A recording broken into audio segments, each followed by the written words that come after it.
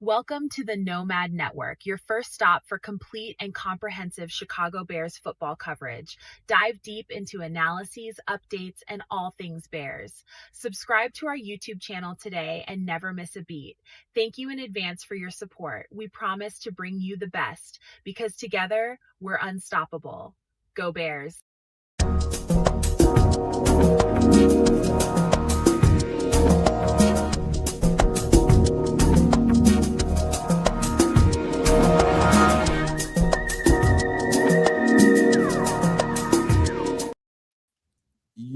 Yo, no maniacs. Welcome into another edition of Some Extra Sauce. And boy, do we have an entertaining show for you all tonight.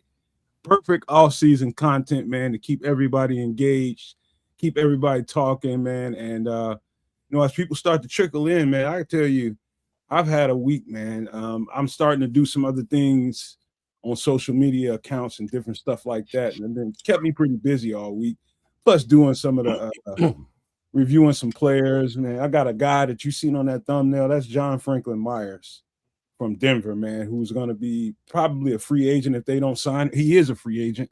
They have to sign him back to Denver. But I am telling you guys right now, that football player would be an immediate impact on the Chicago Bears defense in more ways than one. I mean, absolute violence when it comes to his play style, man. His hands are, oh my God, I just can't get enough of his film. Just been watching different guys from college, putting guys out there, a couple here and there, but that's going to pick up. The momentum of that's going to pick up here coming up soon. But having a good week, man, doing some stuff. I want to talk a whole lot right now, but Keds and Trips, man, let's go on around the bend a little bit. Trips, since you up at the top, man, let's just start with you. Yeah, Coolin. I would recommend that anybody who is not subscribed already to the Nomad Network, go ahead and do that. Who's not subscribed to Keds Canuck or Sports Chicago Style, also known as RRSCS. Shout out to Chef Trips, Coach Tripping, and Trip. But then a shout out to myself. Yeah, that's right. A shout out to me, as I was a whole vibe for the Super Bowl as I held that down with the live call. It's the last game of the season, and I was like, might as well call it. And then it was just a sharing session of a queso dip that was delicious. It was beautiful. Of some thoughts about how to fix the Bears, some thoughts about the Bad Bunny Rabbit and the music, and I saw Jessica Alba. Hey, boo, I saw you, boo-boo. And so it was just the whole thing. And so go back, watch that. The game was boring, because by the end of the fourth quarter, I had my feet up, laying back in the chair, like, oh, the game's still before on. you get into all that, we're gonna definitely talk about the Super Bowl here. Oh yeah, but just watch the video, and it's a entertainment that you can find not many other places. So Sports Chicago Style at RRSCS. Check it out. Kids, go ahead. Before you go, kids, I'd love to see all the new people jumping up in here, man. Please hit the subscribe button. It's totally free. Nothing, because we got some great content for you all. We're here to entertain tonight for sure, and you guys are going to enjoy the show. So thank for all the people that's jumping in on their cell phones, everybody on their computers, man. I see you guys in here, man. Thank you guys for being here. Go ahead, Chris. Yeah, what it do? It's Wednesday. Welcome to Some Extra Sauce. Big shout outs to the White Ghost out there, Ralph Love, Sicario 3030, good to see you. Temperance Reagan or Rogan. Either way, shout out to all you guys for jumping in and representing with us tonight. Be sure you like, share, subscribe if you have not done so thus far. Big ups to my guy Triple R, man. I didn't realize that you were gonna do the big dance. So I might have jumped on with you, showed a little representative. Y'all some punks, man. Y'all didn't want to do the show over here. I didn't really want to do it at all. I'll be honest with you. I had a good time, except I'll be frank, I probably would have had a better time doing it with you guys because the game was kind of Booty. Save it. Booty. We're gonna open up on that, man. But just, truth be told, I did it through the YouTube Studio, Mm-hmm. and so it So wasn't only one license. I StreamYard, see what you mean. I know what you're saying. Okay. so I didn't really know how to do all that. Okay. All right. And so I didn't have worries. any art. I didn't have any storyboards. It was just moi. But the camera does love moi, so it was all good.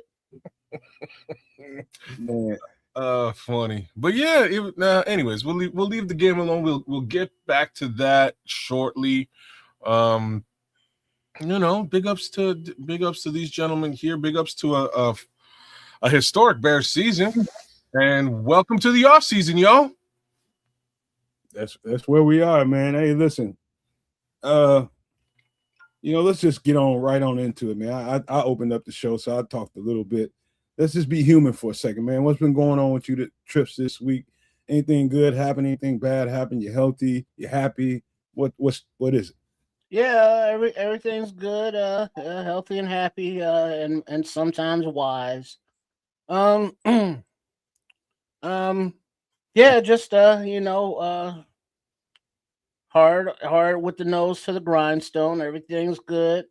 Got some family coming in town in a few weeks, so looking forward to that. Or a couple weeks.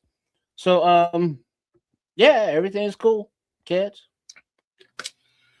Yeah, it's like I say, it's been a week. It was nothing spectacular this week. Just getting back to brass tacks and chasing that buck. That's really where I'm at. Nothing too spectacular. Just getting into February vibes. Freezing cold and dead of winter in the Canadian tundra. You know how it is. Well, one of the things that happened, Sonny, what up, Smitty Q? Everybody's just jumping in here. Frank Beru, everybody. Thank you guys for being here, man. Listen, there is some let me start off with a little bad news, man, because like I told you guys before, my girlfriend, she works with dementia patients, and if you know what I know, then it's going to be a season where they lose a lot, and you work in an environment like that, you become attached to the people that you work with and you work for, you service, and all the things that you have to do to be there for those people. And she came home one night, a couple nights ago, and she was like, hey, I went to visit one of my residents. I left there. She was doing fine. She was having a good time. They was playing beach ball, volleyball in wheelchairs with the old people and all this kind of shit. And she came back after 2 days off, and the lady was completely yellow and not very responsive. Her skin was completely yellow and not very responsive. I mean, so what I say all that to say this, having experience with the dementia patient that live here with us, her mom, they turn really, really quickly for the worse, really, really quickly. When it goes bad, it goes bad. Downhill comes and happens really, really fast. So it's like almost a shock to the system. So she came home feeling that, but she had a couple of days off, and she got back to work, and that lady had passed 12 hours before she got there. So it was somebody she was really, really fond of, and I was trying to be a good dude and listen. That on the brighter side of things, man, some good series happened, bro. I don't know what just happened to kids. Some good series. We one of the good things that happened, Trips, by us not doing a show this Sunday, was my girlfriend had the weekend off, and she looks forward to those weekends when she can be off and I don't have shit to do Saturday and Sunday. And so I'm gonna tell you guys something. Netflix is knocking it out of the park in the limited series category. You got 6, 7, 8 episodes of this or that, but man, they are doing a really good job. I'll tell you a couple of them that you should probably write down. Really good thriller mystery called His and Hers. Great actors in there. That's one. Another one is, we just finished this up over the weekend, Black Rabbit. Really, really, really, really good. What's his name that plays in what is that show? Everybody loves that show. Ozark, the lead actor in there. I can't think of that. Jason Bateman. Jason Bateman. Yeah. Really, really good stuff. What up, Benjamin? You help us cope, bro. You help us cope. Frank, what's happening, man? Crimson, shout out to you, bro. I'm finna reach out to you really, really soon, man. Got some good news to share. I want to make good on some stuff we've been talking about before, but I'm going to reach out to you in the next 24 hours, I think, 48 hours. Hopefully we get something done, but thank you for being here, my guy. Yeah, limited series, kids and trips. Should look into those. You should look into those. They must have a studio or something. They bought some land, but they are knocking it out of the park. If you like thinking, let me put you on timeout. So, yeah, they got a studio. They also, I'm not sure if this deal has gone through, but they're trying to buy out Warner Brothers. This is how big Netflix has become over the course of the last few years, like since COVID. That doesn't surprise me, kids, because remember when we used to joke around when I say the new Bears Stadium is going to be YouTube Stadium, and it wouldn't surprise me if it was Netflix Stadium, because they are morphing, bro. Like, and when I say Warner Bros., like basically the vast majority over the past 20 years, media has sort of been stockpiled and split for the most part between two entities. Entity A, Disney. Entity B, Warner. If Netflix does come across all of this Warner Brothers intellectual property, we're talking about all of the DC, Superman, Batman. We're talking about HBO, which is by proxy owned by Warner Brothers, which means Game of Thrones and the new one, Night of the Seven Kingdoms, like crazy stuff, y'all. This is why the Penguin, I never figured this out, but this is why the Penguin is on HBO, because Warner Brothers owns HBO. I didn't really realize that. But yeah, this is what's going down behind the scenes. They're trying to yeah, and you were wrong about AOL. Crimson.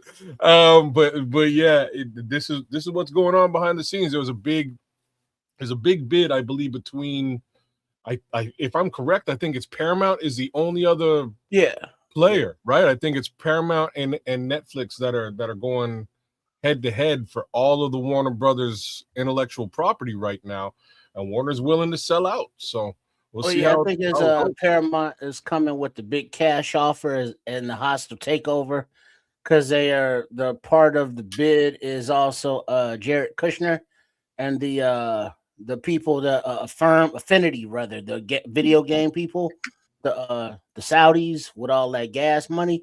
Oh, okay. And so that's part of where they're getting the cash for that bid. Wow. And you know what? I gotta say, man, the Penguin really surprised me, because I started thinking, when I started seeing the promos of it and hearing that it was coming out, I'm just like, what are they gonna do with that? You got to be pretty creative. The storyline was really, really good, man. The storyline was really, really good. The way they build the characters rather, and the plot line was really, really good. Not Netflix, that's HBO. They who are also doing really, really good series. HBO knocks it out of the park every single time. There's no two way. I think they're the benchmark, as a matter of fact. Kid. They are. You tell me about a Netflix property that ain't, or sorry, an HBO property that isn't on point. But that Penguin, though, man, like a couple minutes for the Penguin, it's like Sopranos meets Batman, which is two real good things to say. You know what I mean? And man, like, I have to give Colin Farrell just I don't like Colin Farrell under normal pretenses. I can't really tell you about a movie where I was like, yo, Colin Farrell's a bad MF in this movie. There's one. Go ahead. Which one? That vampire movie he redid. What is it? Interview with the Vampire? No. What's the no, it's like a 80s, 70s, late 70s, early 80s movie he redid. I thought that was the one, no? Interview with the Vampire. Yeah, come on, Chad, help me out. He was a vampire in what is it? Oh man, but he tore One that. more time, Jeff. Interview with Vampire? No. I'm like 90% sure that's what. No, I wouldn't. That's what I thought it was too. Yes, he made phone booth. Fright Yeah, Night. that was There you cool. go, Crimson. Fright Night. Oh, Fright okay. Night. I No, mean, he Fright tore Night. that role up, bro. I seen the old school Fright Night, but this Fright Night is actually frightening. McDowell. It's frightening, bro. He's not like. Don't get me wrong. He's not a bad actor. There's actually no SWAT fans. There's actually which one? SWAT? Yeah, with no, LL. Yeah, SWAT was like tables. It was really just a film, just 90 minutes of life that I could do other things with. But there's a couple movies he's good in, not to knock the actor or anything. I'm just trying to say that when I watched the Batman the first time around, I was like, who was the Penguin? And then I clued into who the Penguin was. I was like, Danny DeVito? shit. No, I'm talking this. So this latest iteration of Batman is called The Batman, with Robert Pattinson of all people playing Bruce Wayne / Batman. He does an all right job. Pattinson is from the Twilight series, if you're not familiar with who I'm talking about. But it's more or less the last Batman to come out from DC. So it's a good movie. But the Penguin makes his appearance in short in this film, and I'm looking at this guy. I'm like, who is this dude? He's doing a good job, but who's this dude? I could not. For the life of me, I would not have put Colin Farrell and this particular guy together. Like I would not have done it. And then I stopped and jumped on IMDb and looked, and I was like, oh my Lord, this is Colin Farrell. And then you see him actually like do the whole. Because it's just like a little bit, you just get a little taste of the Penguin in this movie. But when you see the Penguin show and he's full on this character, even for a minute, man, I'm like, wow, this is a British man who's really come a far way to embody this character. And the character don't look nothing like him at all. He does a great job, man. He does a really good job. Dog, I wish I can get my girl to watch some of that with me. Oh, no, you need to, like, honestly, You have to get her into that one too, because me and the missus got in on the Penguin, which surprised me. I just threw it on, times where you're eating and you just throw something. Oh, baby, I got nothing to watch. To throw this on, and she's like, yo, and she got right in. We watched the entire series together. She loved it, and the ending there was like a punch in the face. Right, so up to now, her reaction at the end was classic. That's what I'm saying. If you get her to watch it and watch it right up to the end, man, I think she'll really enjoy it. It's a great series, man. Let me ask you guys a quick question before we get into the next topic. Before we get into the drinks, do you guys enjoy a well-made Western? Look. I'm going to answer this question with no. For me, Westerns, there's only one exception to this. There's only one Western that I like, and I think it's one of the baddest movies of all time. The Unforgiven. It's got No. That's like one of the top 100. A lot of people like that one, huh? Blazing Saddles? No, I don't really consider that a Western. That's just Mel Brooks being Mel comedy. Brooks. Okay. You know what I mean? That's just Mel Brooks, man. All Mel Brooks things are good things for me. But for me, it's Tombstone. I don't know if y'all seen Tombstone. Oh yeah. Okay. Yeah. Tombstone takes the cake for me. That's like I really don't mess with Westerns. I stumbled into Tombstone and I will watch it anytime. You know what I mean? At this point of life, Kilmer's that good in this movie. I'm your Huckleberry. Damn straight. Man. Yeah, but the original gunfight at OK Corral. Well, that's what that is. Oh, that's OK Corral. That's OK Corral. You know what I mean? Like, but the original. I mean, that was dope as a Western. Right. Anything with Clint Eastwood, obviously. Anything with Charles Bronson, Lee Van Cleef. Bang bang. You know what I mean? Those were just their genres. Yeah. Outlaw Josie Wells, No Country for Old Men, Smitty Q. There's so many good ones. That wasn't a Western. I don't consider that one a Western either. They were in like New Mexico. Yeah. But yeah, you get what he's saying. And 310 Yuma either. I don't consider that one. Yeah, that was a Western one with the other English actor. I don't consider those two Westerns. The Gladiator, Maximus. Shit. Yeah, him. Yeah. Yeah, but 310 Yuma one with and then the other guy with the attitude or the temper. I guess it's a Western. I didn't really like 310 Yuma's okay. Yeah. No Country for Old. Oh, you know what else is also kind of like a Western, but I don't consider it a Western, but it's dope as all hell. Is There Will Be Blood. Show that one's a good one though. Mm-hmm. So what about Butch Cassidy and Sundance Kid? Yeah. Like I say, out of them all, that like my two favorites out of everything we've just sort of gone through would be There Will Be Blood and. Well, I give you guys two of them that I've seen that probably some of the best shits that I've ever seen. One was Hateful Eight, was just absolutely crazy good. Who? The Hateful Eight by Quentin Tarantino. Oh, the Hateful Eight, yeah. The Hateful Eight. The Hateful Eight, and the one, that Denzel wasn't in that one, but I can't think of the name. Denzel, the one he was, I think it was the Magnificent Seven. Oh, that was a different one. Okay. Well, Hateful Eight, that was the other black dude, motherfucker. Samuel L. Jackson. Sam Jackson in everything Quentin does. Okay. Just motherfucker. Yeah. And we need a black guy. He's calling Sam. Can y'all hear me? Yeah, we got you. I thought my shit went out. But all right, I said all that to tell you this, man. I saw a really good one. And I don't know about you macho motherfuckers, man, but I gotta tell you anyway. There was one on Netflix called The Abandons. The lead actors are females. So they're giving you what the Wild West was like through a female's perspective, a female landowner, a female baron, against a female who had a little ragtag bunch of people helping her keep her little situation together. That they were orphans. Really, really good story called The Abandons, man. It's really good. Yeah, all the females, in the Westerns we see is never really a good look because they're usually the saloon girls, and it's like, ooh, rough life. Yeah, rough life. The Quick and the Dead is also an all right one. I think it's Sharon Stone. Yeah, she came back. She was mad. It wasn't bad, but because Sharon Stone could be kind of a badass.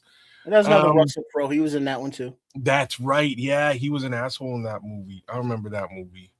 But he was good, man. Like, sorry, it was for like, female Western, not bad. Quick and the Dead. Yeah, you got to put Django in there too. White I agree. Django is a Western, and Django's a dope Western. Benjamin Williams says Magnificent Seven or Hateful Eight. Man, that's like asking people to choose their kids. Both of them was really good, man. The Hateful Eight is so good. It's like the original Magnificent Seven with Yul Brynner. This one was really good, man. Have you seen it? Steve McQueen. Have you seen this new one? I haven't seen either one of these. I gotta see that shit. I'll be real about this one. This is I think the single Quentin Tarantino film I haven't seen, and I didn't watch The Magnificent Seven either. So I'll have to do that. Oh yeah, Posse's all right. Posse's okay. Like, it's okay, Sir Collins. It's okay. You know what I'm saying? If you want to represent for the, for the power of the people. It was all right, right? Like Big Daddy Kane and all that. That was all right. I got no qualms. It was okay. That shit was good, bro. I don't know what y'all talking about. You know what I mean? Anytime that you can have Zeus Tiny Lister in a movie, you know what I mean? Mario Van Peebles was able to get his dad in that. They put that shit together. Mario Van Peebles, I think his dad is his dad is I can't remember his first name, but Van Peebles. He's named in his own right. Mm-hmm. Yeah. He's the reason that Mario is Mario. Like you know how hard it is for black guys to get like major motion picture. You the star, you the director, you the executive producer kind of roles. And those are the reasons why that shit's prolific. I don't know about Once Upon a Time in the West, but that is actually a good film as well. I wouldn't call it a Western, I don't think. That was a good movie, though. All right. That again, man.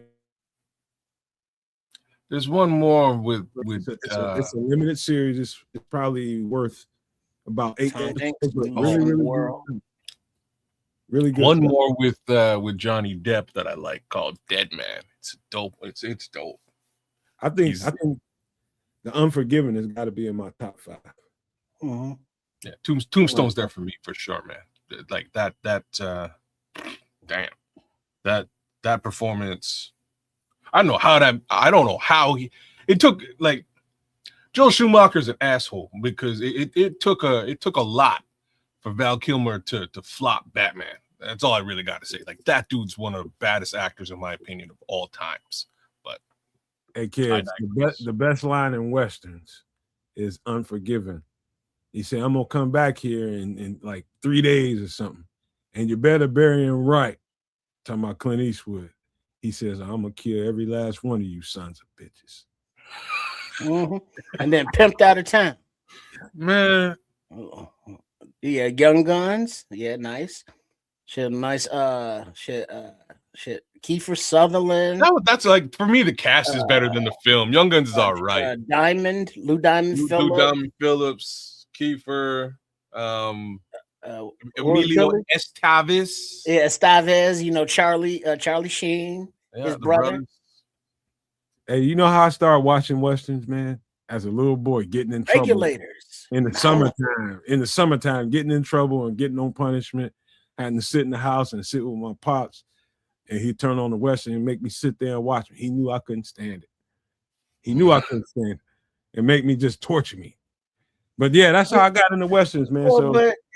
See, I would love baseball. I not got into Westerns, but had to watch Westerns with John Wayne. And he was the corniest motherfucker I ever saw. Yo, and I was a kid. It was like, who's this dude, bro? They used to love him, though. Right? And it was like, why? I don't get the appeal myself. Like, I get the Charles Bronson appeal. He's just coming through to bust caps. Like, I get it. That's cool.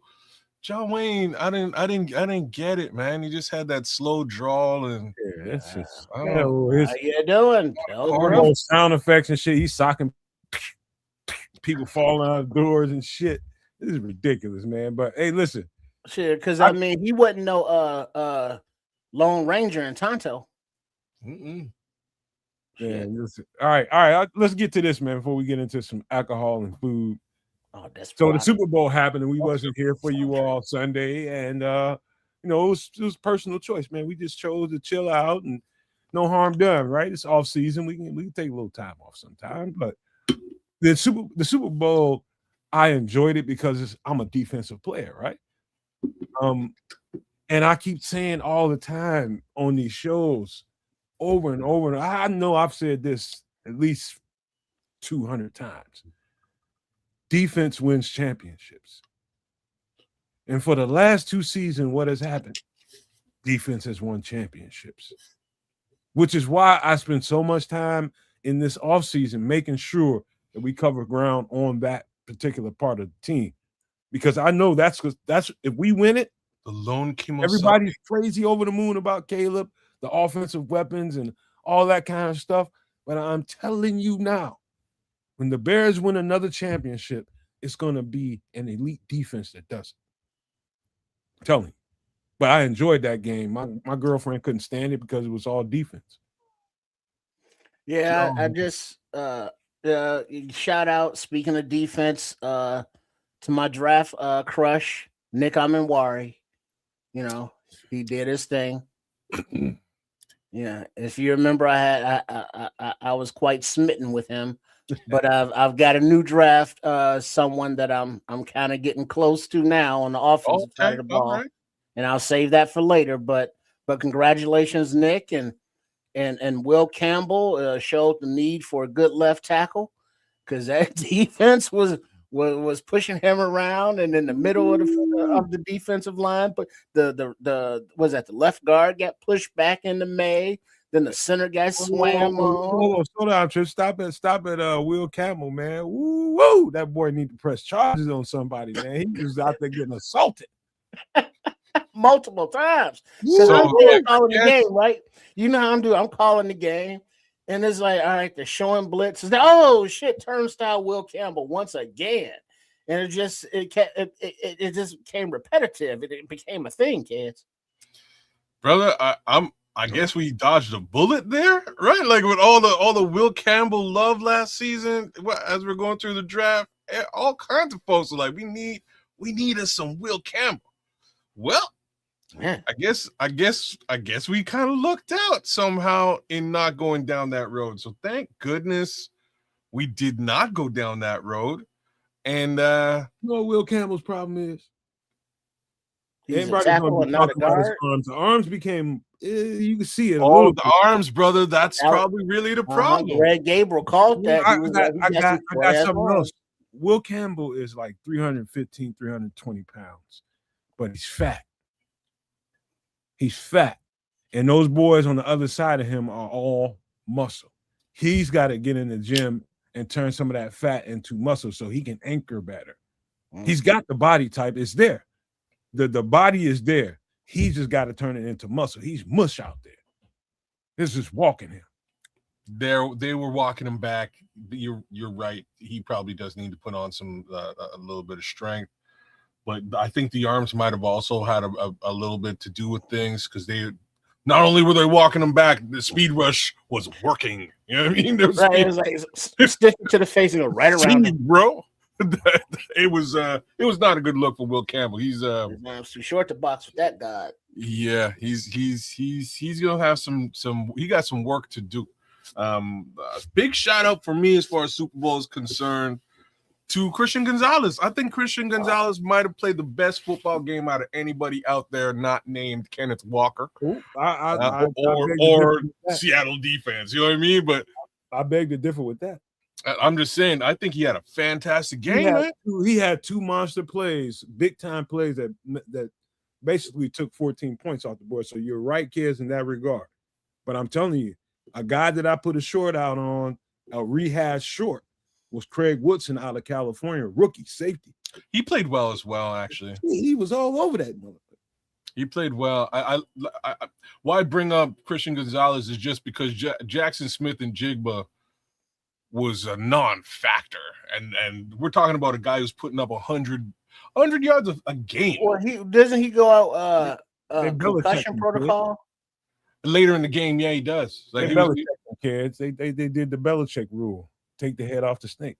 Well, they took the head off the snake, but it was mostly Christian on that snake. Is really all I'm saying, man. And I had to give the kid a shout out. He played granted, not to take anything away from Mr. Gonzalez, but a couple of those balls were just short as well. And he was in position, you know, but if the ball was out there further, he wouldn't have got those. Once he got rattled, the balls were starting to come out erratic. Well, really erratic once they start touching them up. Let's call it like it is. Neither one of them. It was not a day for quarterbacks, you know? We'll just put it that way. Neither one of these dudes look great.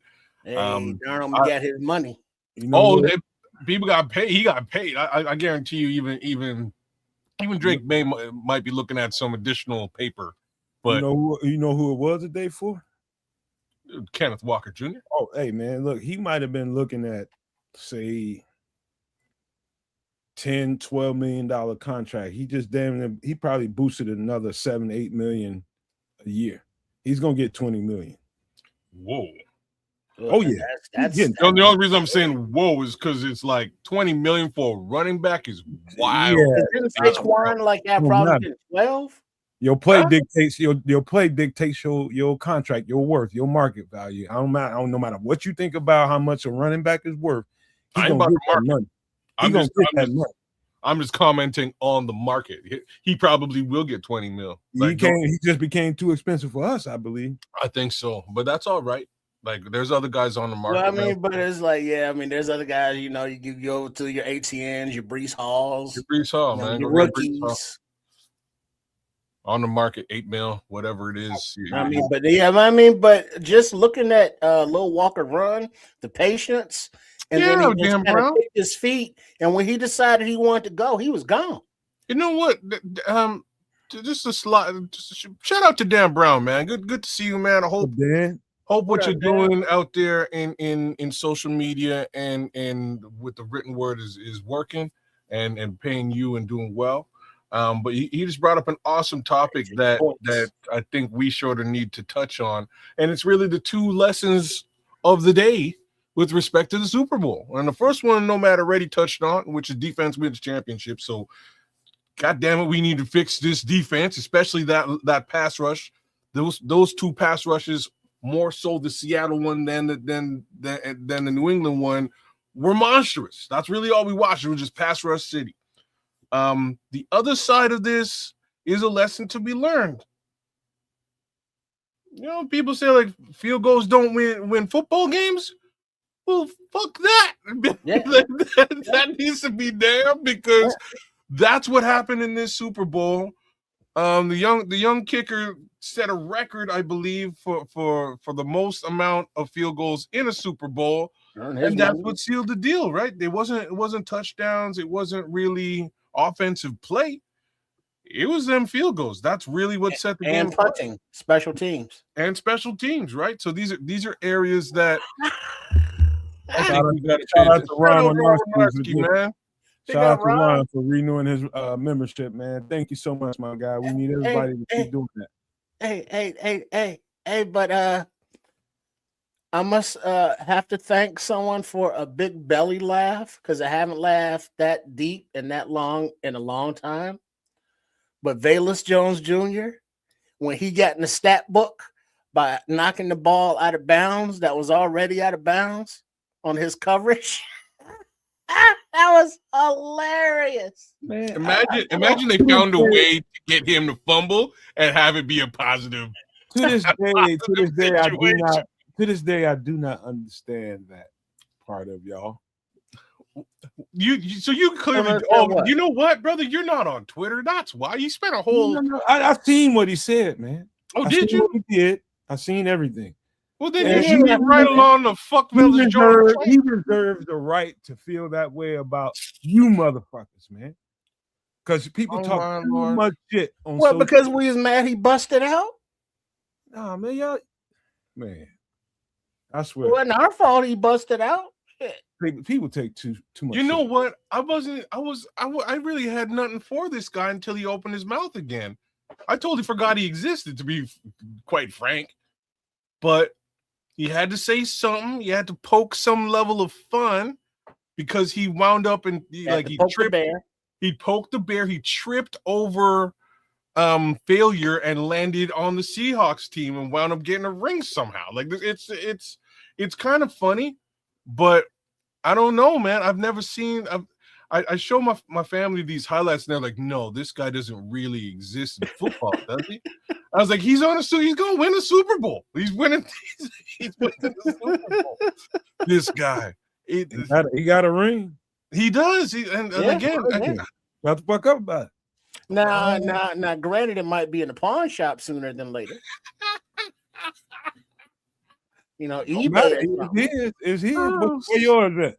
Shit. Oh no, that's too funny. Right next to OJ Simpson's. All right.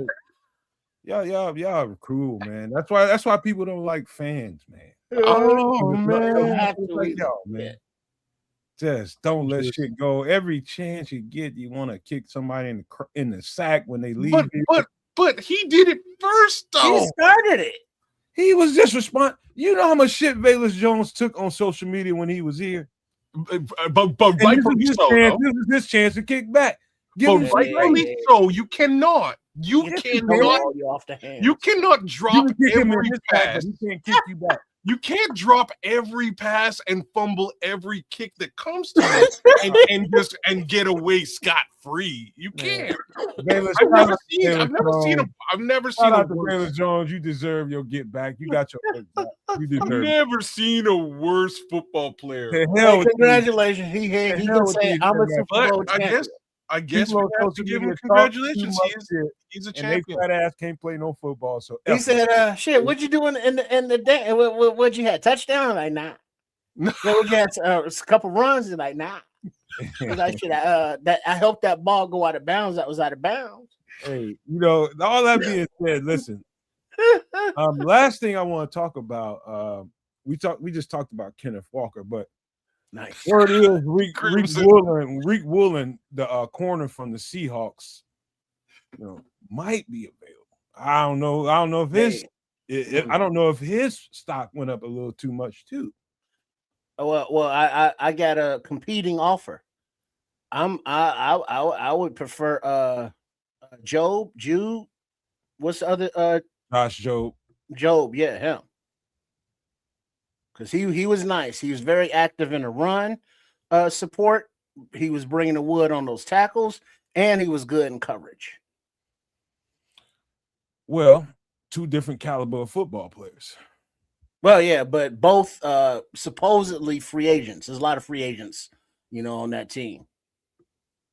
Yeah. And we may be looking at cornerbacks, so it's like Tyreek Woolen or Job. Both of those cornerbacks are like possibilities. Success brings all of that to your team. You're going to have to basically call your team and keep building from the draft. And that's the last thing I wanted to talk about was building in the draft. And, you got the draft. People talk about this stuff every year. It's one thing to have draft capital, which Trips just absolutely his manhood grows just talking about draft capital. He don't want to give it up. He don't want to give it up. Whoa. Here's the thing about this is the thing about draft. Where's the show going? Hold on, man. Let me finish before y'all get to the joke. This is the thing about draft picks. They mean absolutely nothing unless you know exactly what you're doing, getting those players, and having the right people in the facility to develop them and turn them into what you saw today. The other day with the Seahawks. Those guys made some really good choices, and it didn't start with the new coach they got, McDonald. That started when Pete Carroll was there, and they They just continue to draft young guys, young talent in the middle rounds, and turn them out. That's the key. They draft them in the middle rounds, sometimes late, but in the middle rounds is where they ate at, man. And so you got to give respect to. I think it's Snyder is the GM on that team, man. But really, really good job executing those draft picks, man. That young draft, those young draft picks won that game. Yeah, that's what gives motivation. That is like, man, a couple free agents, like the kid in the thumbnail that you mentioned. Well, not kid, but player. In the middle of the defensive line, then you draft well, and if we have the confidence in the coaching staff in the development of young players, like last season's draft, that was more so on the offensive side of the ball, but now the opportunity for Dennis Allen to get his groceries so he can make his Allen stew, and we want to see those players. So we have encouragement as Bears fans that the defense can be flipped into a more aggressive, more faster unit. So seeing the Patriots defense, they spent a little money and drafted well. Seattle spent a little money and drafted well. As long as we can replicate that, spend the money smartly and wisely, and have everybody stay healthy, and then draft well and develop those guys, we should be all good. I just don't know if they can do that because which one? All of that, like just the really, it's got more to do with the spend money well, and I think they've made a couple of relatively large cap heavy mistakes that they can't shed. And I think they got to sort of find a way to work around that. And you know exactly who I'm talking about. I'm talking about both those guys very specifically, not the Tremaines of the world. Tremaine, you're at a point where you can you can do things. But those two guys eat up a lot of cap room, and you're kind of stuck with the production that they give you over the course of the next little while. So I'll even raise you one with TJ Edwards. well, TJ, yeah, okay, I see. Well, hold on, we straying into the Bears conversation. Let's hold that. Oh yeah, all right, go ahead. We got food and drink to do. You know what? I'm gonna go get myself a drink. You start up food and drink. I'll be right back. We gotta do drinks, but see how we get. Good job, Nomad. My bad. It's okay, man. That's what we do, man. We excited about our team, so we stray into those conversations before we should. But let's get into the drinky drinks real quick, man. I don't know. This one I like, man, because it's vodka and everybody likes vodka. Not everybody. You don't like white liquor, man. That's all. Just the liquor. All right, Maduri Sour. Ingredients: lime juice, Maduri mixer, lemon juice, cherries, club soda, ice, and vodka. It looks bitter and kind of tart. We're gonna talk ball. Don't worry about it, Crimson, man. But we're gonna get into some drinky drinks and shit first, and then we're gonna get into the ball. Get into a little food after that. But I like, okay, so Trips, if I'm gonna get a mixed drink, right? I'm not gonna want something that's got too much sweet in it. Don't like sweet mixed drinks. I don't know. I've been at a couple jobs where they like to go out for happy hour and do all that kind of shit after work. And usually you got those happy hour mixed well drinks. I don't know if you ever heard of those, where they got them things all set up for you at happy hour, just cheap ass $2-3 drinks and shit. And maybe that's what really spoiled it for me, is drinking those cheap ass drinks like that was really, really sweet and I couldn't stand it. But if I'm gonna drink a mixed drink, I would like to have some twang to it to cut the little bit of sweet that's coming in that mixer, right? And so that's where the sour comes in. You gotta love that part of it. Oh, not me particularly, but sure. This is. See, I'm not nothing in like I'll eat a cherry, and like if I'm at a bar, I'll do the thing where you tie a cherry stem in a knot with your tongue. I can do that, but like lime is like this. Midori is like really sweet, and then lemon is like just too much for me. I'll eat the cherry, and then in the club soda and ice, but the vodka I can't do that. So there ain't nothing about this except for the cherry, the club soda, and ice. That's all I can mess with. The club soda and the lime and the lemon juice and the lime juice is gonna apply the cut to it. Kind of balance each other out, counterbalance. Yeah. I've had this. This is kind of tasty. I've had it in different, you might not have a Maduro, you might have something else, but combine them. Now I would try this. Looking at the ingredients, I would substitute the vodka maybe with a little tequila. Yeah, I guess you can do that, Mm-hmm. But yeah, you can do that. Mm-hmm. Maybe a white tequila. Yeah, Blanco. You like white tequila? Not too much of it, because that has counterintuitive effects. I'm more of an añejo kind of fella. Yeah, I still just listen to you talk Trips. Something tells me that you trying some white liquor now, being the person that you are now, knowing what you know now, what your body can do, how to go about it. I know not to do it. Yeah, okay. That's what I know. I'll leave that alone. But I'm trying to convince you that, what we done in our youth, when you're a little younger, doesn't mean. Oh no, this was like a few years ago. I mean, this wasn't like youth. This wasn't like the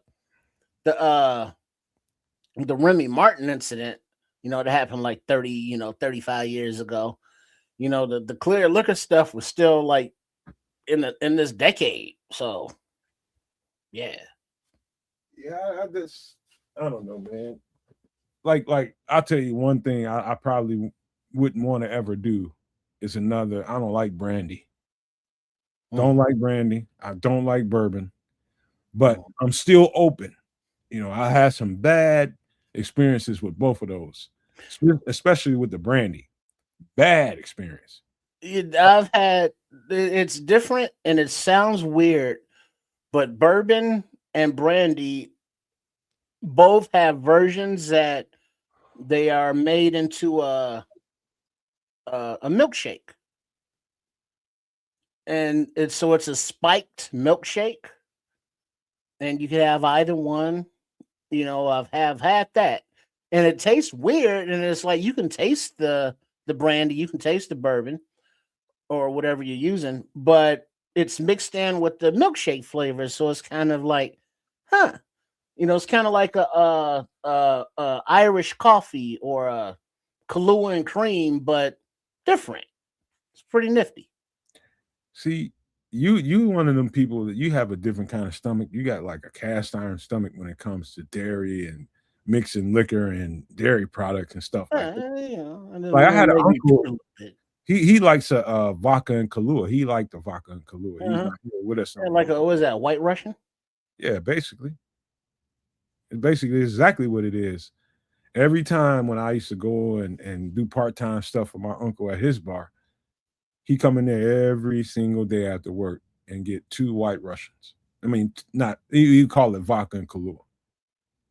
Teaching me how to make the drink, you know, while I'm doing it. And no. Do it like this, do it like that. Measure it. But you got to have a certain kind of stomach, man. You can't like freaking dairy and liquor for people like me. You don't mess around with it. Yeah, I mean, so yeah, because like I've looked up eggnog recipes just to make eggnog not in the holiday season, just so I can have it spiked. You know, because I like spiked eggnog, but they only sell it during the holiday season.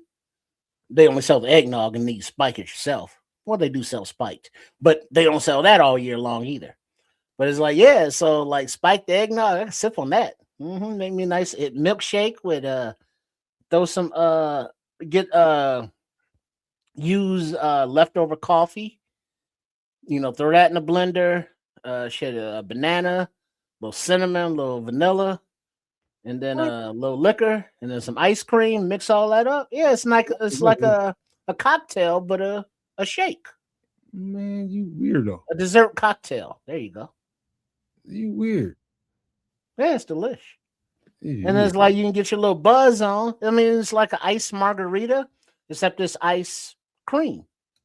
Man, you just said use coffee. Well, I mean, like a coffee ice cream, coffee flavor. Use coffee? Yeah, coffee, banana, ice cream, ice. I mean, it's like coffee and whiskey or coffee and bourbon, or you know. I don't know. I know there's such thing as used coffee. Oh yeah. Let me say, in the morning, if you make a pot and you only drink a cup, you use that coffee. Coffee ice cream. You ain't never had coffee ice cream? You know, coffee milkshake, iced coffee. I've had toffee. You know, all the different flavors of iced coffee.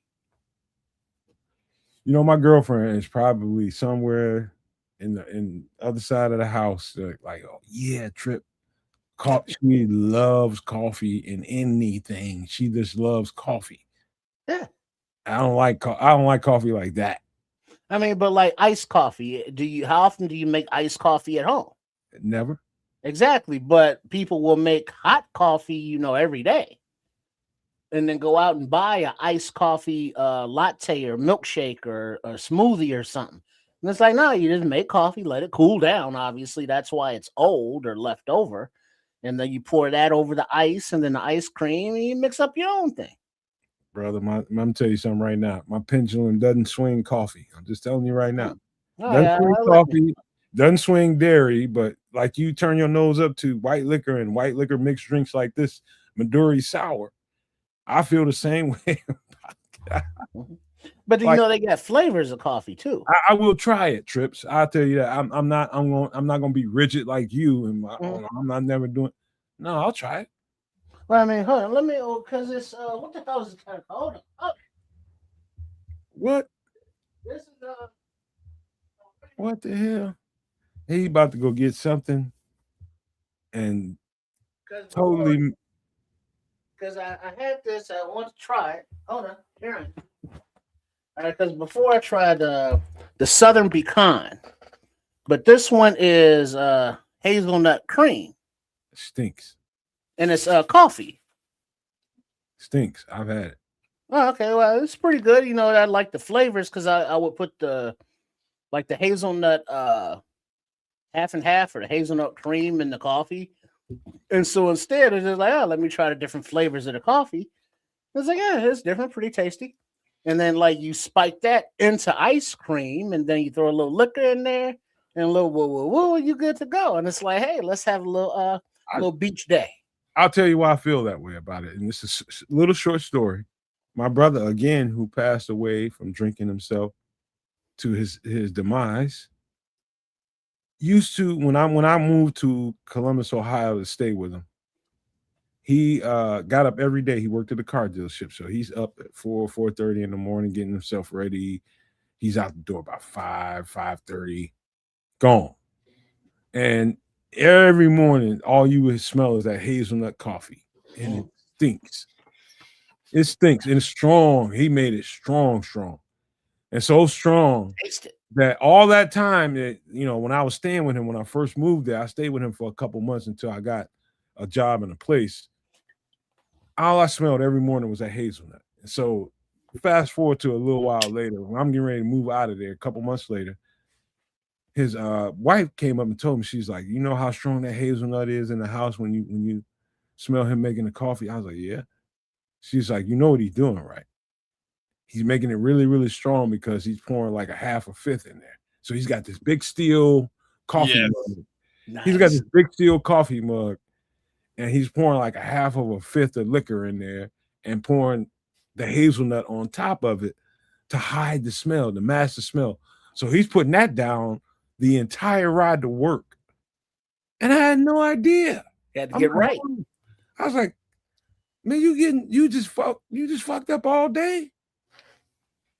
I was like, dog. That's what you call a functional alcoholic. He was. That just reminds me of one of my bosses, man. I remember just, go to check out my boss. He's like, hey man, do me a favor. Go in the kitchen there and put a coffee on for me, man. Put a couple coffees on for us. So I'm all right.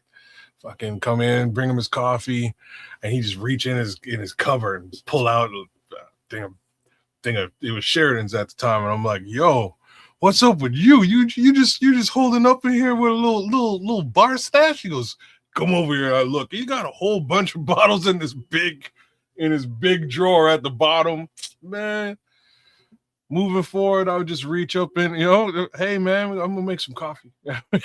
Just come back. He blessed me up with some good stuff, and that was the morning ritual for quite some time, man. It was those were good mornings back in the day. No. But wait now. So what is Midori Mixer? Midori is a mixer. It's like a liqueur. What does it taste like? It's like a sweet mixer. Okay. It's got a if you wanted to give it a taste, to me, it's got more of a strawberry or a cherry flavor to it. Oh, okay. Which is why you would garnish it with the cherry. Okay, makes sense. I'm sure you've had it, man. It's very common. I haven't had this. The only sours I've had Midori. You've gotten it in something if you had a mixed drink. Maybe. The only sours I've had, amaretto sour, which is good stuff. It's been a minute since I've had an amaretto sour. Whiskey sour.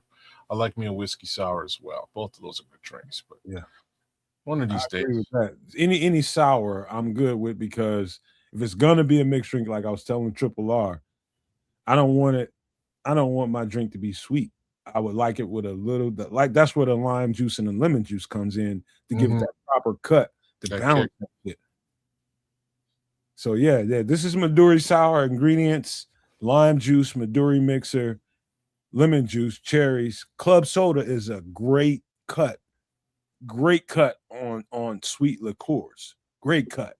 Ice and vodka, of course, but It's a tasty drink, man. I've had this many, many, many times. And I enjoy it, man. You know, it's almost like a Tom Collins, but with a different kind of flow. Okay. I see what you're doing here. All right. I've had a couple of Tom Collins. They're okay. A little sweet for my blood, but I'm with the sours. I'm with the sours. Like my girlfriend just walked in the door right now. She heard Tom Collins and she was ready to go. She heard coffee in a blender. She heard that too. She heard that too. But Tom Collins is her shit, man. I made that the last time I made that. Well, just saying, Georgia. I made it here once, maybe once, but I made it in Georgia with her and one of her girlfriends. Man, I made them for them. Hooked it up with the shaker and shit. Put the cherry in that thing. I make a Tom Collins a little bit different. It looks like a Shirley Temple when I'm done with it. Okay, but it tastes like a Tom Collins, but just better. So I do my own interpretations of any drink that you see on the screen. I'm going to do my own stuff to it, which leads me to the next drink. What do we got? I think you're going to enjoy this, kids. Who? Right for me. Oh, no. Punch you in the face. Jamaican rum punch. Yeah, this is, so before I get into ingredients, this is different than I've ever had it, to be honest with you. But this is basically the first mixed drink I've ever had. This was at every single domino party I know my parents were throwing or attending through the course of time. I remember just grabbing when I must have been 6, and I just grabbed a drink on a bar counter, and next thing you know, I'm a little bit smash-a-root at 6. I grabbed the wrong drink, clearly. Should have left the punch alone. There was kids punch. Looked a lot like this. I wasn't drinking the kids punch, but this is what they put in the Jamaican rum punch. Orange juice. Yeah, check. Pineapple juice. Big check. Lime juice. Nice little sour kick. White rum. They got the Rain Nephews right next to it. Can I stop you there, kids? Because yes. I found out when I was in Jamaica about this brand. I had no idea about it, man, but it's extremely popular in Jamaica. Extremely popular. That's why I put it there. Because I think I might have heard you mention this brand before. I talk about it all the time. I'm related to this family. I'm related to the Ray family, not the Nephew family, but the Ray family is quite frankly like the white side of my family. Like I got a little bit of white blood in there. But we get cases of this delivered to Canada for free because we're related. So there's always been an abundance of Ray and Nephews at the crib. Me and my cousin used to steal this stuff and put water in you know what I mean, in the bottle, and next thing you know, you might find his face down in a closet somewhere. That's how we grew up.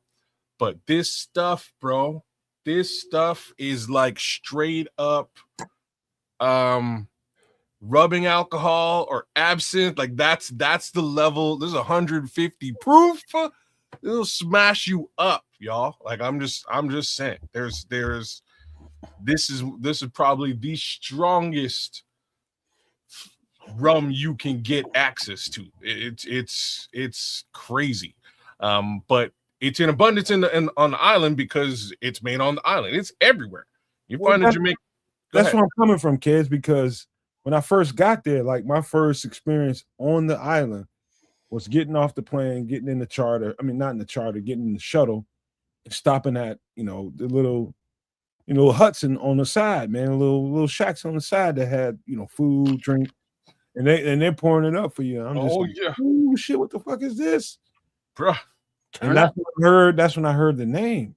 3 of those, you're licked. 3 of them little hut drinks, and you're having a good time on the island. Mix a little bit of trees with that, and you might not remember where you were or how you got there.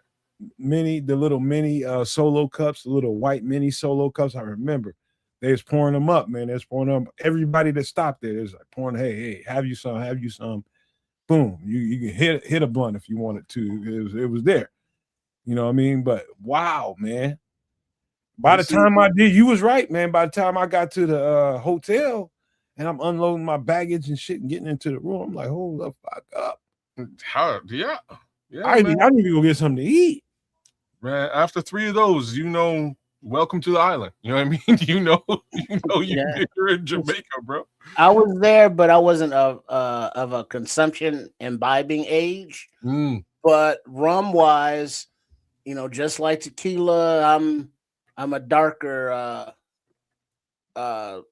lover, preferrer. Okay. Me too, actually. And I think it's got everything to do with this. Like, I think not in Jamaica. You ain't getting no dark rum, bro. Yeah. Not on the side of the road. Not on the side of the road. Well, I wasn't living like that. Yeah. They ain't drinking no dark rum on the side of the road. We stopped 7 times, and I seen not one.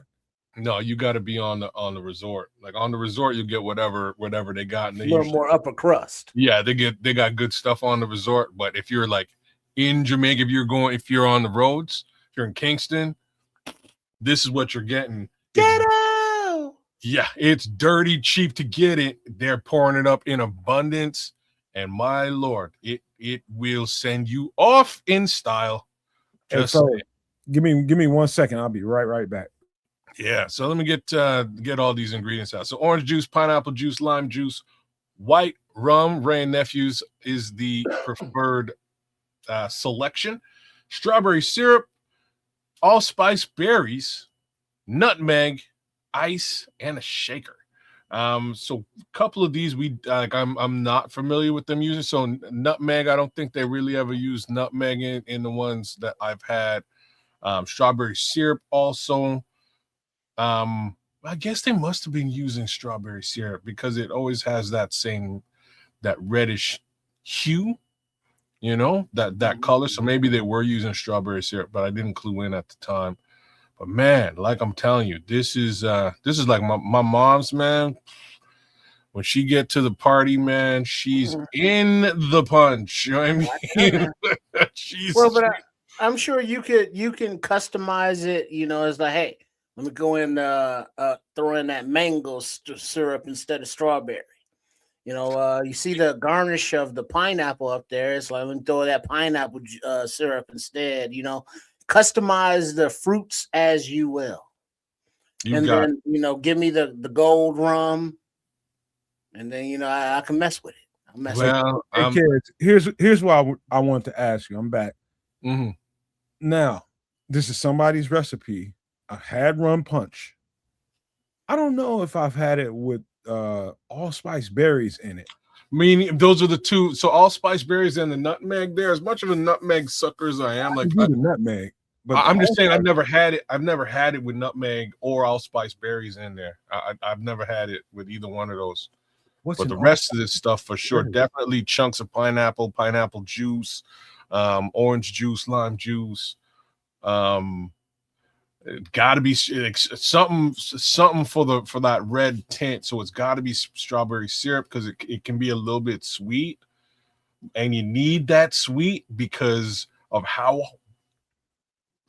rotted stiff that drink is, man. Like that rum is stiff, and like I'm telling you, those first 2 cups, you're like, damn, like what did they put in this? You get to cup number 3 and all bets are off. Everything is good. You can drink that for the rest of the night. Cool. It's man, that's a hey, Quatu, get your ass to Jamaica. Hey, Kez, you know what I learned in Jamaica really, really quick in that ride to the that shuttle to the fucking hotel was my lesson. Sip when you're drinking in the streets of Jamaica. When I say sip, I mean sip. Yeah, you turn shots like nah. Yeah, nope. Those motherfuckers, those motherfuckers, they know what they're doing. They know where they're going. They know how to get there. You don't. Because also remember, in that hemisphere, that humidity, you're sweating your ass off. So you're losing, a lot of your hydration. Oh, yeah. That's what I'm saying. Them first 2 drinks, you're nursing it because it's stiff. You can't really do anything but just kind of nurse your way through it. After drink number 2 and you're on to drink number 3, things kind of smooth out and you get used to how harsh the flavor of the, like, look at all the stuff they're using to cut the flavor of the rum in this drink. Like, I'm just trying to say, I'm like, it's the only way that I could put it. Even the ice kind of waters it down as you're sipping, as you're going. And we're talking like normally you're heavy with the ice, but bruh, this will hit you so fast and hard. It's great, hard, bro. Like it's crazy how powerful this liquor is. And what's wild is it is in such abundance in back home, man. It is everywhere. Like you can't go if you're walking around Kingston, you will see 2 or 3 brothers just holding down a bottle, walking up and down the street. Like it's everywhere. He is not fucking bullshitting, dog. When that story I told y'all when I got a chance to go up the Blue Mountain, and listen, man, we stopped 3 times before we got all the way up to where we were going, and everybody had white rum. I ain't gonna say everybody had Ray and Nephews, but everybody had that white rum. So people on that live there are accustomed to people on vacation and on trips coming up there to see things, and they got all that stuff set up. Like, hey, they want you to have a good time. Like when you get in that part of Jamaica, I realized real quick, you better be somebody that they respect or they like somehow, because you in Neverland.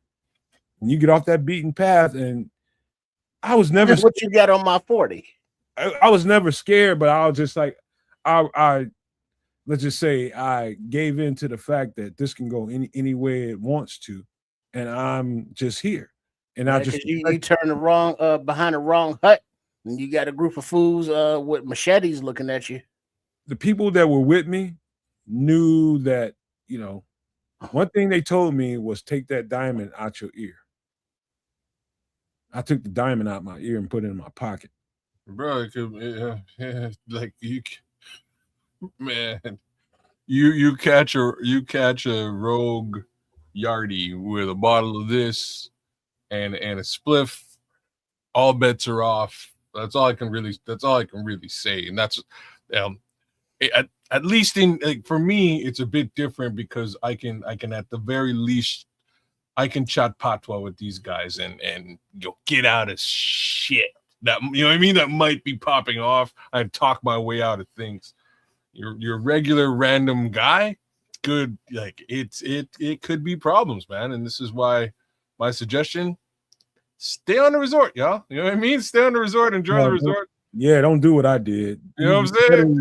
You better have some kind of qualified something. You need a certified G, man. You need a certified guide, man. You do. You really do. You better not do what I did, dog. I had it. And what's funny about it is before I went, the job I was at, I had a Jamaican homie, and I loved that cat, man. He was just like, he kept on looking upside my head. He was just like, going to Jamaica?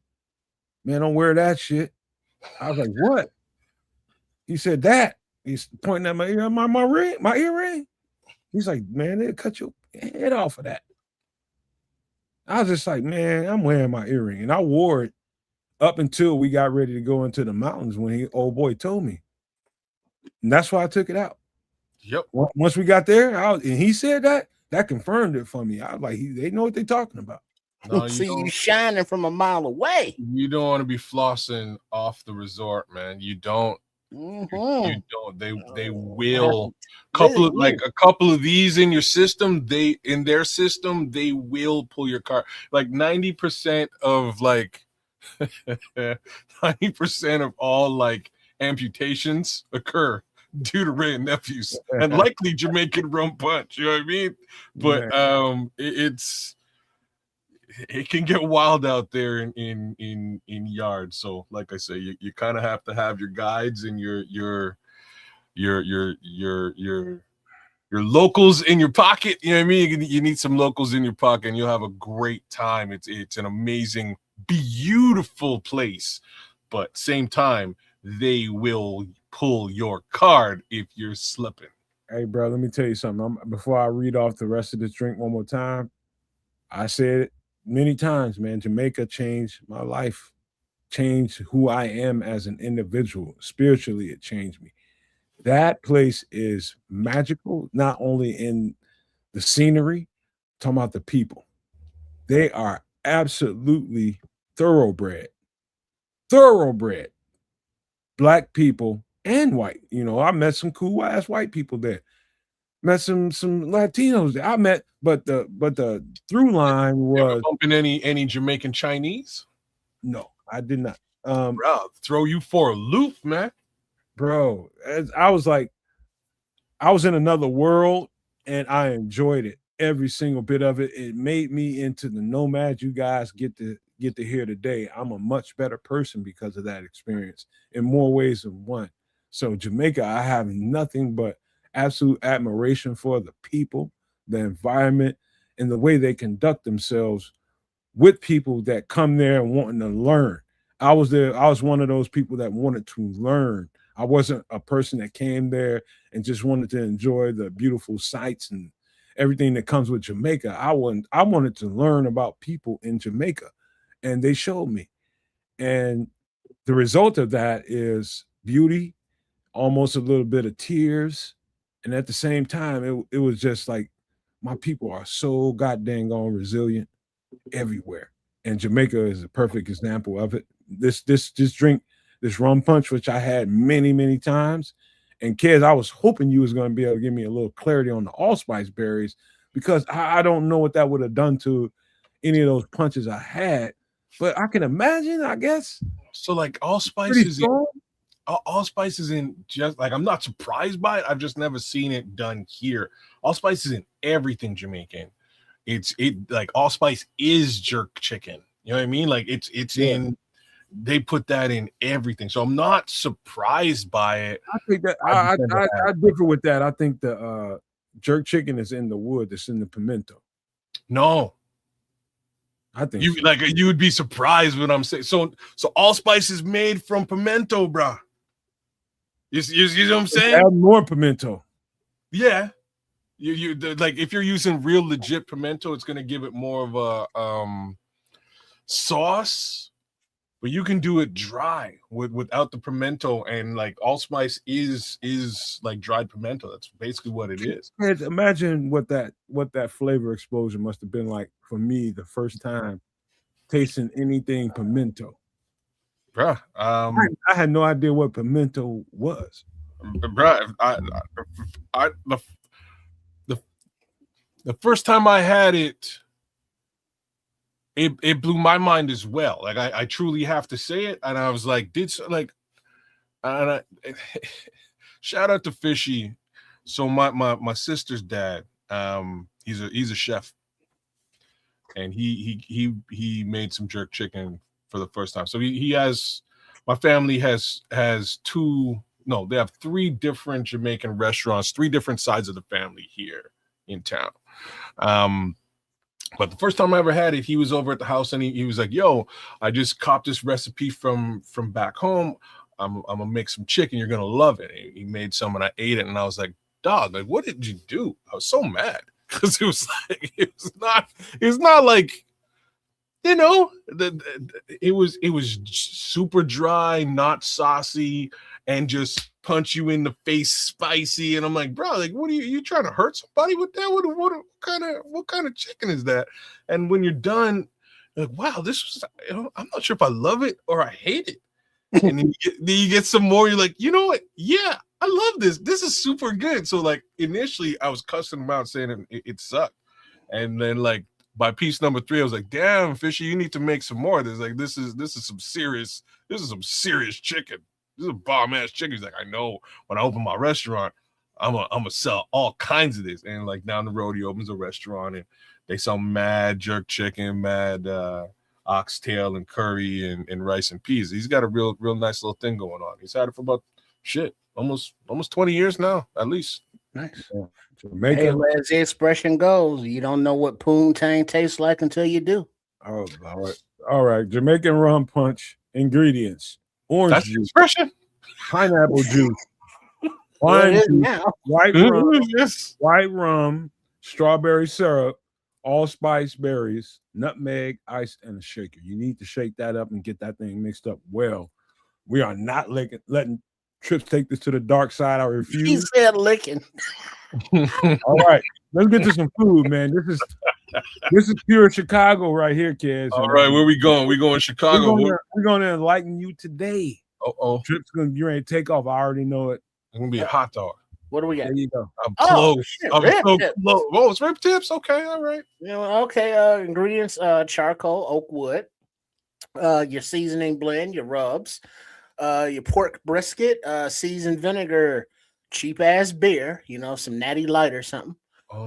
Basting mop, barbecue sauce, and a lot of time because you just want to let them go low and slow, 225, 230 degrees or so under that oak wood, soaking that up. Then no seasoning in there, and then you throw that the vinegar in there and the cheap ass beer as your moisture for your bastings.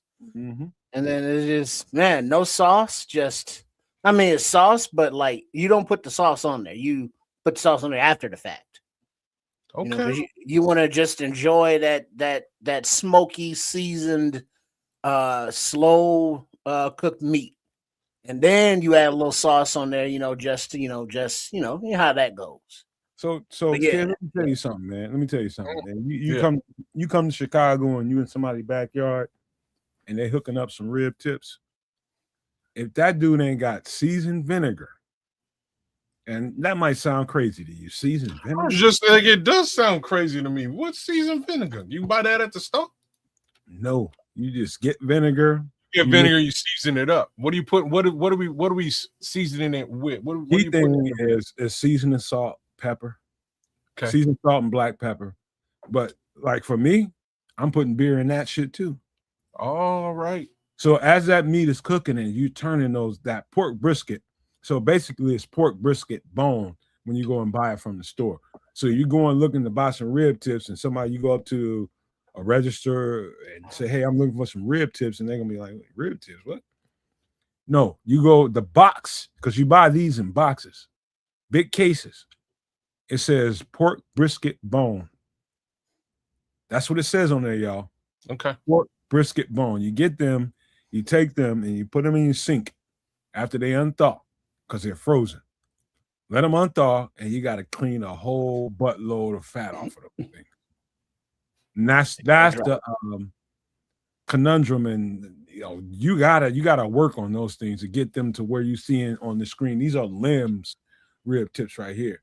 Chicago staple around here. It's like the place to be when it comes to rib tips.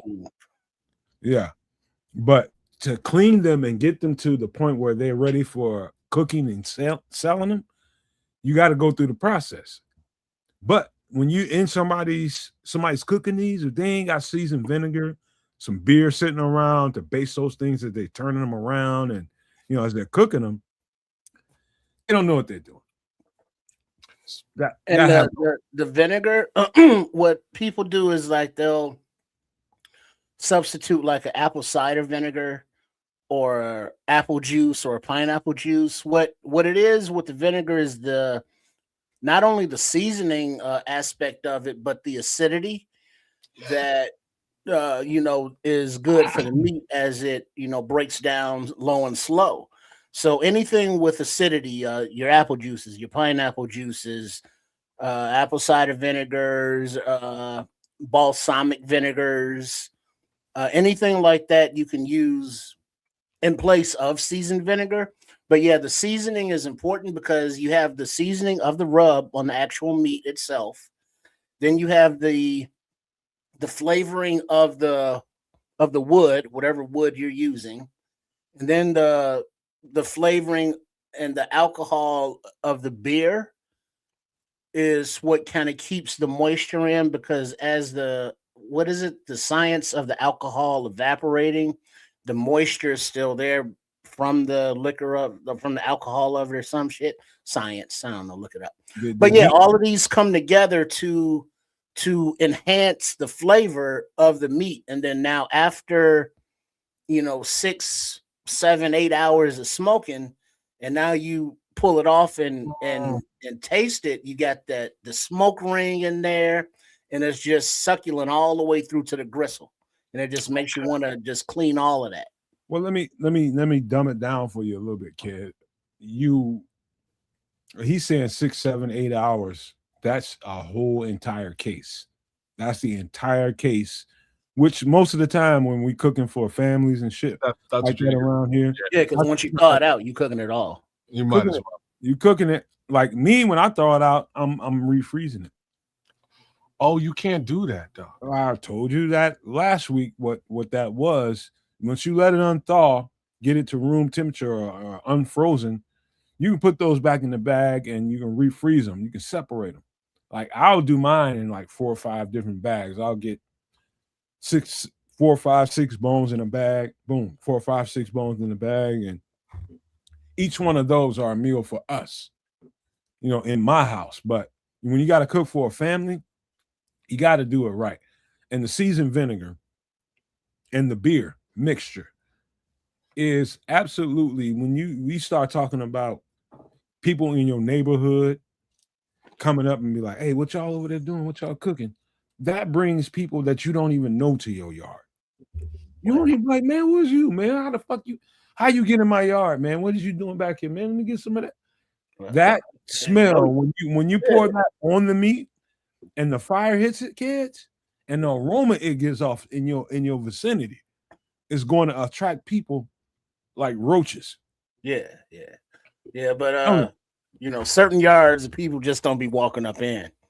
Cause raid. No. If you get yourself a dog. Hi, sir.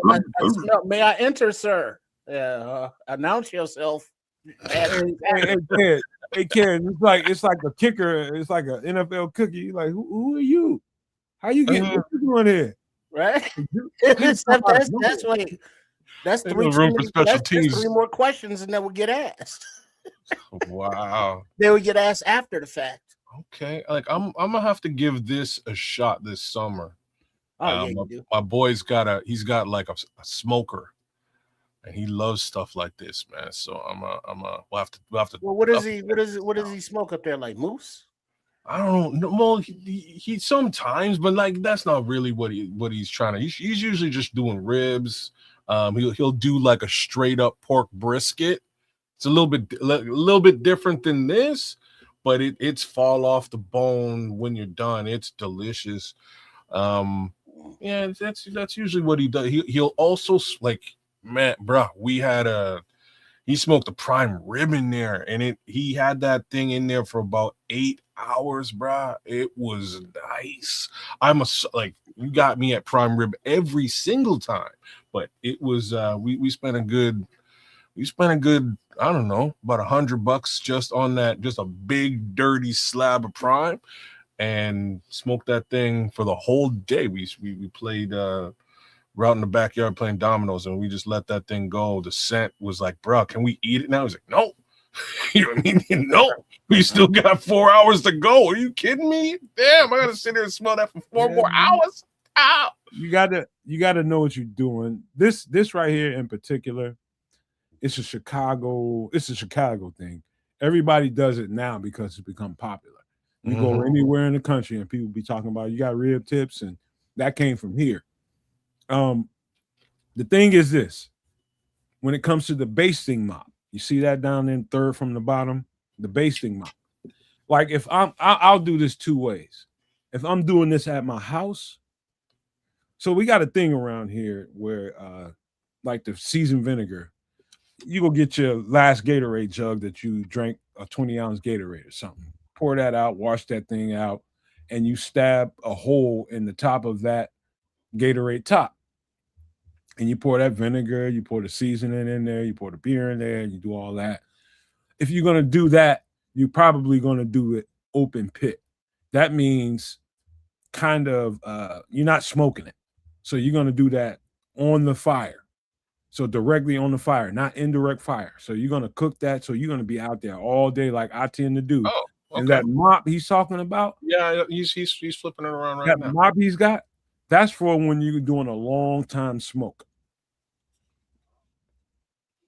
Okay, I can dig it, man. So you're basically just dipping that in there, and okay, you're just mopping it and basting it with the liquid, making sure the top catches stays wet. You're making sure everything stays moist. Okay. You're adding moisture to what the heat is taking out of your meat. Okay. All right. The heat is absorbing the meat, the heat. I mean, the moisture. You're adding it back to it. Every time you go out there and baste that thing.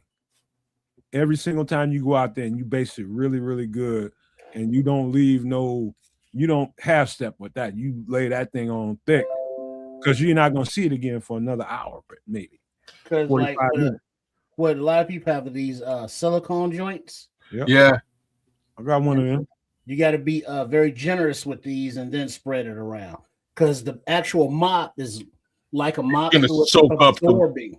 Yeah. And so with the silicone joints, you got to just put more on and then smear it around.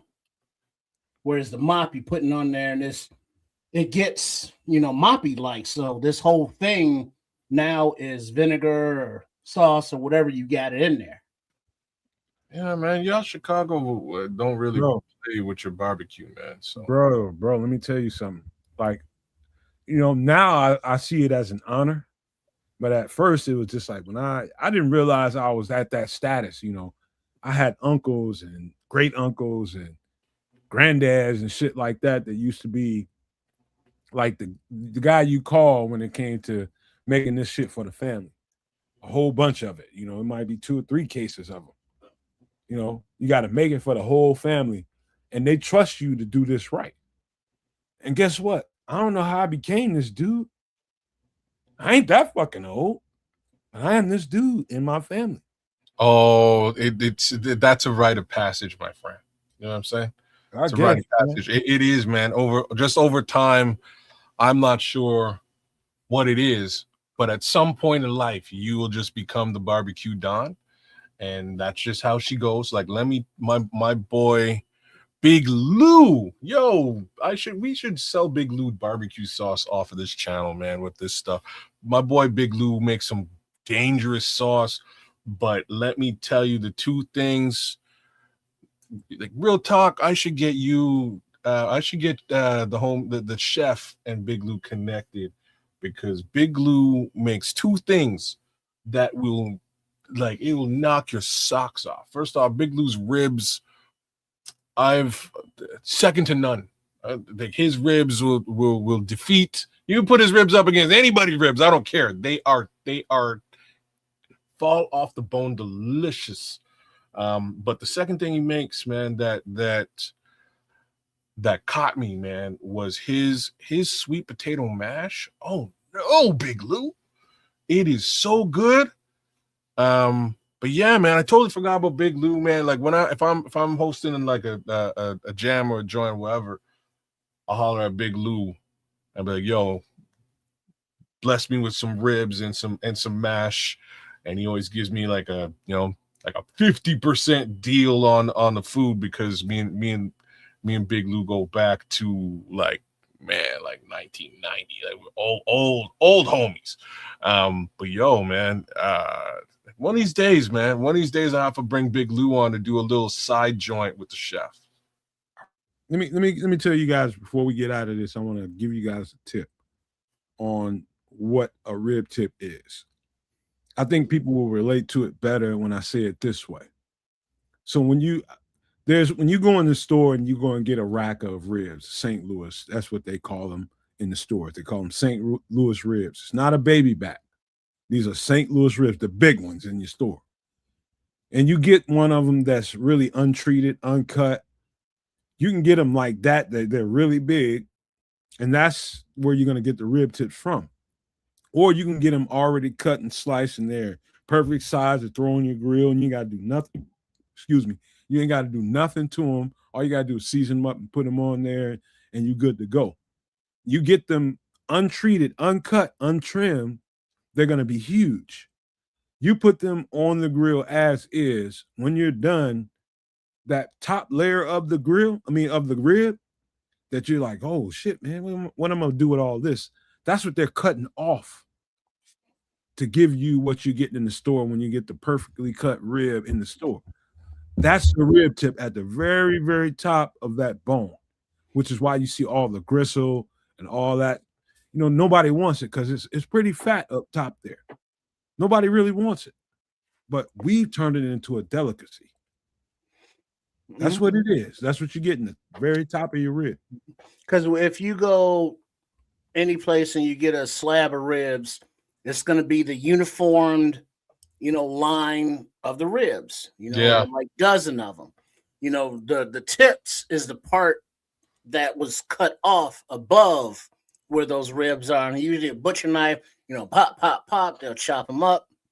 But what they do, they cook it as one rack, the rib, the bone, everything. And then when it's done, they separate it. So it's more flavor that way because all of the fat, all of the juices are all cooking together. As fatty as the what do they call it? The shoulder, the back, what do they call the top part of the rib slab? Whatever they call that. Yeah.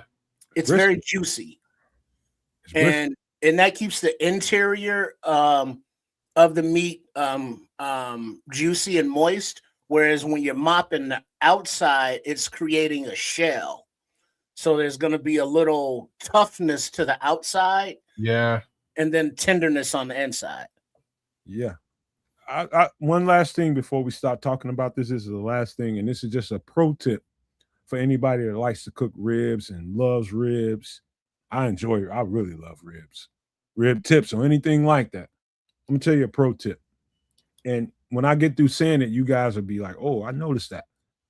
So when you cook ribs or any kind of meat, but particularly ribs, when you first put those things on there, the meat kind of swells a little bit. Once the fire hits it, it kind of raises up a little bit, gets a little bit of swelling to it.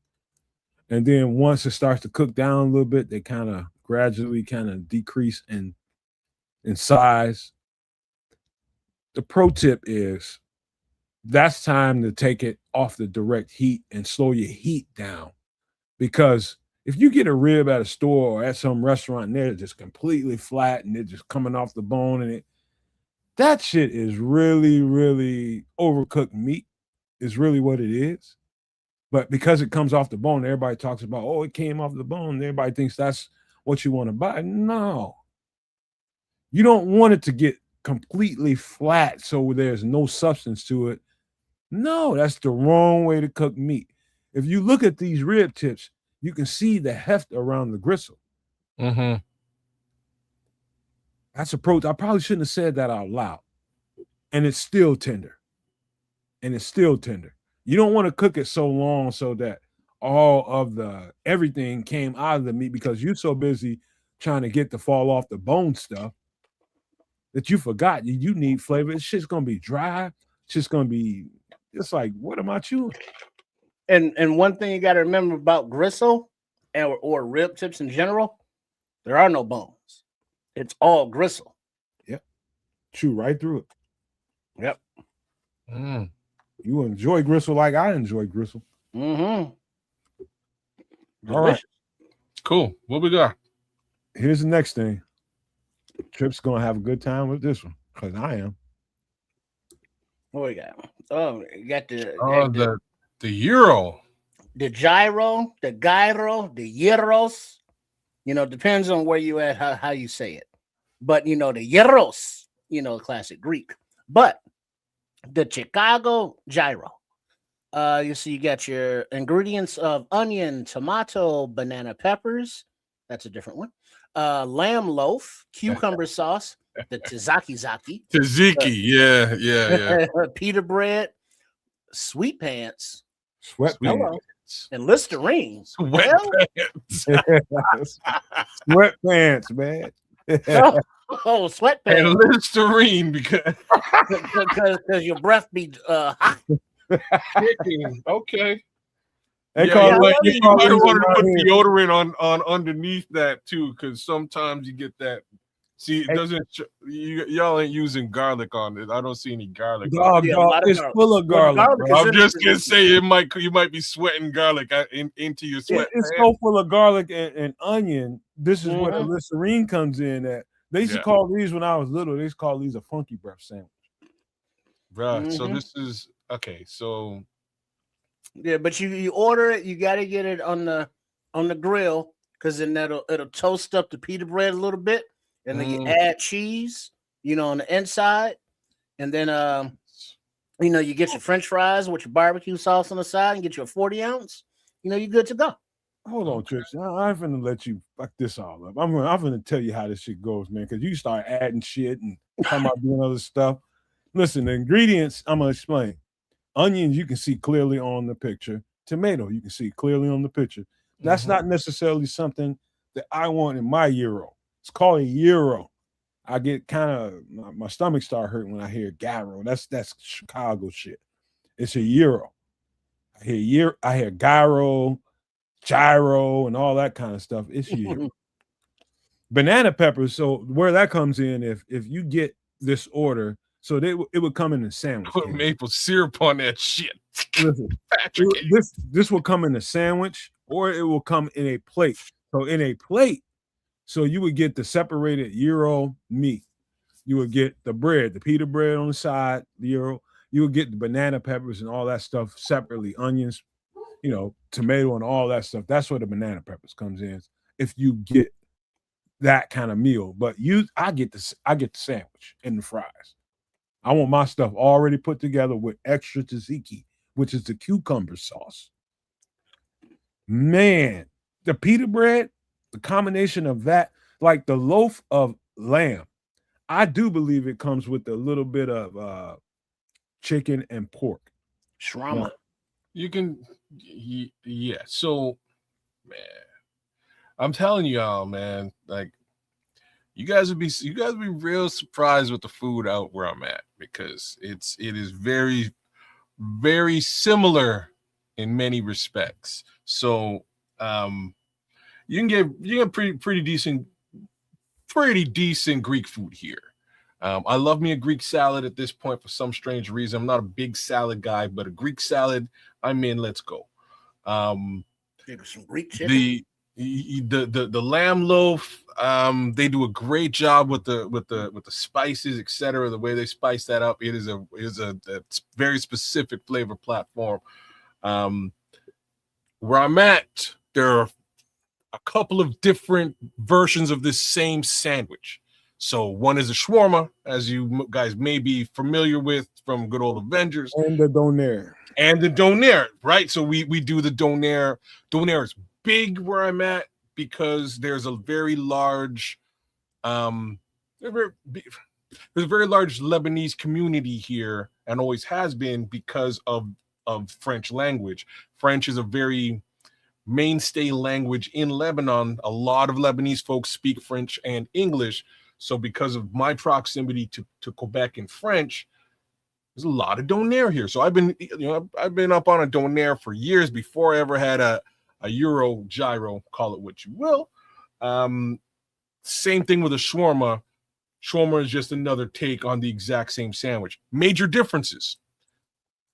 The pita in a gyro or in a Euro is thicker and softer than you would get on a shawarma or a doner. It's a bit of a different bread. I love this bread. It's really good. Really? Another difference where I'm at, they usually don't serve it with regular French fries. Gotta say this, they serve it with potatoes, and it's usually garlic potatoes. So what they do is they slice down potatoes into like something that's just a little bit thicker than a chip. It's soft yet crispy, and they cook it in garlic butter. Well, that would come on when you get the pita plates. That would come on as the side dish there. Also with the olives with the little feta cheese on them as a little salad. As a side, absolutely, yeah. Antipasto, right? Antipasto is big for Greek, so you don't get that with the Lebanese folks or the Middle Eastern guys with the shawarma, but you will get it with a Euro. Shawarma, as opposed to French fries, they give you or doner, they usually give you garlic potatoes, so it's just much thicker potato, sort of fried down. super good. And they give you a like, as opposed to tzatziki or cucumber sauce, they give you a garlic sauce, and the garlic sauce is dope. Like you need Listerine after this. After those potatoes for sure, like no jam, no question, but super good. If you like, obviously y'all familiar with the Chicago gyro, Chicago euro, go get yourself a shawarma or a donair. You got to do it. Just as good, slightly different flavor profile, and like Nomad was sort of inferring before, you can likely get it mixed. You can get it with the lamb, you can get it with beef and or chicken. So I usually get mine, 3 meats.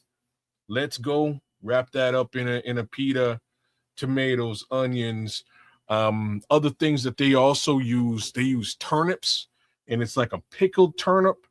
It's very specific for shawarma and donair.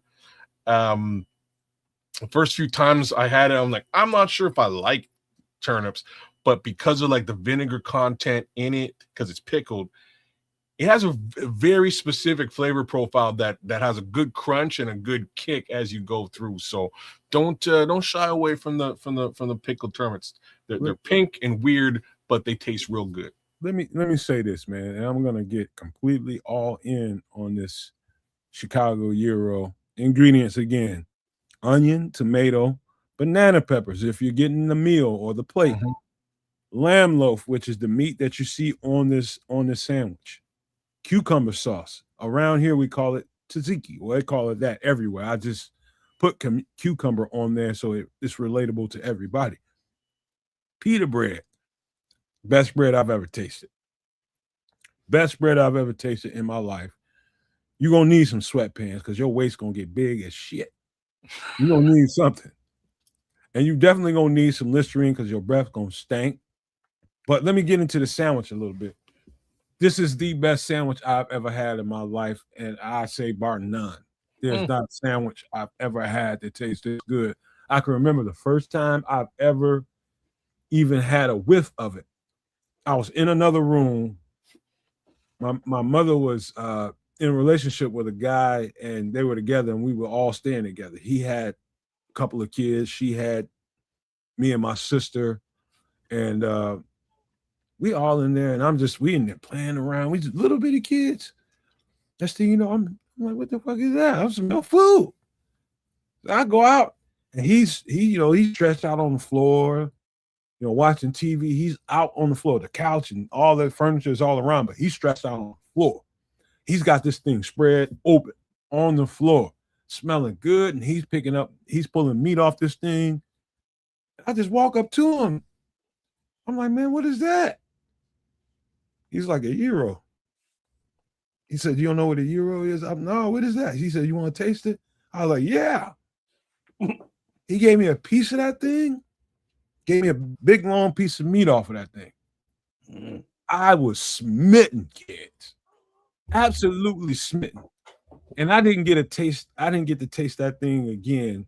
I smelled it, seen people eating it. I didn't get a chance to even touch one of those till about another 6 years later. And when it's not fattening though. Hold on, Trips. When I first got my chance to get my hands on a Euro sandwich, when I tell you I fell in love, bruh, I was like jilted lover. I'm stalking your ass, love. Like I stay away from these things because I like them that much. I can't tell you the last time I had a Euro. But they're not fattening though. Yes, they are. No, because just think, just typically Greek and Mediterranean food isn't because of the ingredients. No. The cucumber sauce and the garlic, it's not fattening. You can use Greek yogurt, and the pita isn't heavy, and the meat drips when it cooks on the spit. The oil. I've seen how they put this together. The oil it takes to get this loaf to where it is, to when it gets on your plate. Like I tell you what, go get your Euro and don't eat it all, and go put that meat in the microwave or wherever you want to put it, and see how much oil comes off that thing. You'll see what I mean. Yeah, it's oily. Yeah, very oily. So but it's not what's crimson? It's not olive oil, but it's a very lighter oil. It's not, like vegetable oil. Are they not cooking it on a spit like a? No, it's yeah, on the spit. yes, It's on it goes yes, around and they yes. slice On a it off as you cook. rotisserie. Yeah, there It's shouldn't be on a too much. rotisserie. It's on a stand-up rotisserie, and they slice off of it Yeah, from the rotisserie. top. Yeah, I don't know. I wouldn't personally. I wouldn't consider it like. I wouldn't consider it a particularly fattening thing, and like it's funny because a lot of the time here they'll serve it as a platter, and let me tell yo, man, the Euro platter I get here is crazy good, man. And they throw rice in them potatoes I'm talking about, full on Greek salad, and then just meat on the top. They'll give you the pita on the side. So in my opinion, the fat part is just the pita. Because I'm getting it mixed, it's not just lamb loaf, mixed meat, beef, chicken, etc. Not as much oil content in a 3 meat situation than there would be just in the lamb. It's also not as there's not as much spice in the 3 meat as you get with the lamb. The lamb is really a very specific spice situation. It's like that's the other piece. But yeah, man, I them salads, them salad platters, you could lose some poundage off of that, man. I gotta be real. Well, hold up. Greek salad, man. One stipulation. They can be fattening when you buy them, and they come with the 2-for-1 specials. Oh yeah, they got a dope 2-for-1 at the same joint. Wait, $10 for 2, and away you go. And they throw the wait. in for free. Wait. You talking about a Euro sandwich? Mm-hmm. Yeah. No, man. You eating 2 euros? Well, yeah. It's happened. Like, don't let's not lie about this now, Trip. No, because they had a specials $2 for $1, like in the lunchtime. No. And it's like, well, you gotta get You got no business eating no 2 damn euros, man. You fat bastard. You don't eat 2 of these. I can only eat half of these at this point. Oh, well, you got some. Are they big? Yeah. Well, I mean, it depends on where you get them, but I mean, when you Yeah. get the 2 for $1 ones, if they're being generous, yeah, they're big. If not, they'll half the size of them, and so you're getting basically 2 euros for the size of one. Like even Patrick is like, you can't run through 2 because like I'm telling you, you ain't got no business eating 2 of these, man. I've got 2 joints where it's either 2 for $10 or it's Like it's one like for $4.99 a piece. So like, you know what I mean? Like $10 again, 2. And let me tell you something, man. You gotta love yourself, man. Don't eat 2 of these. Don't eat 2 of these, man. You eat 1 of these, you definitely need them sweats. You definitely need them damn sweats. You eat 1 of them. I'll double down on the Listerine though. You know what I mean? Like I'm with you. Or at least leave out the pita and just enjoy the lamb. Hey, Patrick, it's not that I like if somebody challenged me to eat 2 of them, like, hey man, you can't do it. I find a way to get that thing down my gullet. But I'm telling you right now, these things are so addictive to me. I only eat a half of them at a time. If I ate a whole euro, I didn't eat shit the whole day. And I ate that thing at 7 to 8 o'clock in the evening. So I'm absolutely I'm just starving.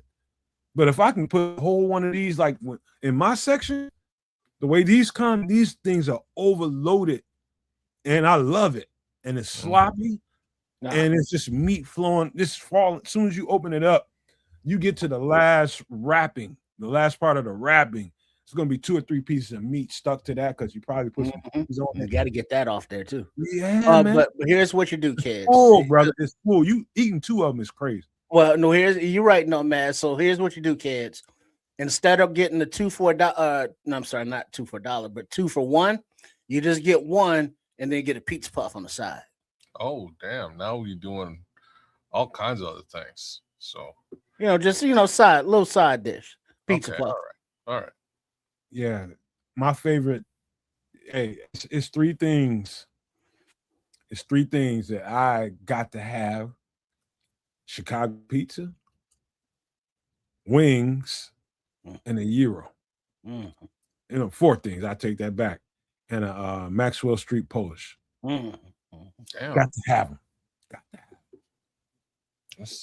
Yeah, very distinctive foods, different flavor profiles, different cultural backgrounds and meanings, but all Chicago street food. Look at Patrick Higgins. I'm reading it too, man. So at first he said, "No, man, you can't handle it." Nah, man, it's too much. He said he can't help it. Yeah, I know what the deal is. Like, hit his last one, man. He said, "It's probably why I'm 280. I'd be 320 if I lived in Chicago with all that great food."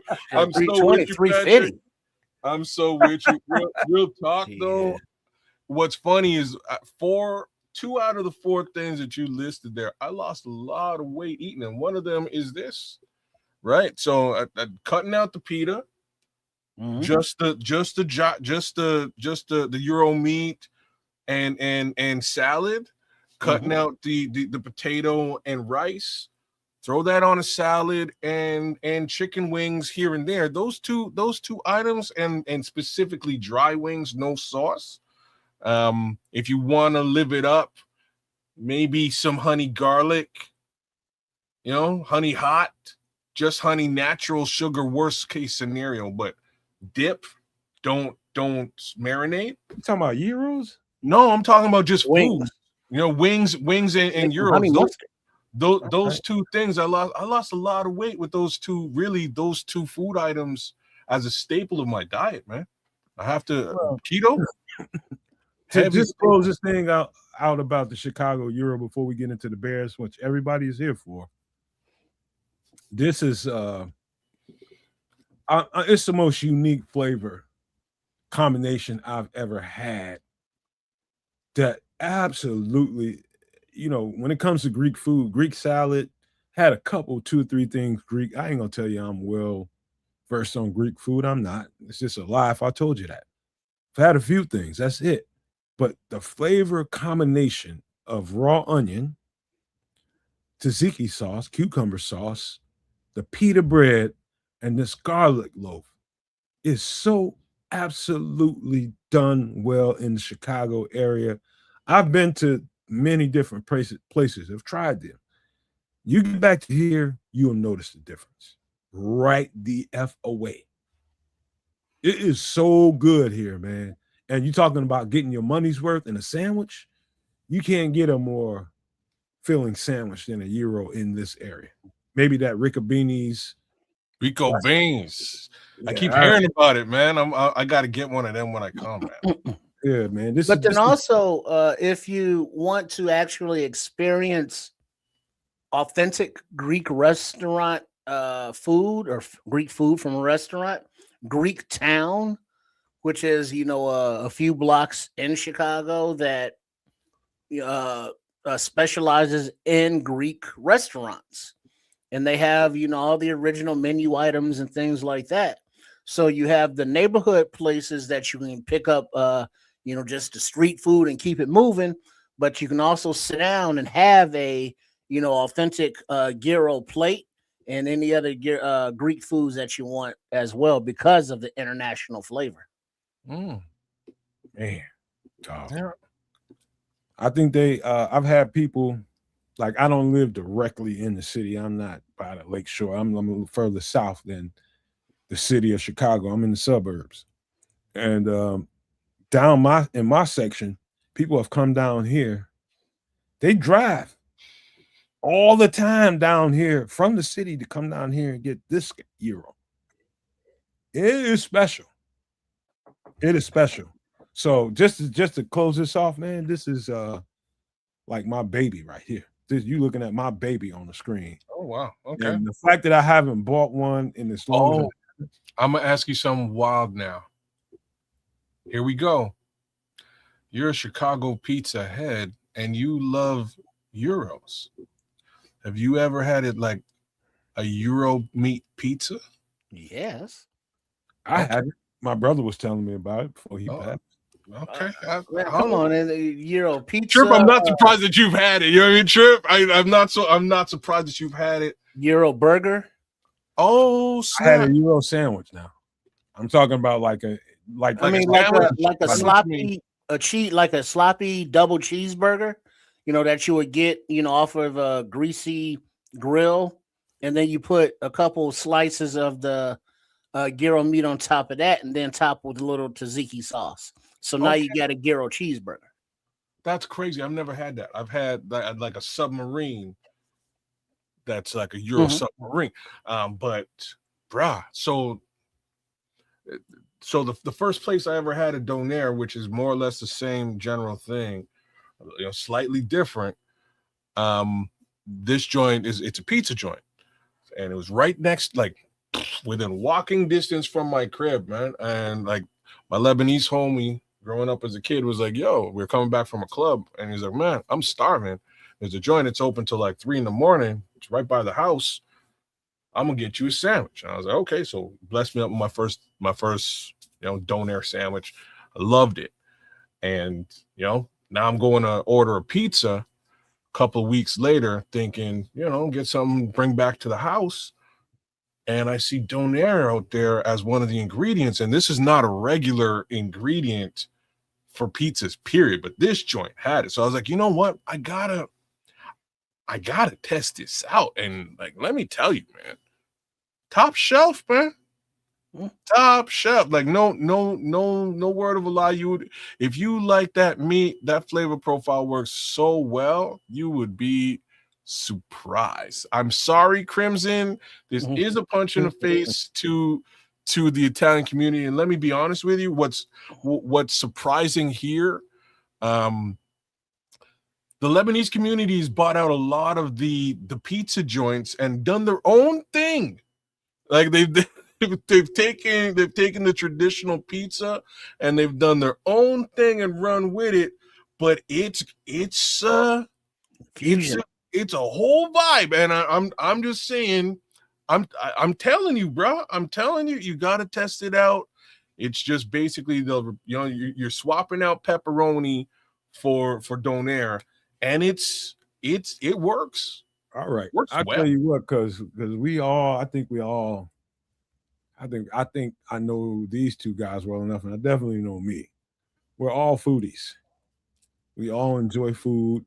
I think everybody enjoys food, but for me not to be a big guy, you know what I mean? I enjoyed it, and I put food in its place over the time, you know what I mean? Because shoot, man, anybody can overdo food, man, because you enjoy it so much. You're an adult. Nobody's there to stop you. You can just be like a freight train and just run over all the food that you want anytime you want. And that can become a hamstring in your life, health-wise. And so all the food that we do on the show, especially recently, please be mindful of your moderation. Self-control, self-discipline, and love for self is important. Is important. I'll just leave y'all with that. But my Euros, maybe a couple, 2 or 3 a year. That's it. I'm not gonna eat them that much, man. It's just not good for the body. But anyway, man, let's get into the Bears conversation. For the conversation, let's just stick to one thing at a time before we move down the line. Let's talk about Bears free agency, which is the first thing that's going to happen sooner rather than later. It's going to be that before the draft. We can get into the draft conversation in a second, Kaz and Trips. But let's talk about free agency. And the guy that we have on the screen, that's John Franklin Myers out of Denver. Going to be a free agent, about 27, 28 years old. I've just been studying free agents a lot more than I have draft recently because that's coming first. It's not that I haven't been doing the draft, guys. I'm just focused more on free agency and some of the pieces that are out there. And he just keeps ringing in my head. The more and more film I watch on this guy, the better it gets. John Franklin Myers, Kaz and Trips. Absolute violence when he plays. Absolute violence. Now, he's listed as an edge. He's like 6'4", 6'5", about 288, 290. So he's a tweener. He's in between one of those guys that's an edge rusher and a D tackle. You ask me, he's a D tackle. based on all the film I've watched in these last couple of weeks, I like him at D tackle. It's not to say that he can't get off the edge and give you hell. He's going to be held off of any position. So what I'm saying to you all is, if there's a perfect guy in free agency, as far as a D tackle goes, that you can use as an edge in Dennis Allen's system, it is John Franklin Myers. He's exactly what Dennis Allen would want. Exactly, to the T. Yeah, I think he's like 29 years old, and he was a force to be reckoned with in the middle of that Broncos defensive line. And he was disruptive, getting pressure, eating double teams, good off the line, very disruptive. And that's something that we want, into the face of a quarterback. And that's something that we do not have right now, unfortunately. And, obviously it depends on price and other teams bidding for his services, but he shouldn't be hugely expensive, shouldn't in quotes, but he would make a huge impact immediately, being a veteran and being a day one starter, instant producer. So yeah, I would enjoy him being a free agent signing indeed. I'm gonna have to look more closely at this particular player. What I will say is that Denver defense is stout across the board. No problems on that line, that's for sure. So if this is a guy coming off of that line, it's probably an upgrade to what we have today. 29, not a bad age case scenario for this guy, and I don't suspect that he's going to be commanding a very hefty price tag, nonetheless, but not he ain't free. Nobody free, right? But he's not going to be like Myles Garrett money. So it really, I'm interested. Let me take a closer look. I don't know what the stats are, which I could pull up here. Hell with that, man. You got to watch the film. Well, you got to watch the film, kids. And I got to emphasize that.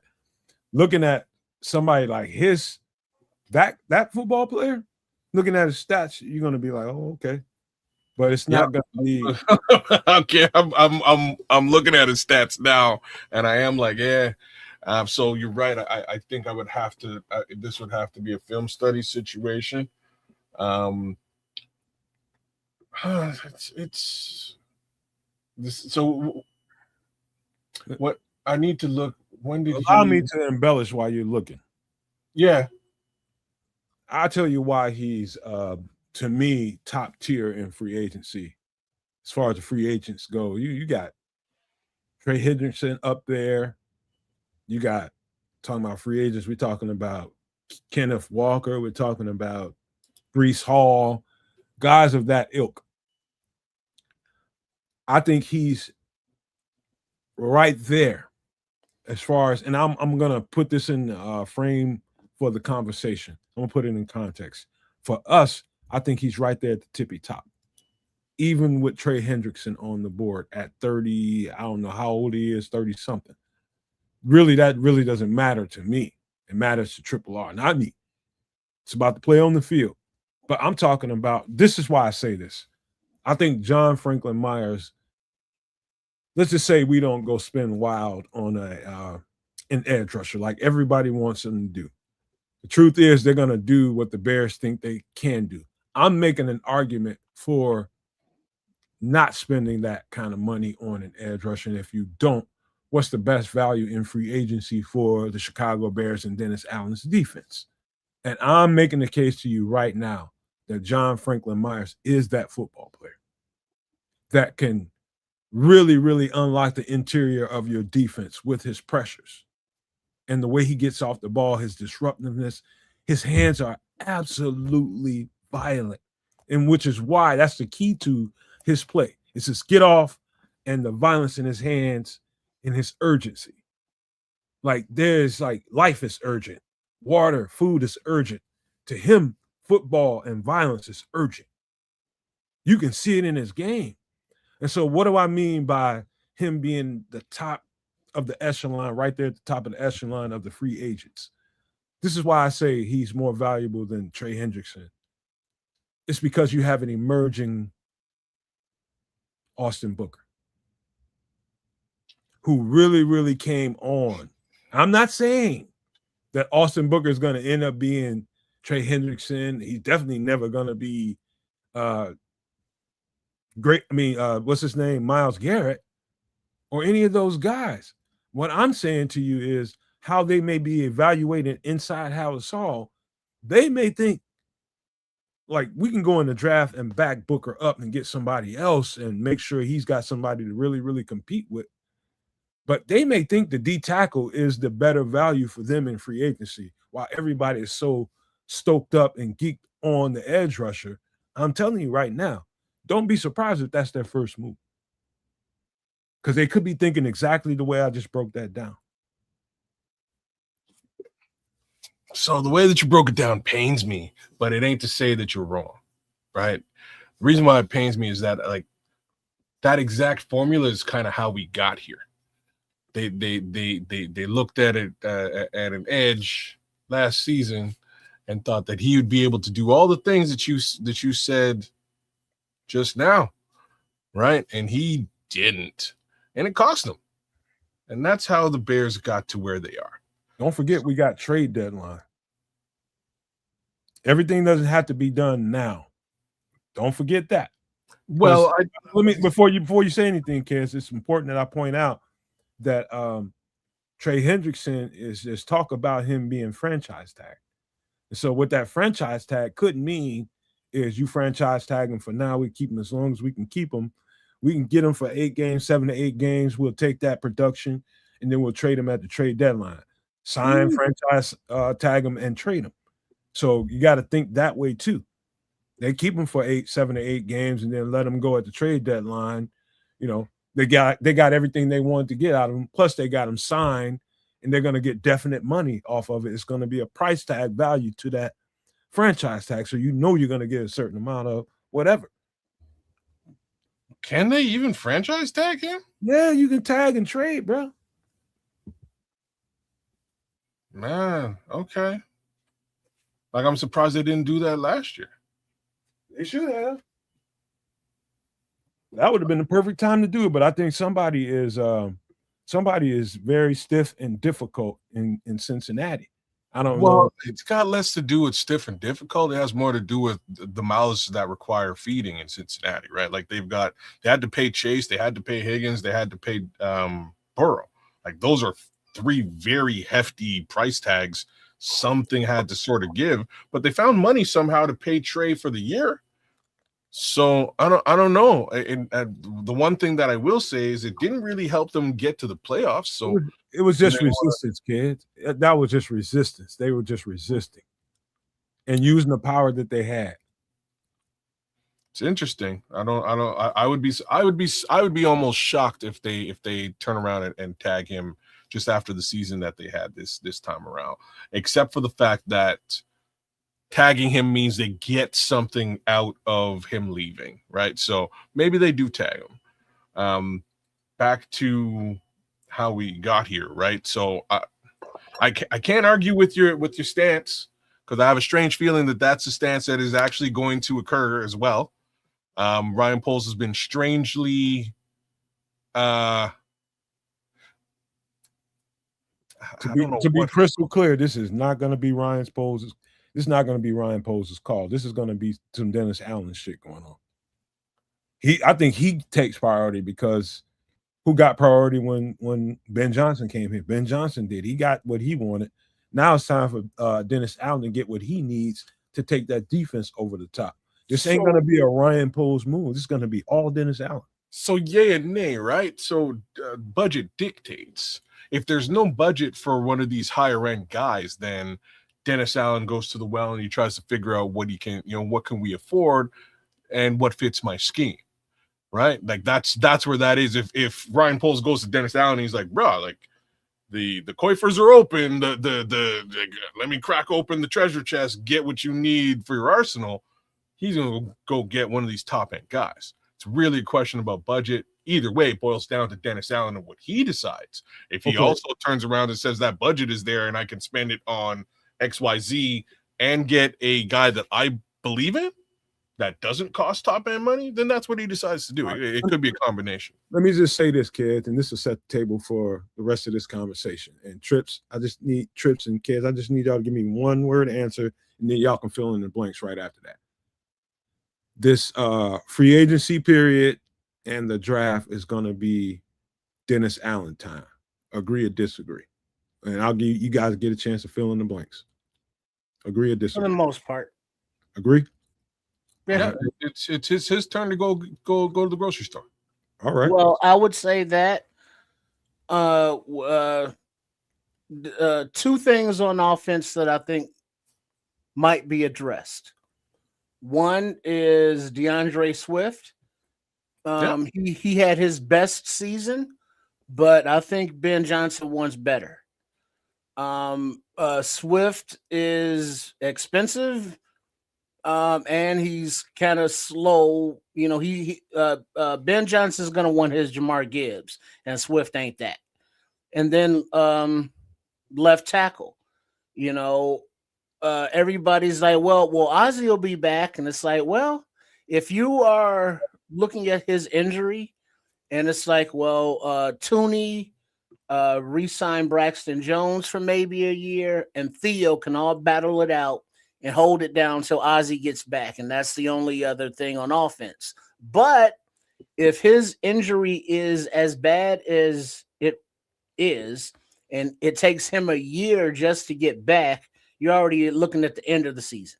And so we're going to put, you know, him back out there at the end of the season. No, redshirt him next year. And I say all that to say, on offense, do you look at either trading for or drafting and developing a left tackle as if Ozzie is not coming back, or he won't be back until like next year, and then he can compete for swing tackle, depending on his health. Other than that, it's all defense. I forgot we're talking to Trips. You ain't gonna let me get to that. I'm trying to stick to the defense, man. And so you believe that this is going to be a Dennis Allen offseason? Yeah, I think it's going to be defensive all season. And you know, offensively, we'll get to that, but there are reasons why I say that. You know, because as much as I watched the games like you guys did, it became real clear to me where the holes were real quick, especially after the cornerbacks start going down. But not only that, the linebackers start to show some weaknesses. They were leaking. The defensive front was especially just really non-effective. So what I think is going on, so roll with me when I tell you this. I don't think whenever Dio gets back, they're going to use him exclusively as a defensive end. I think they're going to move him inside. Most of his snap and reps will come from the inside. So look at Dio moving forward as probably one of your guys that's going to be looking at the role of a 3-tech and all that kind of stuff. I think, and I told you guys when I watched him, when we got him, those are his best reps was from the inside. And so you got to think about that. So they're going to probably slide. I would, and based on the stuff that I heard Dennis Allen talking about and Ben Johnson talking about, they like his reps from the inside better than they like him as an edge, which is going to open the door for Austin Booker and whoever else they bring in here, whether it be a free agent or a draft pick. They're going to move those guys around. And another thing before I stop talking is you got to get some insurance for Grady Jarrett. You got to. You can't count on, based on what I've seen, he might be a different player next year, but you got to get some insurance there, man. One of the things about Javon Dexter, guys, one of the things that people talk about him like, hey, he ain't developed into what I need him to be. Think about this, Kaz. I think you can speak to this specifically, and you, Trip. I think he's played way too many reps, to be honest with you. Way too many reps, especially the last couple of years before Dennis Allen got here. He started to get supplemented out here and there more than I've seen him since he's been here. But you talking about when Flus was here, when Javon and Billings wasn't on the field, we was getting skinned. absolutely skinned. So I say that to say this. Javon Dexter, and I don't give a shit what defensive tackle you're talking about, the more and more consecutive reps they get, and we couldn't stop nobody on third down. The more and more consecutive reps you get, the less and less great player you can be because you're tired of shit. That's the reality. Well, yeah. And then also we Big Dex yeah, like a knee or leg issue or something that he was playing through. So he wasn't healthy at the end of the seasons. But yeah, you need a presence on the interior of the line because Billings is probably not back. Chris Williams is probably not back. Not Miles Garrett. Grady Jarrett is, getting up there in the years. Dale's coming back from the Achilles. Shamar Turner's coming back from a season-ending injury. And it's like, I know we say like, well, this guy will be back and that guy will be back. It's like, we hope they'll be back, coming back off of these injuries. So we need an injection of not only proven production like a free agent will provide, but also an injection of youth, so that they're not only cap friendly, but you get speed and youth developing, behind the veterans while we still have them. Yeah, defense. It's where I'm looking at free agency. The way I'm looking at it, defense is where you want to spend your money. Same thing with the draft, right? It's either and or. I'm interested in that line across the board. I think the only way to get your return on investment with Dio Dangle is to kick him in the 3 tag. I think you're nailing that. We really need to see what Shamar Turner has in the tank. I think he's got a lot, and we just haven't seen it yet. Trip, you nailed the attrition piece. I as good as I think Chris Williams is, we're likely to lose him in free agency. We're likely to lose Andrew Billings this time around. Before you finish that thought, and we just lost Jonathan Ford too, right? Before you finish that thought, let's make sure you understand physically that you got two guys coming off two edges, coming off of major knee surgery. We're talking about Shamar Turner. So how much they're going to be able to, we don't get to see how they're recovering on it inside the building. And even if it looks good in there, it still won't matter until you put pads on them and put them out on the field and they get full contact. And you see how much that's a disadvantage because you got hopes about what these guys are going to be able to bring to the table, but you don't know exactly how healthy they're going to be 1 year after. It's a gamble. You're right, man. It's a gamble with all three of those guys, and I say three to include Grady Jarrett, because for the better part of this season, he was clearly working through an injury. I am going to give Grady Jarrett a whole bunch of love now because towards the end of the season, it seemed to me like he kind of, whatever he was working through, he'd worked through, and we got to see who Grady Jarrett was again towards the end of the season. I think he was a lot more impactful. But it took him, I don't know, 8 to 10 weeks to get there. Like it took him a long time, most of the season to get there. So I don't know which version of Grady Jarrett we get considering the age that he's at. So there are some question marks on this line. I don't know if we address this in free agency effectively, or if we really look towards the draft to do so, or if it's truly a combination of the two. I am going to raise my hand and say, because of how late we're drafting, I am not opposed, 100% not opposed to chucking draft picks at a guy who will fix the problem. So, all right. One thing this is the last thing I'll say about this before we move to the offensive side of the ball and free agency. Defensively, when we're talking about those two guys we were just talking about, just coming off those major knee surgeries, talking about Dio, we're talking about Shamar Turner. Here's the thing I know from experience. I'm just going to tell you guys a quick story. One of my homies, teammate in college, had a major knee surgery, and I watched him go through rehab to get back on the field. And I watched him, man, and he was frustrated, man, because he's got that big brace on, and braces ain't heavy no more. They're light, but you got that brace on. So I don't know if you ever met someone. I just met a few people in my life that had some kind of injury going on and they're limping. It's because they're used to limping, and there's nothing wrong with them, man. You limping just because, like I told my teammate, I was like, dog, you just favoring that thing, man.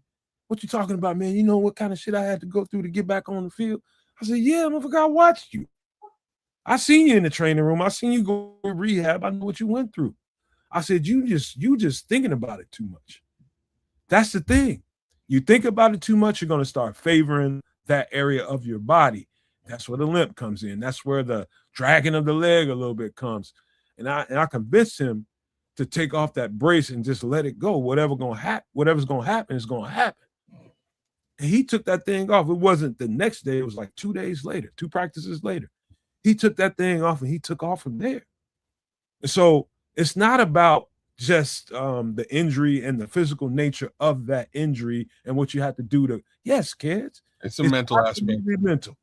It's mental. Like my son does have an injury that he's been playing through for the last couple of years.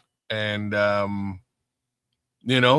like I was like, dude, you're injured? Like, how is this really affect? And I'm watching him. He's playing great.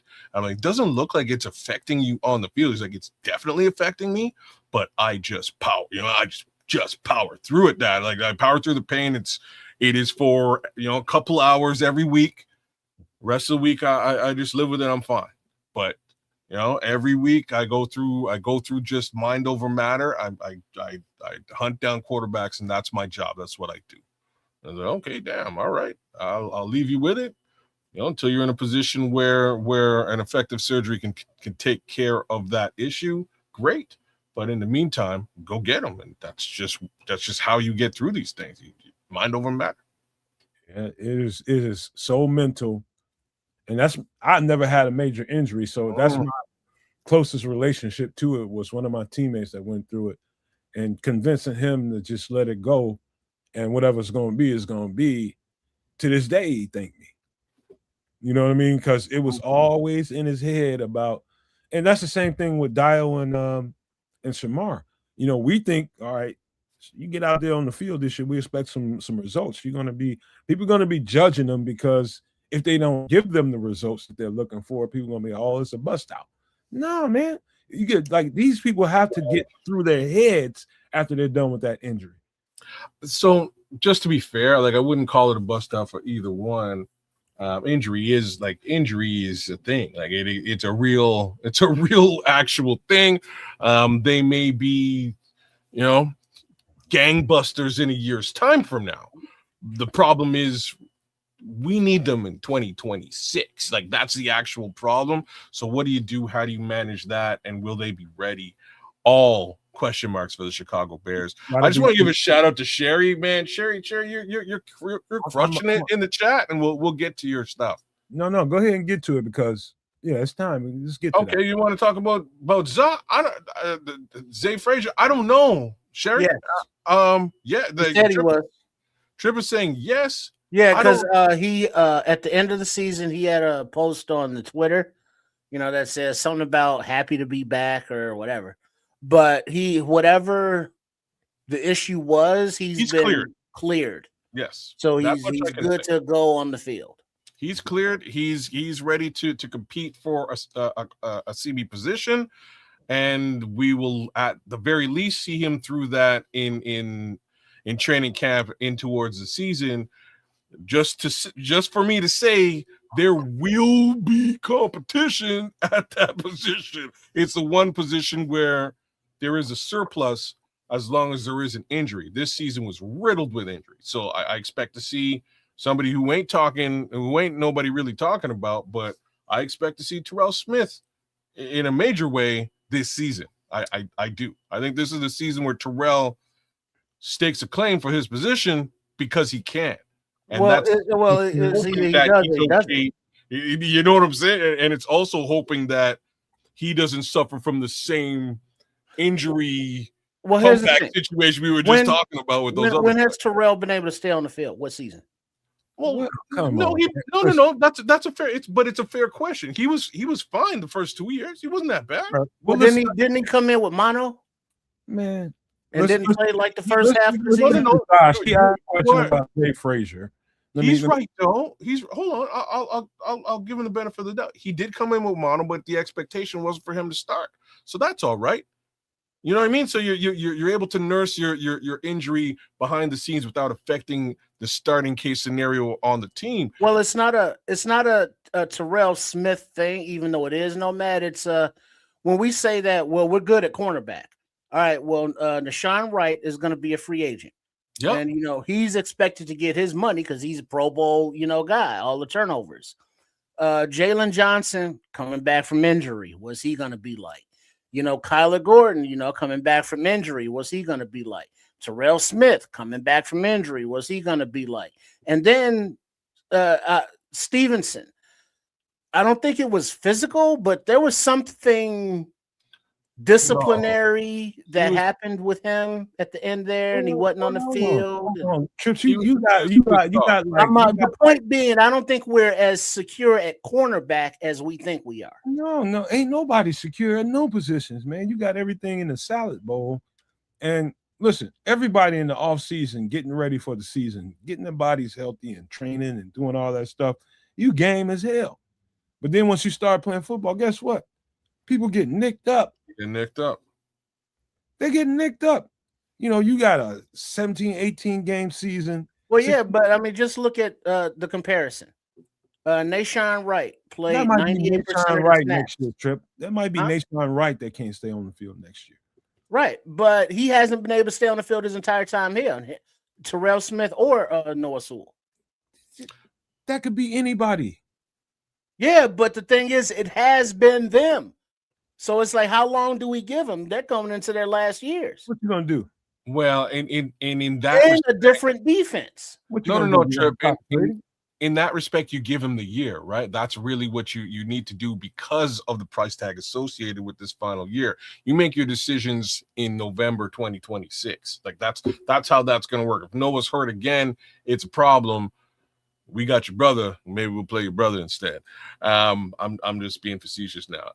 As far as Terrell Smith is concerned, Terrell Smith should be fighting for that CB2 position. Whether he gets it or not, I don't know, but we'll see. Worst come to worst, he's CB, 4 behind Kyler Gordon, playing backup for CB2 in case of injury. I'm with that. I think that was really the expectation this season, except he got hurt in preseason. We lost that situation, and then Jalen went down, and then Tariq went down. Major problems, right? If I don't mind, allow me, because Sherry did Zay Frazier. Let me speak about Zay Frazier. And I'm going to tell you, Sherry, cornerback here, the thing with Zay Frazier, I don't know exactly what it was that was going on with him. I don't think anybody does. If they do, holler at me through an email or something. Send me an email. Here's the thing. Taking a year off, and this is another thing that I don't know. How much were they able to get in with him on the side? Was he able to practice? And we don't know. I don't know any reporters that said that they saw Zay Frazier in practice. So I'm thinking he didn't even. He didn't even show up for the first few weeks, but it was excused. Ben Johnson addressed it and said that there's a thing going on and he won't be at practice, but he was not. There was no reports on him through training camp at all. He missed all the training camp. Okay, speaking from somebody who played it, I would imagine for me, a year off of football, then getting thrown and thrust back into football. It's going to take basically repairing a lot of muscle memory and getting used to the speed of the game, which is the most important thing that tends to happen at any level, is getting used to the speed and getting used to the repetition. The speed that some receiver has, lining back up and doing it again, lining back up and doing it again, the multiple reps that you have to have. Now it's about, okay, I've been working my butt off and doing everything that I can do off the field. Now it's about actually going and taking the reps on the field. The wind, it's the wind. How much do you have in your lungs?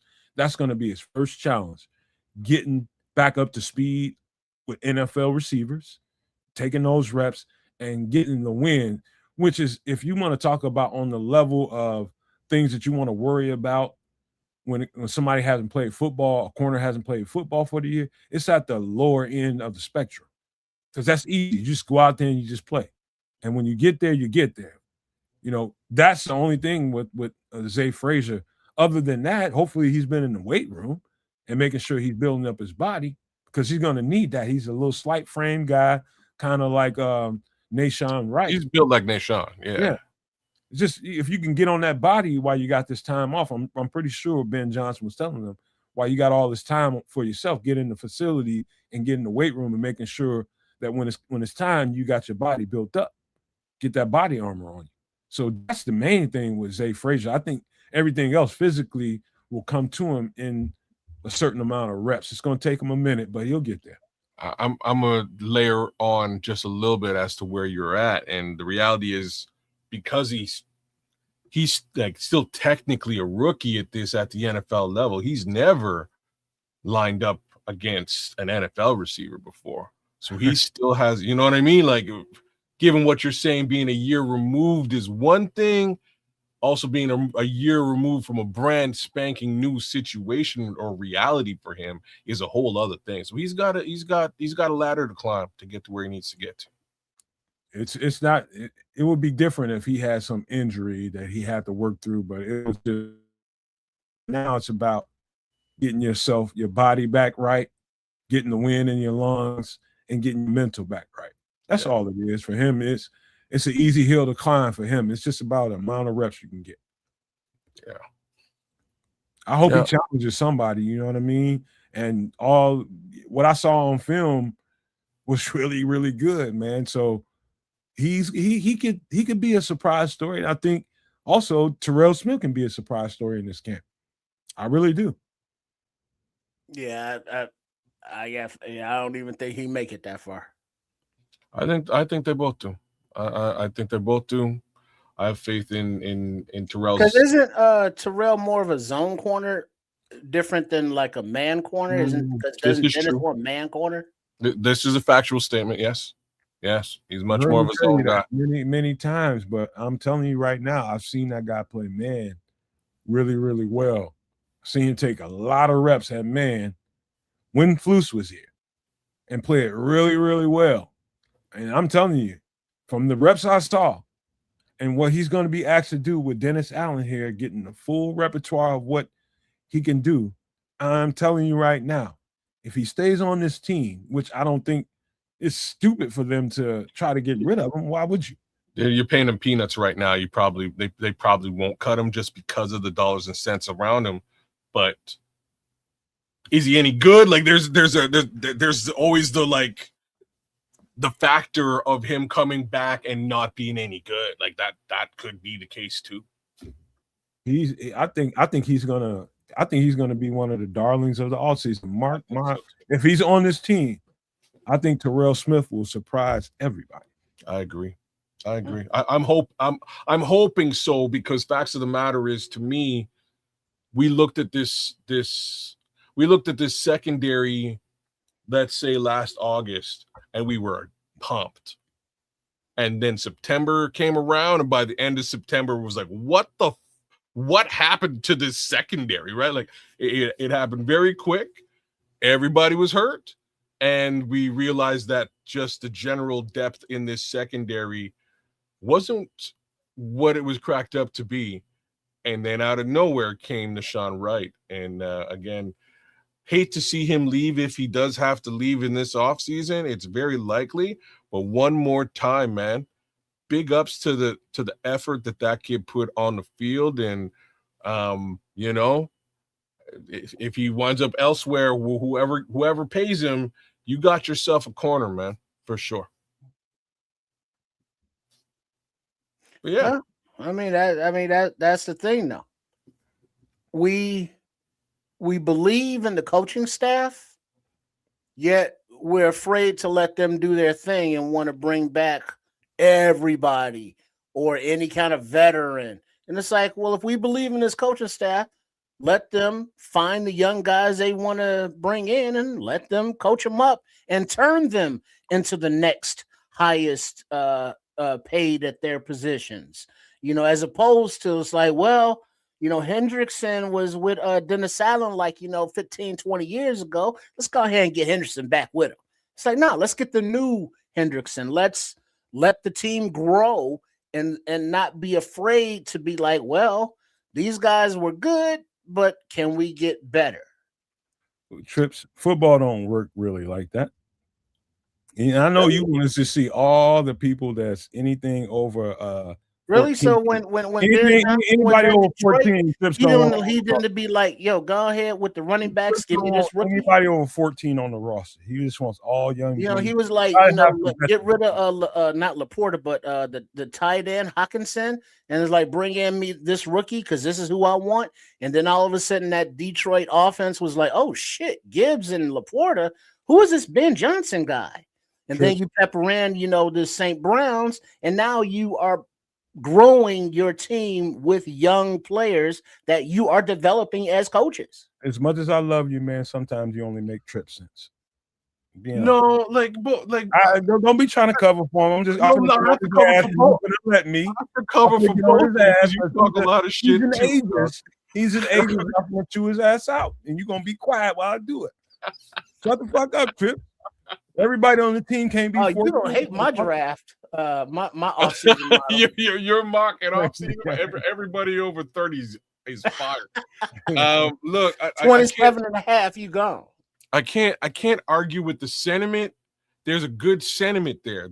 There's also a huge problem, and the problem is you're betting the farm on what ifs, right? Like just like Bear Truth 9 was saying in the chat here. Where is it? You saying it anyways? Like you're betting the farm on potential, as opposed to have some veteran in there, man. As opposed to proven reality. This guy can do this and will do it on the field. We've seen it. We know it.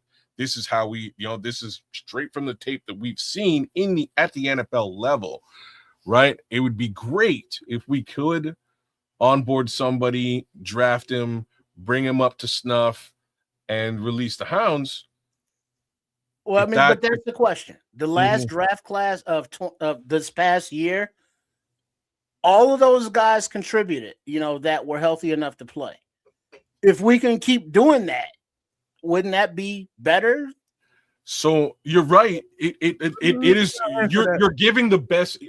You're giving the best, like the best potential platform, right? Like that is. If we get a young guy, he's going to be with us for 10, potentially 10 years, and we'll get awesome. We'll get better on the line, and we'll have a better overall team as well as a cheaper team. Like what you're platforming is brilliant.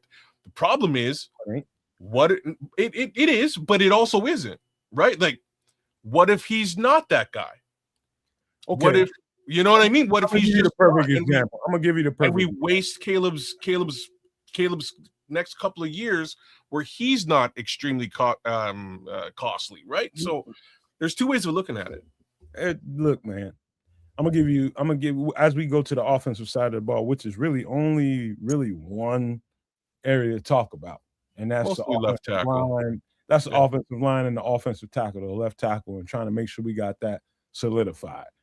And if you watch the Super Bowl, I'm not expecting you guys to have seen what I saw. I'm always looking to what's going on the sidelines, who's talking to who, what kind of conversations are being had on the sidelines. Because that's where the magic happens.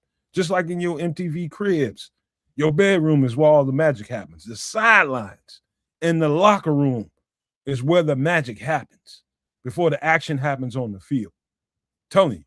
So on the sidelines, you had the right tackle for the New England Patriots, Morgan Moses.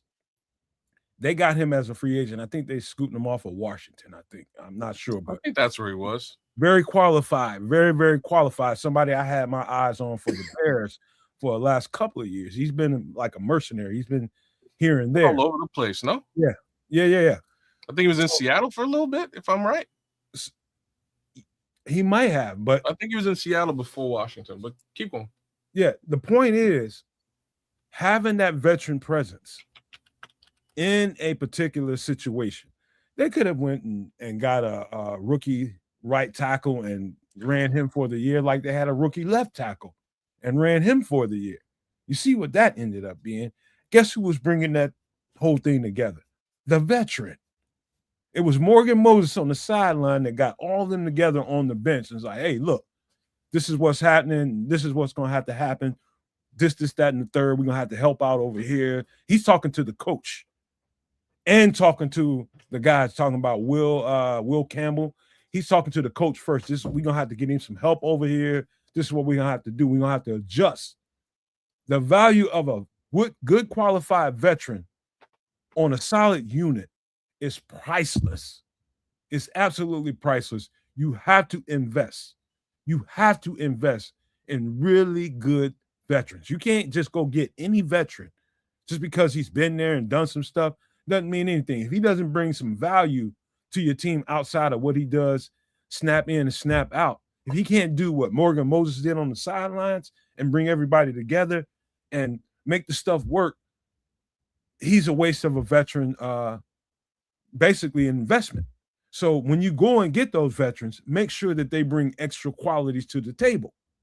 You got to have those guys, man. You got to have those guys. That's where, Grady Jarrett came in handy. Kevin Byard came in handy all season long. Those veterans are important with all those young people that you want to bring on the team, Trip. You got to have a good mixture of them both. Oh yeah, no doubt. But like my previous draft crush, Mr. Emenwari. He was crucial to that defense. He made a difference, with his young self. And speaking of offense, my draft crush this year, kids, no maniacs. I would say the Duvernay replacement as a wide receiver and returner, Barryon Brown, LSU. I like that kid's moxie. I like the way he catches with his hands. I like his routes. He runs all the route tree. I like his speed. His he got the toe drag swag, and his returns are electric. And he's got that sprinter form stance to where you got the high knees and the head don't move at all. And it's like his head's like, just perfectly still like the sprinters do. And it's like, yeah. And and it's like, yeah, I want him. I want him. You know who else is a free agent, Trips? Who that? Rashid Shaheed. Yeah, he's gonna get paid though. Just putting it out there. I think he's gonna be I think he's the next Devin Hester. Yeah, but he's gonna cost a pretty penny in free agency. He might, but I'm just putting it out there. I think that's your next Devin Hester. Well, but the thing is, we're looking at Franklin Myers and this guy and that guy. Granted the cap went up like $30 million, but those guys are gonna now want more money. Because they know the cap's going up too. So it's like, instead of 12 million, well, let me go ahead and get that 16 kind of thing. And it's like, all right, so it's like Shaheed, he would be nice as a returner, as a wide receiver, as a weapon. But ooh, you know what I mean? Look at it this way. We get other expenses. Look at it this way. So if you're a team like a fringe team, like the Chicago Bears, you're a fringe team like the Rams, you're a fringe team like I guess you can say the 49ers, you're a fringe team like the Texans, multiple fringe teams that got right there like we did. You're looking for that extra thing, and don't be surprised this year if he's right there in the top 5 of the best free agents in this class. Talking about Rashid Shaheed, he's that good. I think he's that explosive. He can help you. I mean, he's explosive on the offense. It's not like Devin Hester, who sometimes had a problem catching balls. Not like he's got really good hands. Rashid Shaheed has really good hands. And so he's an added value. So he's extremely valuable in the free agent market this year. So I don't want to get through this conversation and not mention the fact that he brings extreme value to a team that's on the fringe like the Chicago Bears. He could bring something to the table that we didn't see. And I like Devin Duvernay, but I think this dude is a couple of notches above that. Well, look at he was a trade acquisition at the deadline from the Saints to the Seahawks. For that So reason. they saw his value, and now it's like Super Bowl champions. Mm-hmm. For that reason. So, go ahead. No, I was just saying for that reason. Yeah, they knew it. They knew they needed a weapon, and that's exactly what he was for them. And now he's gonna go in free agency and get paid. And I would love him on the Bears. And let me put this disclaimer out there. Whatever players the Bears decide to keep, trade for, sign, or draft, I'm going to support. So whatever armchair GMing we doing, that don't mean shit. Because guess what? I ain't making them picks no way. I'm just saying, logically, here's what I think I would do, but I ain't doing it. So whatever Pole's doing, I'm going to support. That said, looking at how we need defensive line, we need trenches. If Poles was to go out and spend money on Shaheed, I think there would be a mutiny. All right. Well, everybody going to feel, I hear you, Bear Truth 9. I get it. When you compare somebody to Devin Hester, you better know what you're talking about. And I'm going to say this to you. I can see it, man. I can just see it. Wow. He is absolutely explosive. And if you got the right special teams coach that can really coach that up and make that special teams unit a factor, which I'm not sure that we have that guy here in Chicago. Now, Barryon Brown. I'm talking about Richard Hightower. I'm not going to shortchange him. He's as capable to me as any other special teams coordinator out there. It's about the X's and O's, and can you get the guys to execute the plan? That's it. But that guy's one thing. But let me keep the conversation going, and let's talk about left tackle. We're gonna end it kind of there. Now there's a couple things that the Bears can do. We talked about this a couple times, Cares and Trips. We got the draft that we can talk about and what guys are in the draft. And I've seen them, and I feel firm about. I don't know that there's a tackle in the draft right now, a left tackle in the draft right now, that the Bears can peg and say you're going to carry us through this season. I don't know if he's there. Now what about was it Alabama Proctor? Left tackle, Alabama. Caden Proctor. Yeah. He's going to be solid, but I don't know what he's going to be. Whether he's going to be a tackle or he's gonna end up showing what he is once he gets to the league, because he's got guard size and shape, but he can play tackle. He's good. Now, can he with the right coach? We do have the kind of coach that can get him up to speed. He's got the power to really, really, really be dominant, but where he comes up short sometimes is just like any tackle. It's the quicker guys, the little guys that can get underneath you, the 6'1", 6'2" guys that can dip and rip and really create havoc with their speed and quickness. Every big guy has that problem. He's a big guy. He's like 340 pounds. So the other one, Bowery, Jude Bowery. Nice. Boston College. Nice. Very technical. Very technical, but I'm saying this. Well, the question is, just hypothetically, go with me now.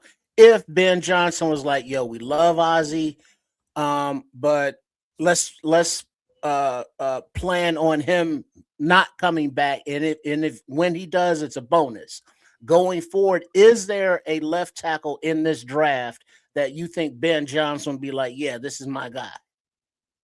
Not so far.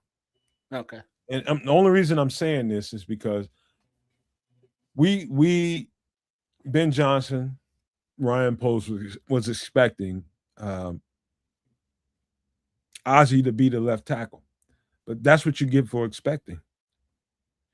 It took him pretty much the entire first half of the season to become Ozzie that we got to see towards the latter end of the season. Am I correct?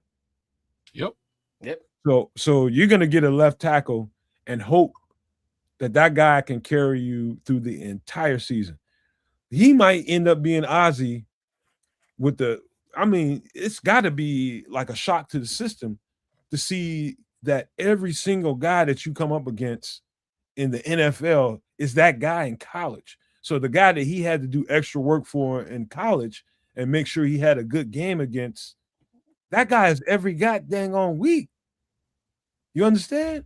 It's like you got to be really, really consistent. And early on, it was like Ozzie was a bust out at left tackle. We need to get back into the draft and get another left tackle. They moved him to the right because he was more natural at the right tackle. But when they had to use him, guess what? Before that, we had to use Theo Benedict, somebody that we've seen on the scrap heap. But he ended up being instrumental. So that's the problem, Trips. When you get a rookie left tackle, the shock factor that rookie left tackle is going to get when he gets to this level, you can't really measure until he gets to this level and has to go against that competition. So I'm gonna say two things here. The first one is part of the problem with Ozzie was that they drafted a right tackle to play left. Perhaps if they draft a left tackle to play left, that learning curve that we experienced this season might be a little bit quicker. So I'll give the benefit of the doubt there. Personally, though, I don't think it's in our best interest to draft another left tackle. I'm just going to say that out loud. Call it what you will. I think it is in our best interest to get a veteran left tackle. And I'm not talking Cam Robinson that costs $13+ million. Just a guy who can hold it down on the left side that's not going to A, command a long contract, and B, command a lot of money. Because in my opinion, they should be looking to move off of whoever the interim left tackle is to get Ozzie back into that position. That's my thoughts there. Hopes that and intention that Ozzie comes back from injury and gets back up to snuff. You know, same words could be said about Karan Amagaji, who nobody wants to talk about anymore. Maybe he comes back from injury and can help out at that left tackle position. At this point, all bets are off there. In my opinion, again, you get a stopgap for the next year and a half. Simply a stopgap. You don't pay him an exorbitant amount of money. Braxton, retain him? Absolutely not. But yes, right? Like potentially, maybe you want to retain Braxton Jones in that case. Unfortunately for me, I'm under the impression that where he is in his contract case, like what you want is a guy who's been here for longer than in the NFL for longer than 4 years, has received his big money, right? And is now, we'll say 29 years old. Like I know you hate the age thing, but that's like exactly what we want is like a 29-year-old guy who's been paid, and is now on this, the plateau of his career or the decline, so that we can move off of him when Ozzie's healthy. So that's when I start looking at the left tackle free agency class, Cam Robinson definitely is a guy that he's the tippy top. He's definitely a guy. Again, like I told you and Kez the other couple of weeks ago, you can look at this. I think you have to take a macro view before you take the micro view. You look at all the things on the outside. You're talking about your Cam Robinsons and everybody else that might be out there in that class. And then you go back to your micro view. You look at how much money this is going to cost you on your macro view versus what you have on the inside. What I think is important to mention, and I said this and I'll say it again to you kids, product knowledge, first-year coach, first-year head coach, first year in the system, took a long time for those guys to get up to speed, that offensive line, to get some continuity to become the offensive line that it was for us the entire year, which ended up being one of the best offensive lines that I've seen all year. The continuity that unit came up with was really, really impressive to me. Towards the end, it started to get a little bit rocky because guys were getting a little nicked up. But I'm talking about when we start talking about the offensive line being really good in Chicago, that's a new one, right? That's a new one.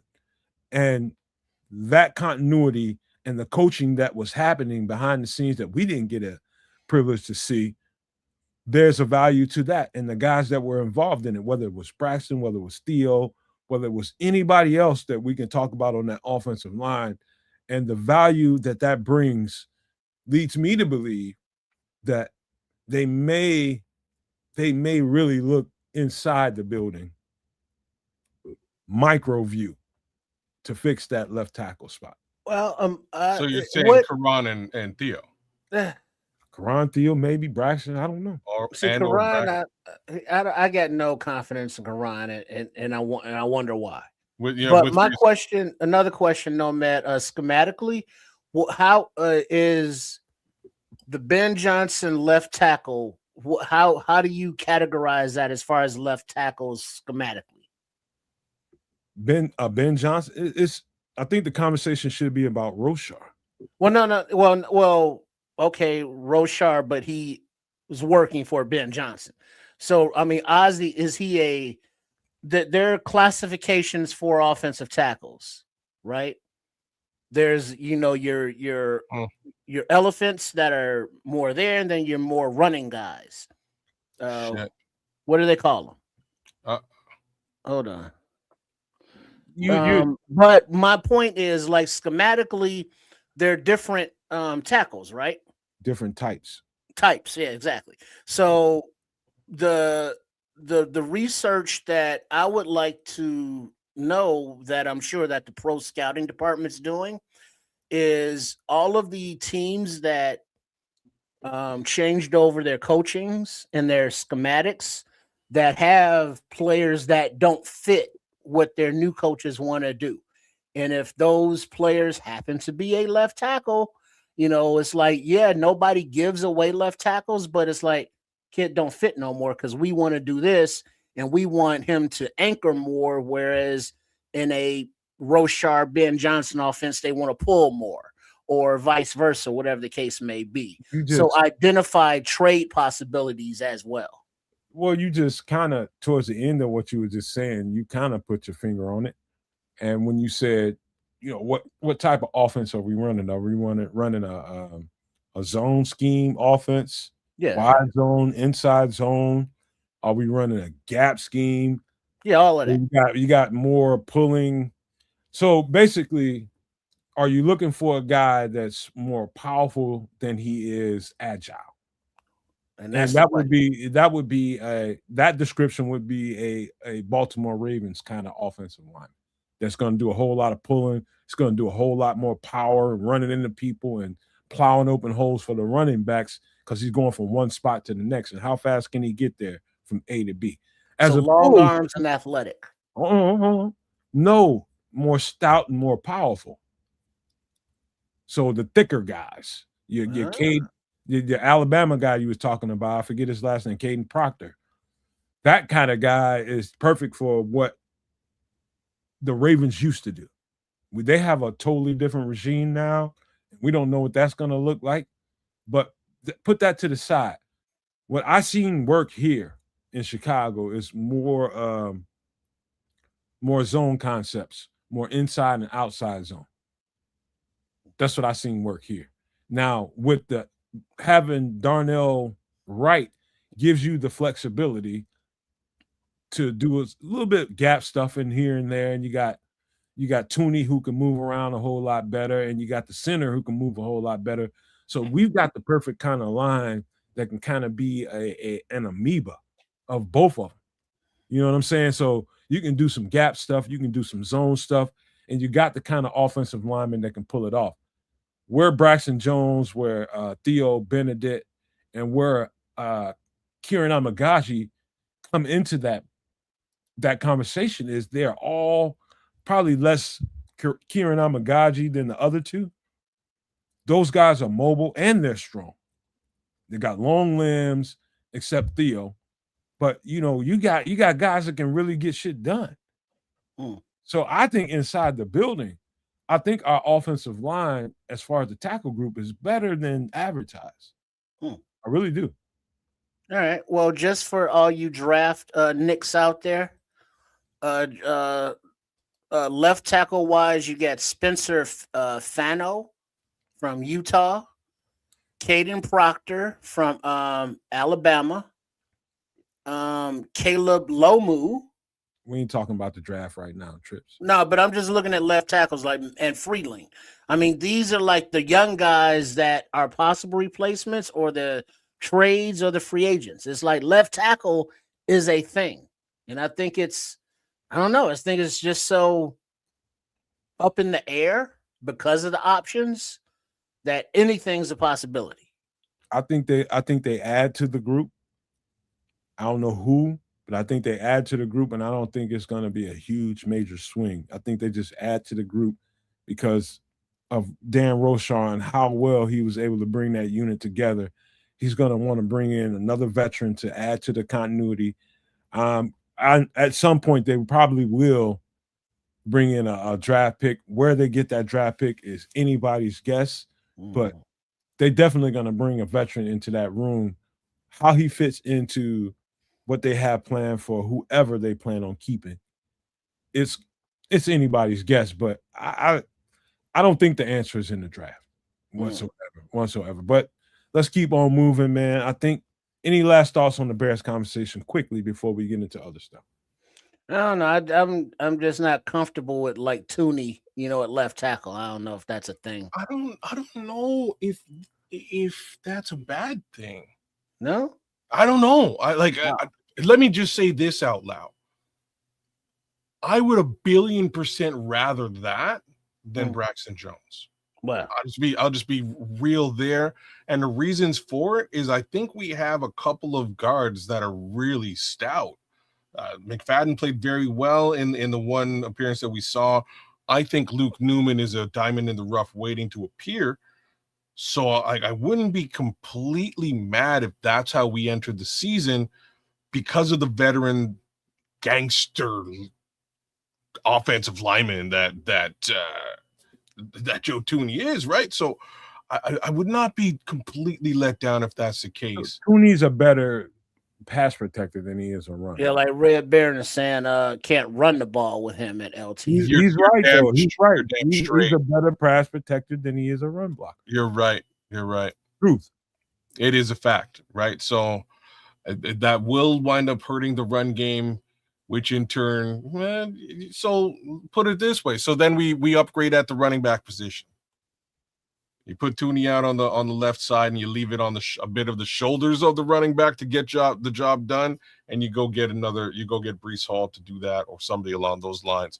Probably still be cheaper than getting a Cam Robinson. Anyhow, I think Nomad and I are kind of line of sight on this one. I don't think you go to the draft for this season. I think if it's still a problem next season, you go to the draft. You go to the draft, Kaz, but you don't go to the draft with the expectation like we had this year of that one hot. Pick. Yeah, him coming in and having to be a starter. Yeah. I think you got a little cachet with the work that you've done this year and developed some of the guys that we had, and now you bringing in a guy that can sit there and develop behind these guys. I think the guys that we have are more valuable than we think. I agree. All right. So let's get into some other conversations, man. You guys got to ask you a question. No, I'm not going to ask you a question because it's going to take too long. But I do think so. I look at what I want to lead this off with is I look at a whole lot of trends. I'm not really involved financially in the economic market. I don't put my money there, and I got good reason for doing it. It's a long conversation to have, but I do look at trends markets, and different things like that just to see what's going on. What's this? What's that? What's up? What's down? What's really consistent?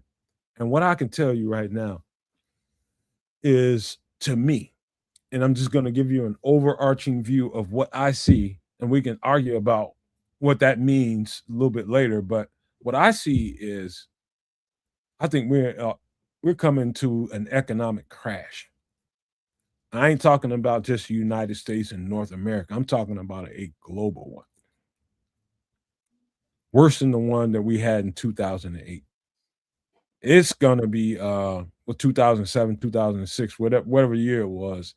I think this is gonna be catastrophic.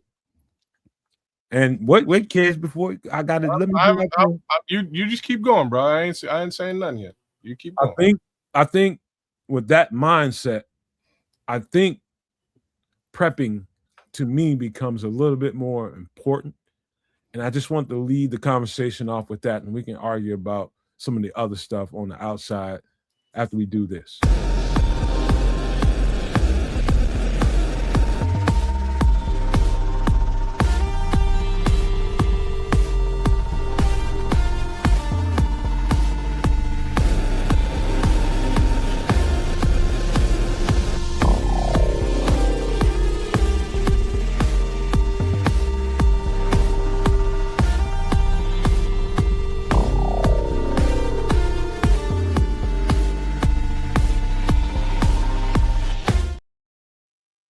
All right. So what we have here is something extremely practical. Trips, I know you usually lead, but let me do this. This is something I have something similar in my home. This is a cordless tiller or What is that? cultivator, tiller or cultivator. Oh, okay, I'm with it. Okay. Where I'm trying to get people to think, the way I'm trying to get people to think is the mindset that you may or may not have a power grid. God forbid that happens where we don't have a power grid and can plug things up and get electricity. For the people who have no idea on how to generate electricity, what you can do is have a generator and hope for the best. But this is one of the things you're going to want to need. You're going to need a tiller to cultivate your land, plant crops and vegetables, and something to sustain yourself. You're going to need this piece of equipment. It's very, very essential. And this is a cordless piece, man. I don't have this particular piece, but I have this brand. Trip, anything? Yeah, you done? Okay. Yeah, it's if you're gardening or something, you tear up the earth. There you go. If you're gonna be doing the gardening, I'm surprised you're not doing the worms as well for your compost and all that. But yeah, I don't garden, so I get it. I know the process, but I wouldn't use this because I have no place. I don't own a patch of land or nothing for it, so I get where it can be useful, but yeah, I ain't got one. So the thing is, for people, even if you don't have a piece of land, Trips, let's just say I know you speak from someone that lives in an apartment, and you have to think outside the box a little bit, I think, for a situation where you always talking about, like I'm always talking about things that you can have in your homestead, right? Mhm. Things that you can have around the house to keep around the house to keep you good. And you Yeah. always think, okay, what if I had to put this in a bag? What if I have to move? You think like that because that's your reality. Yeah. And you will have to move at some point, but when you do move and you get secure location, something like this, let's just say you didn't buy it, but you came across it. And everybody's going to be cultivating land and trying to grow vegetables and trying to keep food coming in. This is the kind of thing you want to be looking for, something that doesn't have a cord. Oh yeah, definitely. And I'm sure that the rechargeableness you hook up to your off grid batteries and such, but you're also gonna have some place to store it. Excuse me.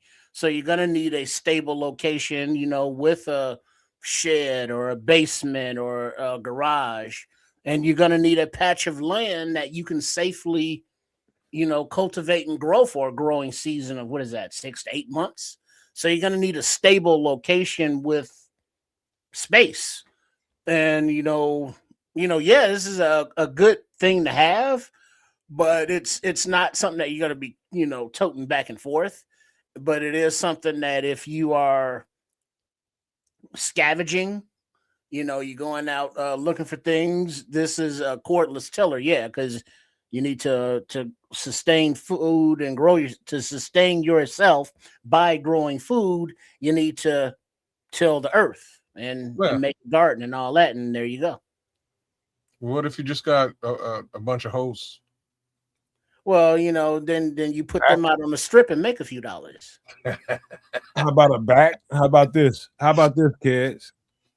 When you think about it, I think doomsday survival sounds like some dystopian fantasy that most people have when they think about this stuff, and they think everybody's crazy, gunning each other down and shivving each other with knives and all this kind of stuff.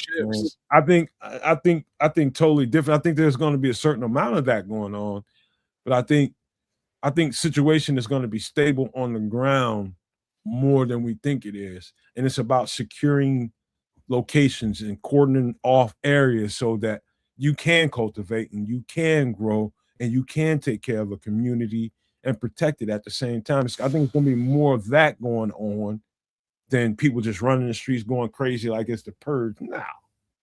Well, people have more sense than we give them credit for. You did open up a bit of a can of worms before we got to the tiller, and that was with respect to the economy. And there's a couple comments in the chat regarding it. I'm going to say you're probably bang on right. I think we are more or less headed into an economic downturn. Whether that is going to require full doomsday survival action, I don't know. I do expect the world to move off of the U.S. trade dollar, and if that's the case, that affects the world. Just much along the lines of what Nomad was saying. That affects the U.S. in a major way, because the shift for the United States of America then becomes, how do we move back into a manufacturing country? How do we start to manufacture goods and sell it again, as opposed to consuming goods that are manufactured elsewhere? That's kind of what the orange gentleman is trying to do, but it's well, but the problem is it's a painful move. He's not being consistent, and so we don't make anything as a country other than like weapons. You make cars as well. Those are probably the two things. But the parts are coming from Mexico, coming from Canada, coming from China, and then they are shipped back and forth. By the time they're put together, that's not an American product. Yeah, they're trying to prop up the AI and all of that. That's mainly what is holding up the economy right now, because all of the manufacturing and all of those things have closed or moved for various reasons. So right now, the only thing propping it up is AI stuff. And when that bubble bursts, like the housing market did, like the other bubbles do when they do, now things are going to get to a point where you're going to need tillers because of the imported food from South America is contaminated or it's not coming in. The vegetables and the corporate farms don't have the migrant farm workers to pick it. So there is no food in your Walmarts or your grocery stores. So you have to come together as a community. And all of the things that we talk about on the doomsday survival doesn't have to be a doomsday, but a loss of a power grid, a loss of the just the operational systems of the food network, or the measles outbreak that's spreading around the country affects things.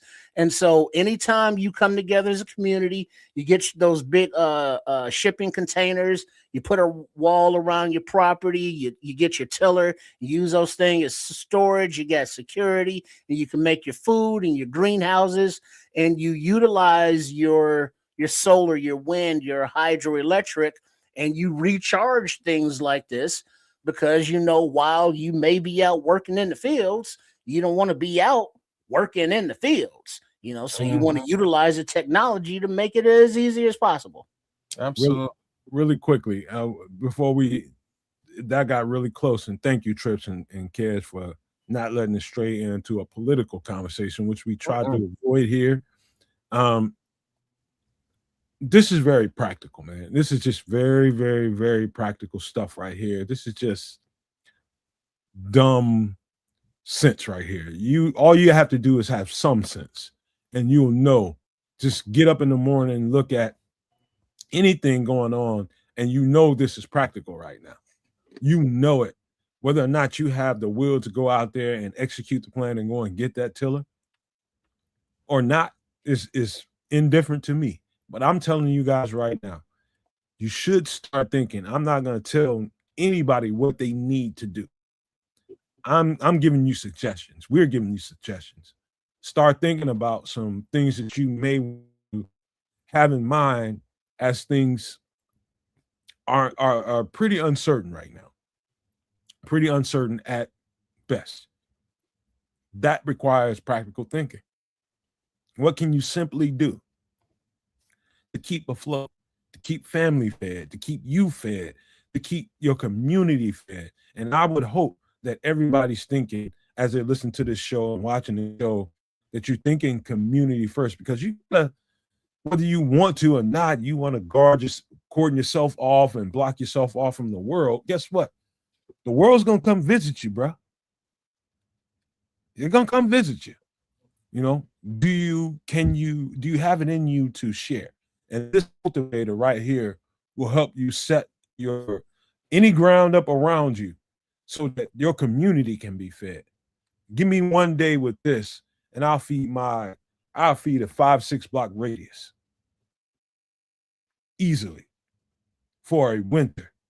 That's how valuable this piece of equipment is. As low as $129.99, you can find them as low as $49.50, but don't go beneath the $79.99, because you're probably gonna get some shit. You're gonna use it once, and you're gonna have problems with it, and you're gonna need pieces. That's some because you want to have it as easily maintained as possible.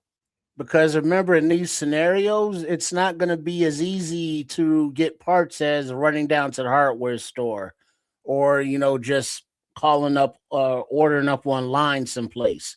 You're going to have to be able to fix a lot of this stuff where you're at with the materials you have, and these tillers can get eaten up pretty bad, the blades, because of what may be lying beneath the surface of the area you're trying to break up. Can I add to that, Trips? Because you just brought up, I didn't even think about that. Like, if you live in like in the South, a region that I lived in, it's got a little less, the soil isn't very, very, very fertile.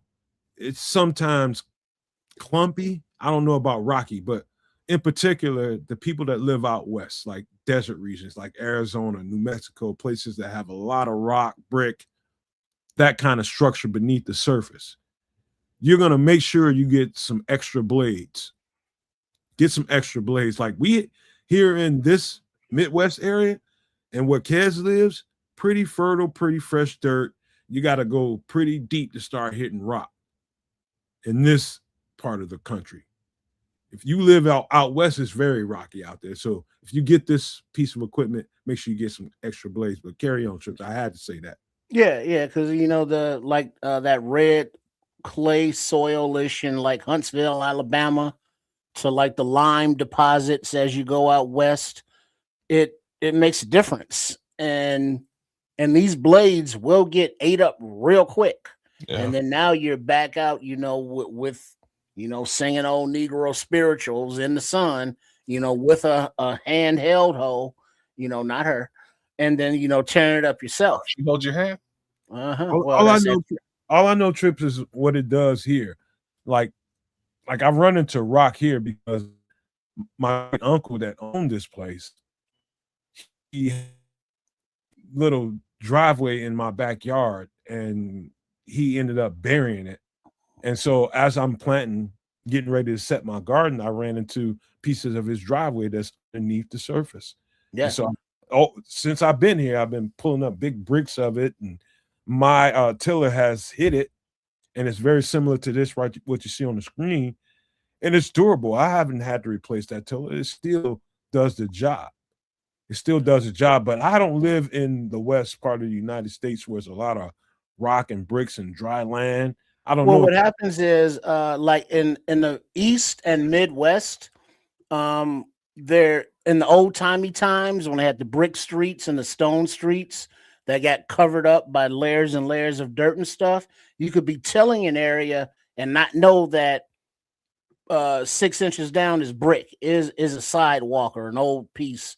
And like, who is that? Patrick is saying he's got a half an inch before he hits limestone. Where you so at, he has Patrick? to grow above that soil. So a half inch, that ain't deep at all. I know you told me before where you was at, Patrick, but hit me that one more time. But that's real. Crimson is saying some real stuff there too, man. And what he's saying is raised beds is probably your best move regardless. And why I'm sort of doubling down on what Crimson is saying is just the fact that a lot of folks don't actually own land. You know what I mean? Like there's that reality. You might not be able to really get out there and till the land so that you can. He's in Santa Ana. Okay, so that you can actually plant and get stuff done. So having a raised bed with soil that you can manage and replenish, probably your best case scenario. Put that in some sort of a greenhouse. And we've done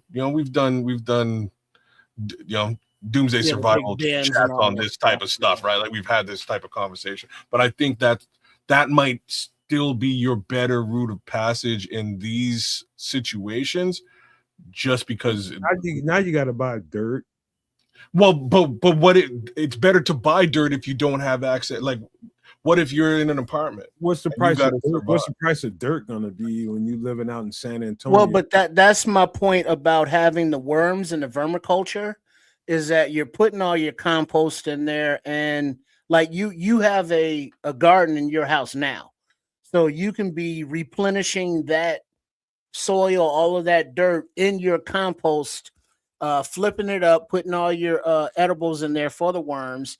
And by the time spring comes back, now you got fresh soil, that fresh and that nutrient enriched soil to put back in the garden. So it's a cycle, because even if you till this area, wherever you're tilling it, you're going to have to reinvigorate that soil, replenish it with the nutrients. You're preempting a segment of doomsday survival. We're going to get there.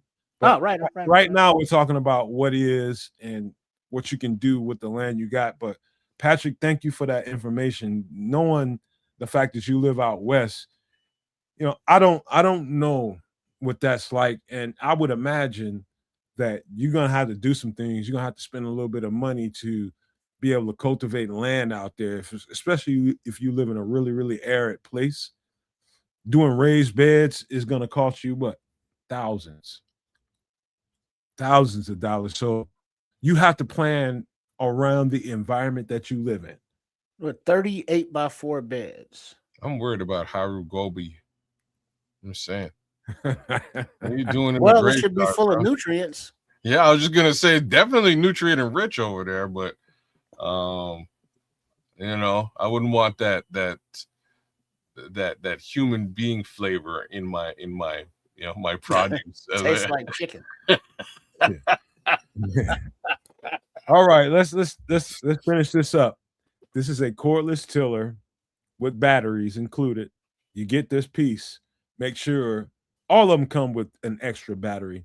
But in my opinion, I think you should buy an extra battery to your extra battery.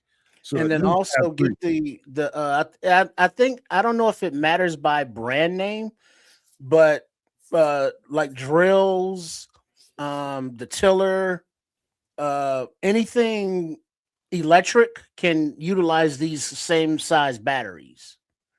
So you can take this drill out of your this battery out of your tiller and put it in your drill. No, you You can can't. take it out of the drill and put it into your next Mm-mm. device. Tried that. No, it ain't. So No, not exactly. he's Ah, damn. not wrong Yeah, per se. yeah. I got No, the shit. no. You may be able to find a brand that has Like interchangeable. the wall. You know what I mean? That has interchangeable batteries. You would just have But to you gotta make sure you buy research. that brand because Ushvana. it's not all the same, kid. They're not universal. You're right. Not across the board. You can't mix and match. You would likely have to work with one company and ensure that that company supports the ability to swap out batteries between different equipment. So keep that. See, Crimson is Ryobi. suggesting Ryobi might be one of those. I would They believe make that. that Walt, kind of equipment. Ushvana, Wyobi, They do have that kind of equipment. Black and Decker. Black and Decker. I don't trust that for a long term, but they do make like nice household. Like you need to fix some shit around the house. Anything outside of that, you know. So you talking about Craftsman? Damn. No, I'm talking about the yellow brand. Snap on. Yellow brand. If you want to really get serious about this shit. Anyway, any last thoughts on cordless tiller, its practicality, and why I think doomsday survival situation, this is one of your apex predators on that list you got to eat. Mm-hmm. Cool. All right, let's get to the next thing. Guess what, man? I don't know too many hunters. I know a couple. I don't know too many people that know how to trap when it comes to protein. I don't know too many. They're out there, but not your average person that you're going to walk up to in Walmart or whatever store that you're in is going to know how to hunt and trap. Guess what? What do you do to supplement your stuff? Give me a second. You if you can't hunt and trap, you forage for greens and veggies, fish. Give me a Is second. it is the next item a crossbow? Damn it. Fish. Fishing starter kit, that is. And in the picture here, it's a regular sized backpack, and the collapsible fishing rod is in the one of the side pouches that you can carry on. And then it has a little tool, not bait, not what do you call it? Box, fishing tool box with little weights, little lures, hooks, the thread, all of that. Then you got various tools there. Looks like little pliers, a little crimping tool, maybe a little hook release thing. I don't know what that is. And then the extendable rod, and then a reel. Something that you just get you a little din, cook it up, and then keep it moving. So this is just basically a backpack, which I love that everything is collapsible and you can put it in there for. So it's perfect for someone like Trips that always thinks of it that way, where he can just pack it up and just keep on moving on down the road. It's got your lures down there. It's got your weights in the middle. That middle section where you see all that gray, those are little beaded weights. So it's got a variety of different lures that attract different kinds of fish. And it really leads me into a story I want to tell, but I'm just going to explain what this is. It's a great setup for somebody like myself who's not a fisherman. I am not nobody's fisherman. Nobody's fisherman. I grew up around people that do it all the time. Grew up around them. I just never was attracted to it. Thought it was boring. I went out there with them, here and there, and I just ate the sandwiches. There's a good miss. I was waiting for it. I was waiting for it. Hating. Stop, Minister Charles. Just think about it this way, Minister Charles. This is for people who don't know anything, like me, about fishing. You got to start somewhere. And why I say as low as $49.99 on this set. You don't want to go beneath that. You can go to Walmart right now and get you a $19.99 fish and start. Yeah, you don't want that. You don't want that shit. It's gonna break on you. First time you get something heavy on your line. You want to really start, to be honest with you. I put $49.99 on there to be like, you really don't want to be there, but $79.99 is about as low as you want to go. That, like, the weight, you got to think about the line that you have and how much weight that line can carry. And you got to think about the substance of the pole that you have in the water and how much it can carry. You know, you don't know what's going to bite your line, right? You just don't know. You know what you're fishing for if you put a certain kind of lure in there, right, kids? If you put a certain kind of lure in the water, you're fishing for something. You know, sunfish, you know, panfish, you know, across the top, you know, like your little carpies or, you know, your smallmouth bass or minnows even. Or if you want, you know, your bigger fish, you want more weight, you know, earthworms and such down deeper. You know, because different fish, different levels, kids. I'm with it. I can see the benefits of what you got going on here, because you're just rolling down the street and you can just, oh shit, I'm by a lake. I'm gonna just pull something out that lake and away you go. So I see the benefits. I think Minister Charles probably has a deeper relationship with all this than any of us three do. Well, he ain't here. We talking. That is the truth. You know, speaking of that, so the truth is hating. Oh, no, you ain't got to repeat what the fuck. I'll get into it later on. But I like I said, I like what you're putting on, what you're putting down here. This is something that you could just throw on your back and get the job done. The question is how durable and useful is it? That, in my opinion, I don't know. I would probably rather have a get you where you're going kind of rig.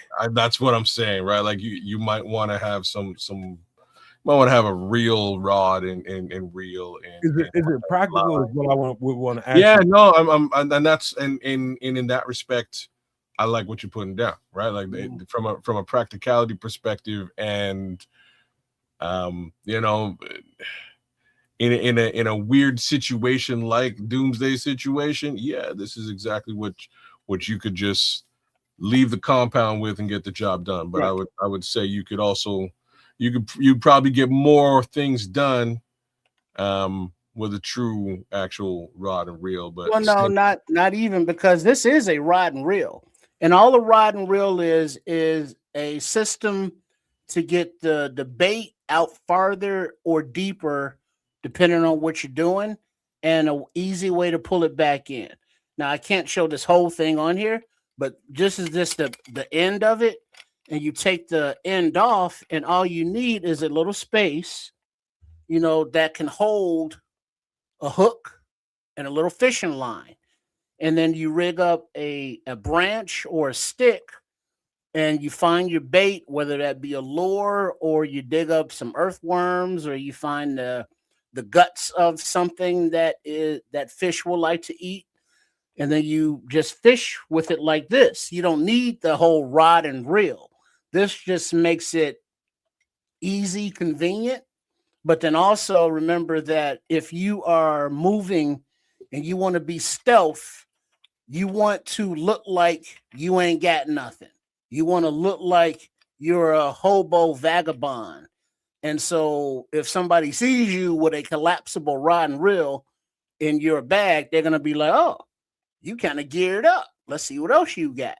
So, you know, take that in mind too, as you're, you know, when you got stuff in the open, security wise. Well, I've heard you say that a few times, Triple R. I just don't think life is going to be like The Walking Dead, with people just preying on people from the side of the road and just picking them off. I don't think it's going to be like that. You don't think it's going in the United States of America? In the garden, in a gardener in a war, little dragon. Like, all right, you have to might not be like that. You have to think through that way of thinking, but nobody's going to be walking in the middle of the highway and people on the side of the highway just sitting in the bushes, just waiting to jump out there on them. And you shit. Crazy? It's also man. It's just hold on now. So it ain't, man. Come on. In Canada, I'm going to say what you're saying might rot. I have much less.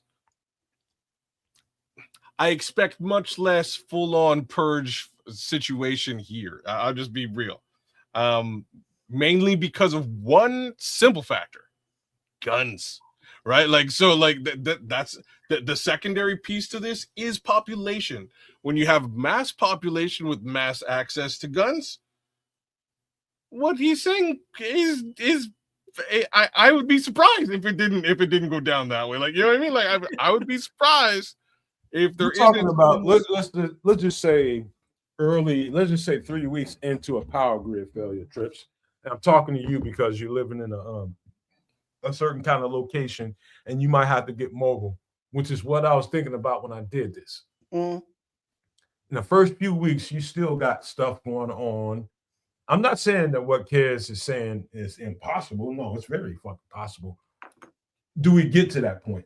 And if you get to that point, I don't think it's going to be what people think it's going to be, where people just going to be running up on people from the bushes, because it's going to be people walking down the street, down the road with their family and their kids and dog. I mean, nah, dog. Nah, it ain't going to be like that, man. So look, given the time frame you laid out, fair, because what in a 3-week case scenario, what you're going to have is the mass public in a holding pattern. They're going to be like, wait a minute, are the lights going to come back on? Because if the lights come back on, I probably shouldn't, hijack this family. You know what I'm saying? Like, I will go to... Right. If the rule of law is going to regain itself, no. I'm going to go do some time if I step out of line here in 3 weeks.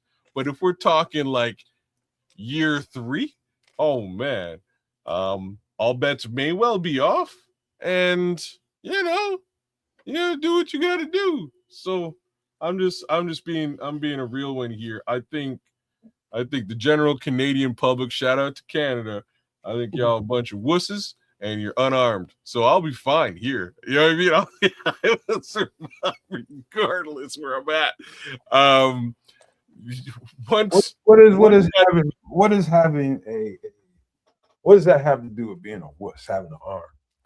No, I'm saying that Canadians don't have arms. So that makes you a wuss? No, not It makes you an easy victim. Not it does make for you to be an easy victim. It's just that you would have to experience society here. Just the general society here is a little bit more easygoing than general society with the immediate access to weaponry. Let me just say this, and this is to your point, Patrick.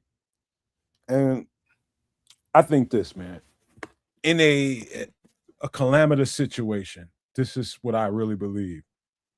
You talking about people going to basic instincts. There will be people like Kids is talking about, Trips is thinking about, where they'll be totally lawless. And to be honest with you, I think those are to be the first ones to go. And I think community and people's natural instincts to help, give, love is going to override everything. It's going to override everything. People will come together like you wouldn't believe. That's their natural instincts anyway. And so the negative, like you got the yin and the yang. I think the yang in most people's heads is more powerful than the yin. And so, yeah, I do have more faith in people than most people. I do, because there's a lot more good people in the world than there are fucked up. The problem is the effed up people in the world have all the power and they get all the attention and they're doing all the things that we see and matter. But you strip that away from society and society would come together. They will. And if it all depends, they'll have to eliminate some of those effed up people that will do the things that they're talking about. Well, but that's the thing, though. Who in a polite society, the people that it would take to eliminate the bad people aren't in polite society. And it, like, I look at myself and I try to here we go learn myself over time. It's like personality type. I'm more of a Sigma personality type, and emotionally, I'm more of a dark empath. I have some sociopathic tendencies, but I'm still empathetic. And so if you are a good person and is like, well, I don't hurt other people, I keep my hands to myself, and I expect them to do the other to me as well.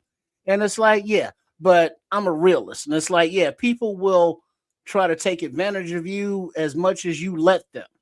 And so you have to be able to willing to do things back to them or do things to them first to make them not want to do things to you and then send a message to other people. It's like, well, you see what happened to this one, right? That's where your dark side. That's where your dark side kicks in, Trips. You say, you said, right, but you gotta have that though. That's you said all that good stuff. I'm from the streets, man. You said all that good stuff, but the dark side took the most power. But so you know you're an empathetic person, but you don't want to lean in that. You want to lean into the side of you that will, But no, man, that's steer from one neck side to the other without saying it the dramatic way. I'm telling you guys, and I'm challenging you guys to think of your better nature. No. So if you're from the streets and I'm from the streets and Trip from the streets, and we're all good people, natural instinct is for us to want good things to happen and turn the other cheek. It's just good-natured human beings. If you're trying to tell me that at no point in life you've never been just a good-natured human being and had somebody try you, you know what I mean? Try to screw you over for the sake of doing it, then there's a lesson for you to learn. You know what I mean? Like whether that was a woman in a relationship, whether that was a dude in some level of a deal, it's been known to happen. And that is the one thing that I have to say is at some point, being a good-natured and well-raised, awesome kid, somebody tried to test me. Somebody tried to test me, and I had to recognize that everybody is not above. It doesn't take a long-ass conversation to. It's about the carrot and the stick. It's about the carrot and the stick. I'm a good-natured person, but I do carry a stick. Like I will serve court right in the middle of the street in front of anybody. It's not that you're dealing with a naive, stupid. You're not dealing with that when you talk to me. I'm talking about people's inner nature, that most people are good people on the inside, but society has taught them to be, lean more into your dark side because of the people around you. I get it. You don't have to, it's not a long conversation. We're talking about fishing gear in a survival situation. I'm telling you, and this is my way of thinking about this. I see this stuff as you strip structure away from a society. And I think overall, after some of the stuff that you guys are talking about, some of the hurt and pain and the destruction that can happen to people will happen. But once it settles, I think you'll see the best of people, is what I'm saying. That makes any kind of sense? It does. But yeah, man, it's, of course, man, I'll put somebody's head on the ground. Yeah, but all I'm saying is in doomsday case scenario, you may have one shot, right? Like it might be a one shot situation where that person ain't just trying to test you.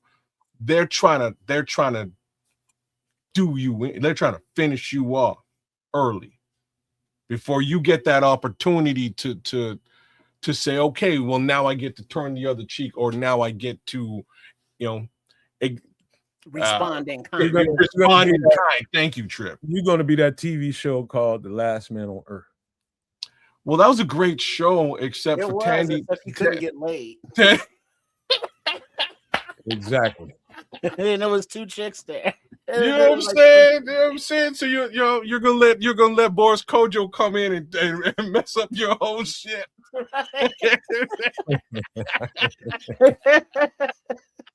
That's where you're going down that road, man. You're gonna be the last one on earth because you're gonna lay domes on the road because you don't trust nobody, man. that zero sum game mindset. I'm saying Tandy was closer to what you're describing. Tandy was cool shit. He's okay, come on in, Boris. It's all right. We're gonna end up. He's like, this is mine's now. I hate that I even brought that up. I love that show, man. It's a great show, man. That was hilarious. I wish it had one more season because in the end they brought in Kristen Wiig, and I think she's one of the funniest people on the planet. I think she's super funny, and she got maybe 2 episodes towards the very end of the show before they were gonna introduce her character, and then they cut the whole show. Man, I was so mad. Anyways, love that show. Patrick Higgins probably brought the best chat so far tonight. We had some really, really good chats, but this is probably the most poignant one for the conversation that we're having. I'm gonna read it off. Shout out to Super No Maniac Patrick Higgins for this one. He says, any expert would tell you that in the first month of society breaking down, it's the most dangerous. Yeah, you're probably right. I just said it a couple seconds ago. 3 weeks into it, it's going to be a lot of crazy going on. Then that's going to settle. Again, it really depends on what, so we're just going to take COVID as a for instance. It could have been like that during the first 3 weeks. First 3 weeks, everybody was just trying to get toilet paper. And that's basically what happened, with the expectation that, you know what, like, the light's going to come back on, everything's going to be fine. It was fine much later. You know, if what we're saying actually happens, I think folks will be cool for a little bit and go, okay, well, we went through COVID, so let's just see how this plays out until they realize the play's already been made and you now have to survive on your own. And the powers that be ain't gonna come and help you out. Ricky, man, I didn't realize you were out in Dartmouth, man. Next time I'm out there, I'm gonna have to somehow connect with you, man. We'll hang out and we'll see why I wear the shades for sure. You know what I'm saying? One thing before we get out of this and get into the next conversation. Fishing is practical. I only have 2 reels in my basement. I have I got a story to tell y'all. I got probably $1,000+ tackle box kit that will cover an entire long, like, you went to a banquet, those long fold-out tables. This thing covers that almost. This huge. I ended up, one of my partners, he was getting a divorce and his wife was trying to do everything for him. He was just like, you want this? And I'm just like, how much you want for that? He's got every goddamn thing and a great white shark lure in there. How much you want for that, man? This thing cost me like a couple $1,000. He was like, how much? He was like, how much can you give me? I got like $80 in my pocket. Let me have that. He said, I'm gifting you this. I had to have 3 people help me put that in the bed of my truck. It's got that much stuff in there. And I ended up giving it to my uncle for nothing. It was just because he kept on irritating me about it. He's the fisherman around me and my family, man. He's the guy that's always at the bank and out there on the water. He's doing that shit. And I was just like, it didn't have nothing to do with money for me. It was like, I can sit there and hoard that stuff. I didn't really need it. I'm not no fisherman. I'm not going to act like I'm a fisherman. I won't even play one on TV. I gave it to the person that I know can get the most out of it, man. And so, that's my story about fishing. I got two rods left, and I got a couple little pieces out of there make me a small tackle box. But to me, that's all I need. I gave it to the person that really does that stuff, man. So my advice to you all is this is very practical for your doomsday survival kit that you're setting up. Hopefully, as we keep having these conversations, it's worth it. 110%. Get you a couple of rods and a starter kit so that you can make sure you get some protein in your body while you're trying to get to the next moment in life, man. Any last things about this? Yeah, one thing is look at the different kinds of fish you could possibly be fishing for and familiarize yourself with how to clean them. because not all fish are clean the same. Well said. Figure that out. Well said. It is a skill that folks should go and get into. I wish I should probably go more frequently just to mess with it. Minister Charles, you said you went ice fishing recently. How did that go? Did you catch anything? Let me know in the chat. Walleye, trout, people out here go ice fishing all the time, wild and crazy. You couldn't if I have the ability to stay indoors, you ain't catching me outside freezing. Well, kids, if you're on the ice fishing, and you're in one of those sheds, are you indoors or are you outdoors? If I'm freezing, I'm outdoors. If I can't turn the shed, if I can't turn the heat up, I'm outdoors. You know what I'm saying? So that's what I'm saying. It's cold as all hell out there. It's warmer because in most of those cases, you might be able to lying like a mother. He gonna be inside because that's Kaz is that dude that remember that game that you hit the button and it dropped the hook in the water, and then you pull it up and it's like you try to catch fish, and then you get like 500 points. The more you get, that's as much as a Kaz is doing. About as fishing as I'm trying to do. Really, if we're talking ice fishing, I'll go out in a boat. You know what I mean? I'll go out in a boat. I'll do that in the summer when it's warm. You know what I'm saying? I can't stand Canadian winter. Y'all need to. Canadian winter is a thing. Anyways, you got a few walleye and two small cats. Let's put that to the side so we can get to the rest of the content, man. Let's too funny. All right, cool. Do this thing, man. I'll start this conversation off with this.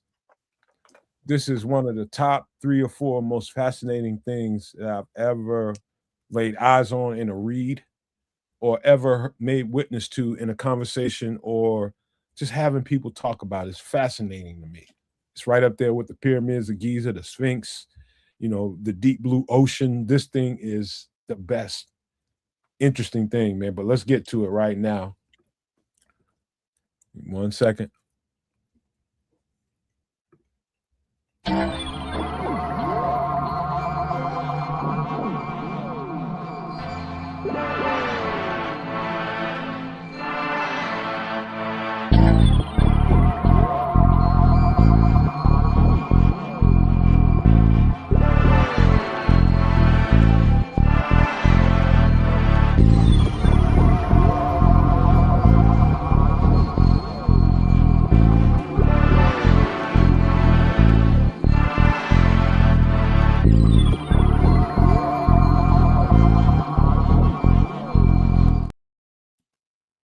So, guys, let me just explain what's on. This is the Bermuda Triangle and its geographic location. You got Miami, Florida down there at the very tip of that thing, and you got Bermuda all the way out there to your east, and over to your west, you have San Juan, Puerto Rico. Sorry, I had to do it. That makes up the Bermuda Triangle, the Devil's Triangle, as some people call it. Cares and Trips, man, really, this is probably one of the more fascinating things I've ever heard of in my life. I got a quick little interesting story that you guys might think is cute, but I don't know. But in the 2nd grade, I had a little girlfriend that I considered a girlfriend. She thought I was her boyfriend. 2nd grade. And she, towards the middle of the end of the year, she broke the news. She got off the bus. Let me, what'd you say? I said she disappeared? Let me tell you. It's interesting, man. She gets off the bus one day because I used to get to the school before she got there. We rode a different bus. I get there and I'm waiting for her to get off the bus. She gets off the bus and she gets off the bus crying. She's red. She's a little bright-skinned girl. And I walk up to her and I'm like, who did something to you? Somebody did something to you? She was just like, no. I'm ready to fight whoever it was. She's like, no, I got to tell you something. She said, I ain't never going to see you no more. 2nd grade kids. I'm never going to see you no more. What you talking about? I'm moving to Bermuda. My dad took a job in Bermuda and we're going to leave at the end of the school year. You talking about crush, Cares and Trips? Absolutely. No. As a little, that puppy love was just, oh my God. I'll never love again. Now this is me in the second grade finding information about Bermuda. In the second grade, I already knew what Bermuda was and the whole thing about the Bermuda Triangle, just from little books that I was able to find, little magazines, little stuff that I can find out and read. I knew something about the Bermuda Triangle. In my head, it's where people went to what Trish just got through saying, you disappear. And so anyway, long story short, they moved. I'm crushed. She's crushed. I didn't see her until years and years later. Oh, she came back. She didn't disappear in the Bermuda Triangle. She didn't. She never went on the water. I said the exact same thing as you. Never went on the water. Never went on the water the entire time she was there. All right. So, long story short, years and years later. Now I got to set it up this way so you can understand that I have a certain affinity for this subject because of the stuff that I've gone through in my life. As a child, I can remember when I was about 11 or 12 years old, there was one summer that I didn't really get a chance to be outside at all the entire summer because I was getting in too much trouble, man. I was fighting everybody and just doing all kind of wild shit. And my mother, this is like the first year that I'm living with my mother full time. And my mother ain't no joke. Mom's ain't no joke, dog. She ain't playing. When she puts you on a punishment, bro, you on a punishment. That means you ain't watching no TV. You ain't on the phone. You ain't doing shit but reading, doing assignments, and you're going to give me reports on them. And so I told you guys about the living situation that we were in, man. We were living in an apartment that was a former funeral home. And so they refurbished that funeral home. And the upstairs part of the very top of it was where my room was. It's like an attic, but they kitted it out. And so adjacent to my room was this nice, big, huge ass library. So the guy that owned the place, the funeral home director that rented the place to us, he was an intellectual. And so he had all kinds of books. He had a huge library up there. I mean, everything from dictionaries to thesauruses to Agatha Christie books, the Nancy Drew, all that old ass shit. And some of the stuff up there was the Bermuda Triangle. I found out a whole lot about this, and it just intrigued me to no ends, bro. The intrigue never went away from me. So over the years, I have written stories about this, written reports about this. I've been all over this stuff. So what we're about to go through tonight, just know that I've got it's in me to talk about this because I've getting in trouble. I had to learn a whole lot. That's what one thing's about having a good mother. If you're gonna be in the house getting on my nerves all goddamn, you're gonna learn something. That's just how the kind of black mom I had. But what's you guys' relationship with the Bermuda Triangle and what you know about it? I remember hearing about it, back in the, I guess, 70s when I was aware of things. And I was like, planes, boats are disappearing when they go into this quadrant. And it's like, well, as an inquisitive person and always have been, I always like to know how things work and why and what. But I also have the uncanny ability to not give a shit when there is no answer. So it's like, is it another dimension? Is it a black hole? Is it sucking down into the earth? I don't know. And guess what? Nobody else knows. So it's kind of like, and then I just don't think about it anymore because there is no definite answer as to what it is, why it is, what it does. All we know is that it's a phenomenon. And it's like, cool, phenomenons. And so I don't know.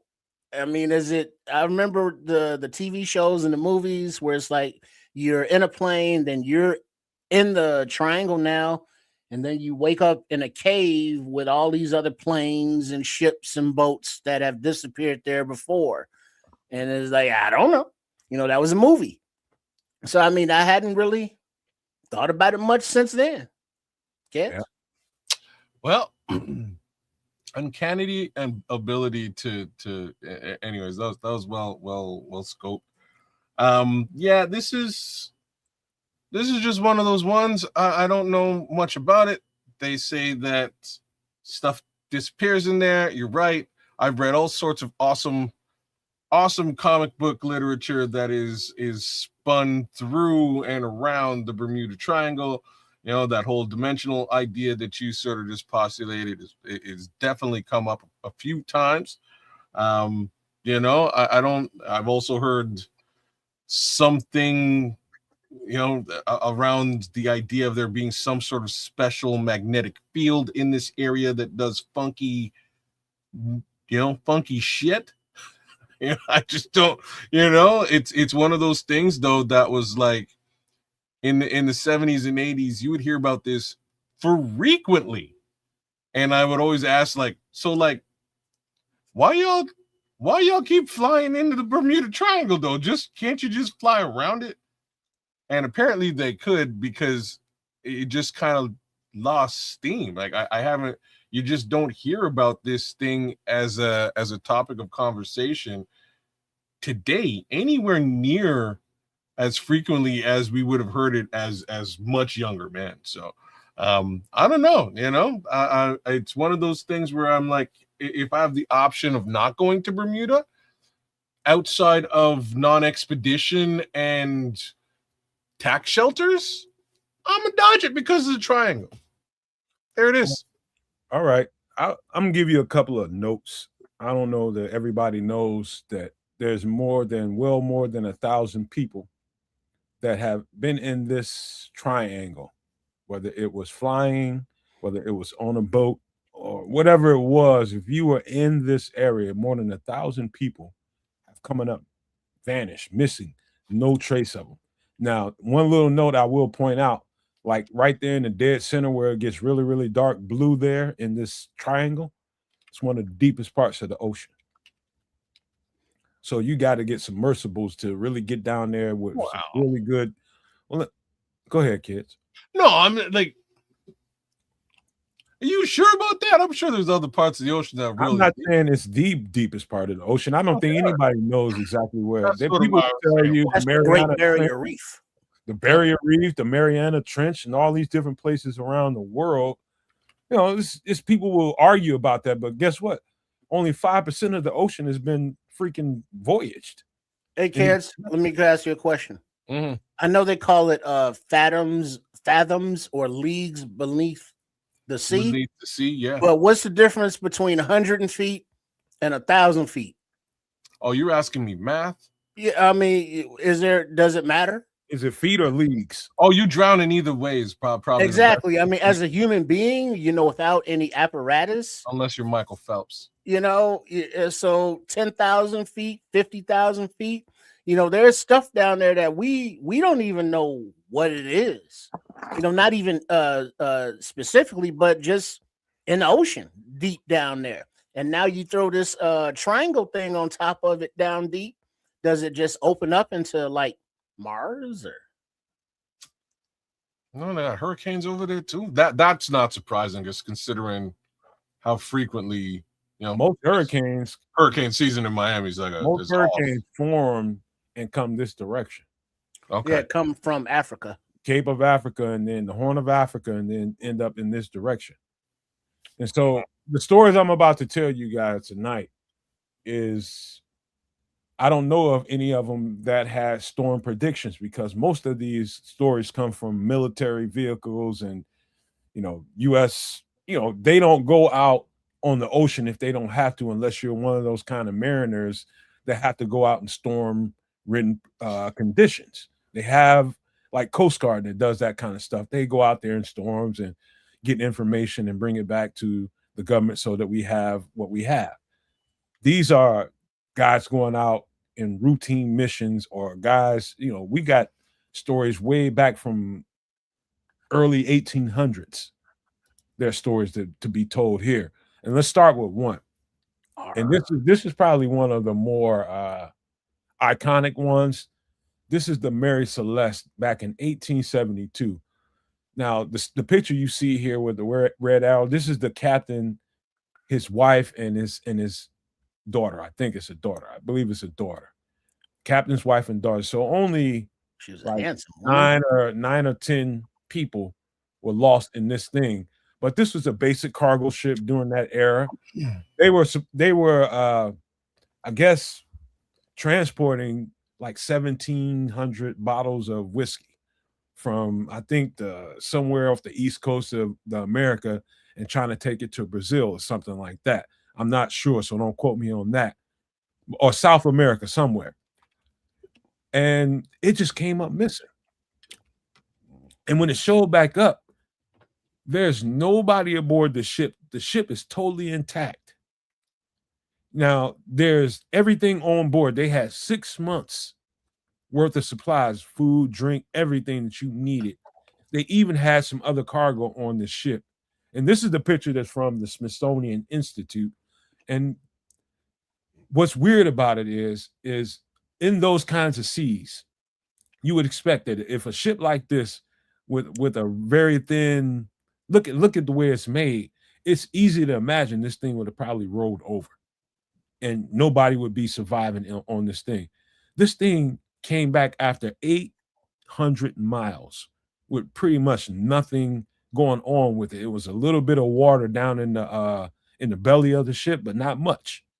Little bit of rip in the sails. The sails were completely intact. The stems of the sails were completely intact. So we know that it didn't roll over and come back up and lose all the people on the crew. We know that. We know that it wasn't a pirated situation because they left all the good merchandise on board. The merchandise would have been the 1,700 barrels of whiskey, right? During that time. They had an upright piano on this thing, a bunch of jewelry that they were delivering personally to some people. It was just a basic merchant vessel for the time. And when it was discovered, it just came floating on the shore somewhere with nobody on board. Nobody on board. And movies were made about this. I think the movie, I don't know if you heard of a movie Ghost Ship. The concept of that movie is from this, the Mary Celeste.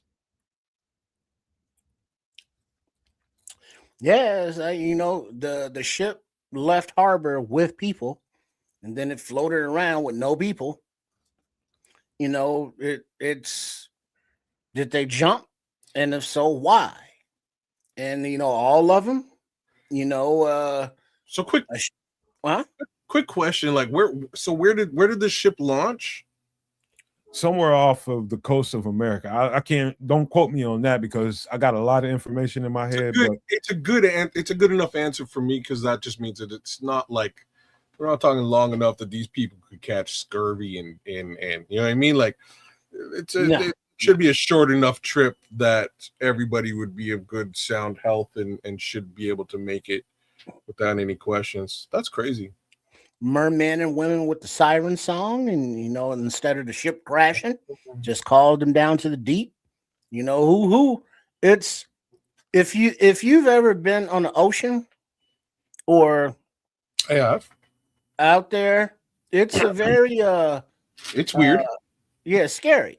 It's a humbling feeling because it's like, all right, I'm safe as long as I stay on this vessel, because you look around, it ain't nothing but water.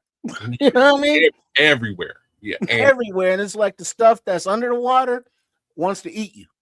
First time I ever felt vulnerable in my life. The weirdest thing for me, and it was just like as soon as I got on my first boat in the ocean and being completely surrounded by water, I'm walking across the deck of this boat, and I'm walking in one direction, but the boat is traveling in the opposite direction. And it just felt like everything in the world is wrong at this moment. You know what I mean? Like I'm trying to get to this side of the boat back to my area, and the boat's going, I'm walking south and the boat is going north. It's probably actually the opposite. But it just felt like I'm moving, but I'm at a standstill all at the same time. And everything around me is the same. It's the weirdest feeling, guys. Hey, kids, I've only been out on the deep water one time, and that was going from the coast of Fort Lauderdale, Miami, to the Bahamas. Okay, yeah. And it's not a long ride, but it's long enough to where you're out there and all you see is what Triple R just got to describe. And you see nothing but blue around you. And the power of that water that you're running up against. And that's the first time in my entire life that I felt truly vulnerable and at the mercy of nature.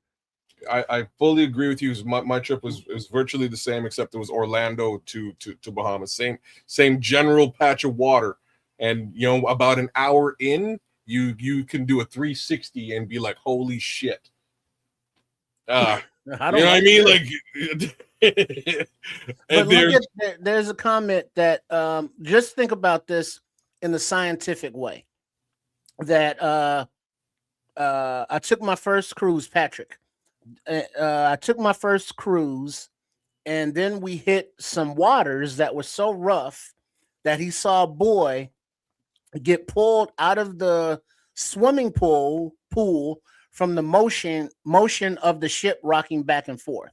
So the kid is in the pool, and then the boat hits some rough patch, and then the water in the pool is sloshing around, and the kid is basically a passenger. And so if this boat, the Mary Celeste boat, if it hit a rough patch and it's getting whipped around, and these people aren't, strapped down, and they fly overboard, and there is no life vest or safety mechanisms back in 1872. Now you got an empty boat. Just because of rough waves. Did either one of you guys experience any rough rough waters when you were out there? Hell yeah. And you can't shit do it about it because you can't be like, stop, make it stop. It won't stop. No. That's the first time I got seasickness. They call it a name. You got it. It hit you? Oh yeah. What about you, Trip? Did seasickness hit you? Yeah, but that was because more of liquor. All right. Go ahead, kid. So for me, it was hilarious because with the roughness, like you're probably bang on, Trip. Like in that region, you can and will get into rough water situations. And I'm in like a Carnival cruise. And this is like what I'm trying to say is like that boat we're looking at right now, that's a tiny little ship in comparison to like what I was on. I was on a massive boat. And considering how rough the waters were, the boat was being thrown all over the place. Like there's no, it was rough, man. And I had to go, it was towards the end of my trip when the rough waters hit, and I had to go and pay for my incidentals so I could, deboard the following day. So I got to walk from my room all the way up, and the boat's rocking, and they call it sea legs. And after you're on a boat for a little while, you kind of get used to the movement of the boat. There's really no way to get used to the movement of a boat when it's rocking like that. So I'm being kind of like thrown all over the place. I get up to this area, and now I'm in a line with people, and we're all trying to cover off our incidentals. And I look at the guy behind me, and he goes, this is all I heard. And I'm like, oh no. So I kind of take a step away from this guy, and he starts blowing chunks right there. As he's doing it, everybody in the line, I'm talking the entire line, starts, systematically technicolor yawning. There's 12 people in this line just throwing up. And I'm like, oh my God. I look at the like concierge, and I'm like, do something. He's like, oh my God, like everybody's chucking. Let me get some stuff. And he's going crazy. Finds another person, they're going crazy. They're trying to help the situation. Meanwhile, I'm like, you know what? Like, I'm all right. I'm just gonna sneak up to the front of the line and pay for my shit while everybody else is puking. And I would get the fuck out of Dodge. So I walked up the line, looked at the lady, and she was like, I was like, Yeah. I covered my stuff and got out of there. But it hits people so hard, man. It was wild to see. Yeah, you're not made to. Your brain's not ready for that if it's not ready for that, and neither is your innards. Mm-hmm. Say that. Just make it stop moving. Yeah. all right, let's keep it going. This is Ghost Ship. If you guys have ever heard of that movie, the premise of that movie is from this particular incident in 1872. The Mary Celeste is an entire story that I would encourage you all to just go read for yourselves, or if you want to go to AI and just it'll give you a premise of what this was all about and what was on that boat.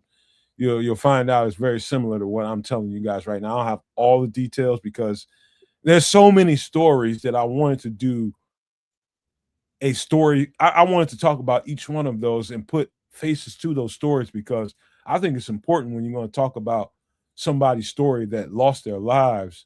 I think it's important to put faces to those, because I think when we hear about these things at this point in time, it's just a story. We don't put faces to those people that were lost. And I thought it was important to at least put a few faces to it. And that brings me to the next part of the story. And that's the next story that I want to point out. And that is, this is the USS Cyclops as it was in 1918. This is 3 of 309. I misrepresented this post when I did this. It's 309 people that were lost. This is only 3 of them. 3 crewmen that were on this thing. 309 people totally vanished with the ship. No records have been found, not a piece of nothing. Not any remnant has been found, not a trace. Not a trace in that triangle. It went down or lost in a time warp, whatever it was.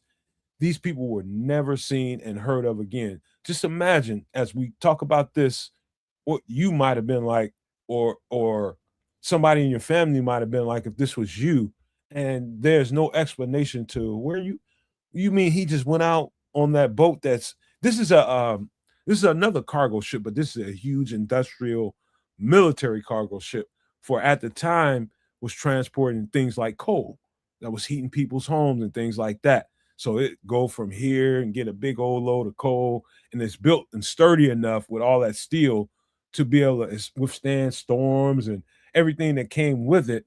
It's getting a big old load of coal and taking it from A to B. This is, I think, during World War I or something like that. It's going to A to B and just vanishes in the Bermuda Triangle with all these crew members on board. What's weird about it is a few black people that I seen on that thing. I was just like, they had black people in the military during that time. And I had to think about it. I'm like, man, they had black people in the Civil War. So black people have always been there. And I just thought that was surprising in the story when I was hearing about it when I was a small kid. But to look at it and put faces to it like I'm doing right now, I think that's really, really important. These people are gone. Their families had no answers. This is it, man. You know, all they know is they were on that ship and it ventured into that space and was never seen or heard of again. I don't know if you can really relate to that, because as a person with family, how do you reconcile with that? You know what I'm saying? What do you do? Well, not that it's easier, but I think it's easier being that they were in the military, and that's kind of a possibility. But this wasn't like a war kind of lost thing. But it's like, okay, we're going out on this boat, we're delivering our coal, and then they just never come back, and it's like, oh shit. And it's never easy to lose a family member, but it's like it's kind of not expected, but it's not a surprise as a shock, I don't think, as much. And then, like, back then, wasn't no internet, and so the word of mouth is traveling, the technology ain't all that. And so I'm just like wondering, is like the question is, well, what happened to him? And that will be the question. It wasn't a wartime boom boom kind of suck kind of thing from a submarine. It was a disappearance in this triangle area. So more of a question there, but either way they're gone. So yeah, they're gonna be sad. So one of these guys could have been our great grandfathers. 1918. Well, not if he well, could have been. Okay. If they didn't disappear. I'm sorry. But I mean, that age, that generation, great grandfather, that age, I think would have been crazy. I don't know how to. You're right, man. I don't know how you really reconcile this. The only thing that I can say is just, and it's slightly insensitive. Just if you are in the military, there is always the potential that you might not return from the mission that you're on.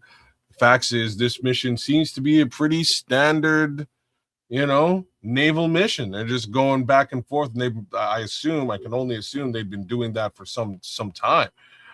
Just given the proximity between the U.S. and milk you know what I mean? Like it's not as we discussed earlier. It's not true. The innards of this story, when you research the USS Cyclops and the mission that they were on that day, there was no bad weather. Oh damn! No Sunset Bunny. I don't. Wait, that's no very, way. I was just likely. learning about this in history today. Is it true that colored people had to use older military equipment compared to the rest? Probably. You are probably right. Yeah. Okay. I don't. You know how it was. I wouldn't use the word colored people. Me either. But in I'm sure back then neither did they. 1918, I'm sure they would. So this ain't 1918. It is not anymore, and hopefully we get the same equipment as everybody else. But in those days, this is 1918, y'all. Like, yeah, there was probably some levels of What was the movie? Cuba Gooding Jr. Which one? I want my steps, Cookie. Oh snap! I know what you're talking about. When he was in the submarine guy or the underwater guy. Yeah, I remember that one. That's not a bad. Oh. Bobby De Niro, Cuba Gooding Jr. Man of Honor. Man of Thank Honor. you very much. Man of Honor. Well done, concierge. Appreciate that. But that was back in that era where the racism was palpable. Yes, it was commonplace, regular, and the general understanding was that if you are white folks, you get better shit. So that's a very sensical thank you for that, Sunset Bunny, because that's probably extremely true. That you probably was at the end of the line when it came to everything gear wise. You're not at the front of the line for sure during that time. That's just the way it was, and making no excuses for anybody during that time. But Black people were American citizens that were drafted into these situations, and they had to go and meet their assignment. And I don't know. Navy at that in 1918. I don't know if this was like a draft thing. This is probably like, you also have to recognize that in that time, and regardless as to whether they got half-ass equipment or not, in that time, this was a easy route of and semi-safe route of passage for a Black man to go make money and survive relatively well. You are going to experience racism. Fact is, you're probably going to experience that in any other. And you very well might die. Well, don't leave that part out. Well, you might not survive just in your regular area, given what was going on in those days. So at least there's some level of payment. You get a steady meal coming in there. You get, for the most part, the benefits of not having to pay for room and board. Like, there's benefits too. I mean, that was a good job. Yeah, it's at the time, at the time, it's a pretty decent, pretty good look for a young Black man to get into and do what he needs to do. There was definitely a draft. Was there a war in that time? I'm not saying that there wasn't, but like maybe somewhere around World War I think. Okay, all right. Now, I've got so many different stories in my head, and there's like a whole. When I say a list, I'm talking about couple. It's better than a couple dozen of people and ships, and whether it was plane or boat that have gone through that I want to talk about, but let's just focus on this. And the race thing is definitely a part of the story, but that's not the bigger aspect of it. It's about human life that was lost. It's all right, folks. Good. Yeah. It's about human life that was lost, and it's a human thing as far as I'm concerned. But that's the USS Cyclops that came up missing in 1918. Not a single person aboard that ship. It was 309 in total, not 306, that were lost and never heard from again. These are 3 of the souls that were lost during that event. The next thing that was of note when I was coming up, and stories about this is wild. And this is give me 1 second.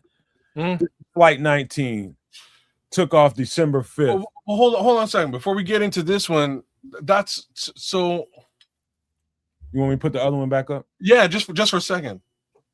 So what Patrick Higgins is saying, there's definitely a draft, yes, until November 11th, 1918. What are the odds that these guys were just not taken out by a U-boat? Not in that area. Why not? Well, were U-boats this close to the continent? 1918, and U-boats didn't exist until 1940 something. 30. Well, maybe they didn't tell us they didn't exist. That's World War II. That's World War II. It's a whole different time. But let's get to the next story, and that is Flight 19. This is one of these. I'm just giving you a couple of the bigger stories and bigger incidents that happened in the Bermuda Triangle of note. This is 1945, December 5th. 19 disappeared, 12 crew members. Flight 19 disappeared, 12 crew members were never found.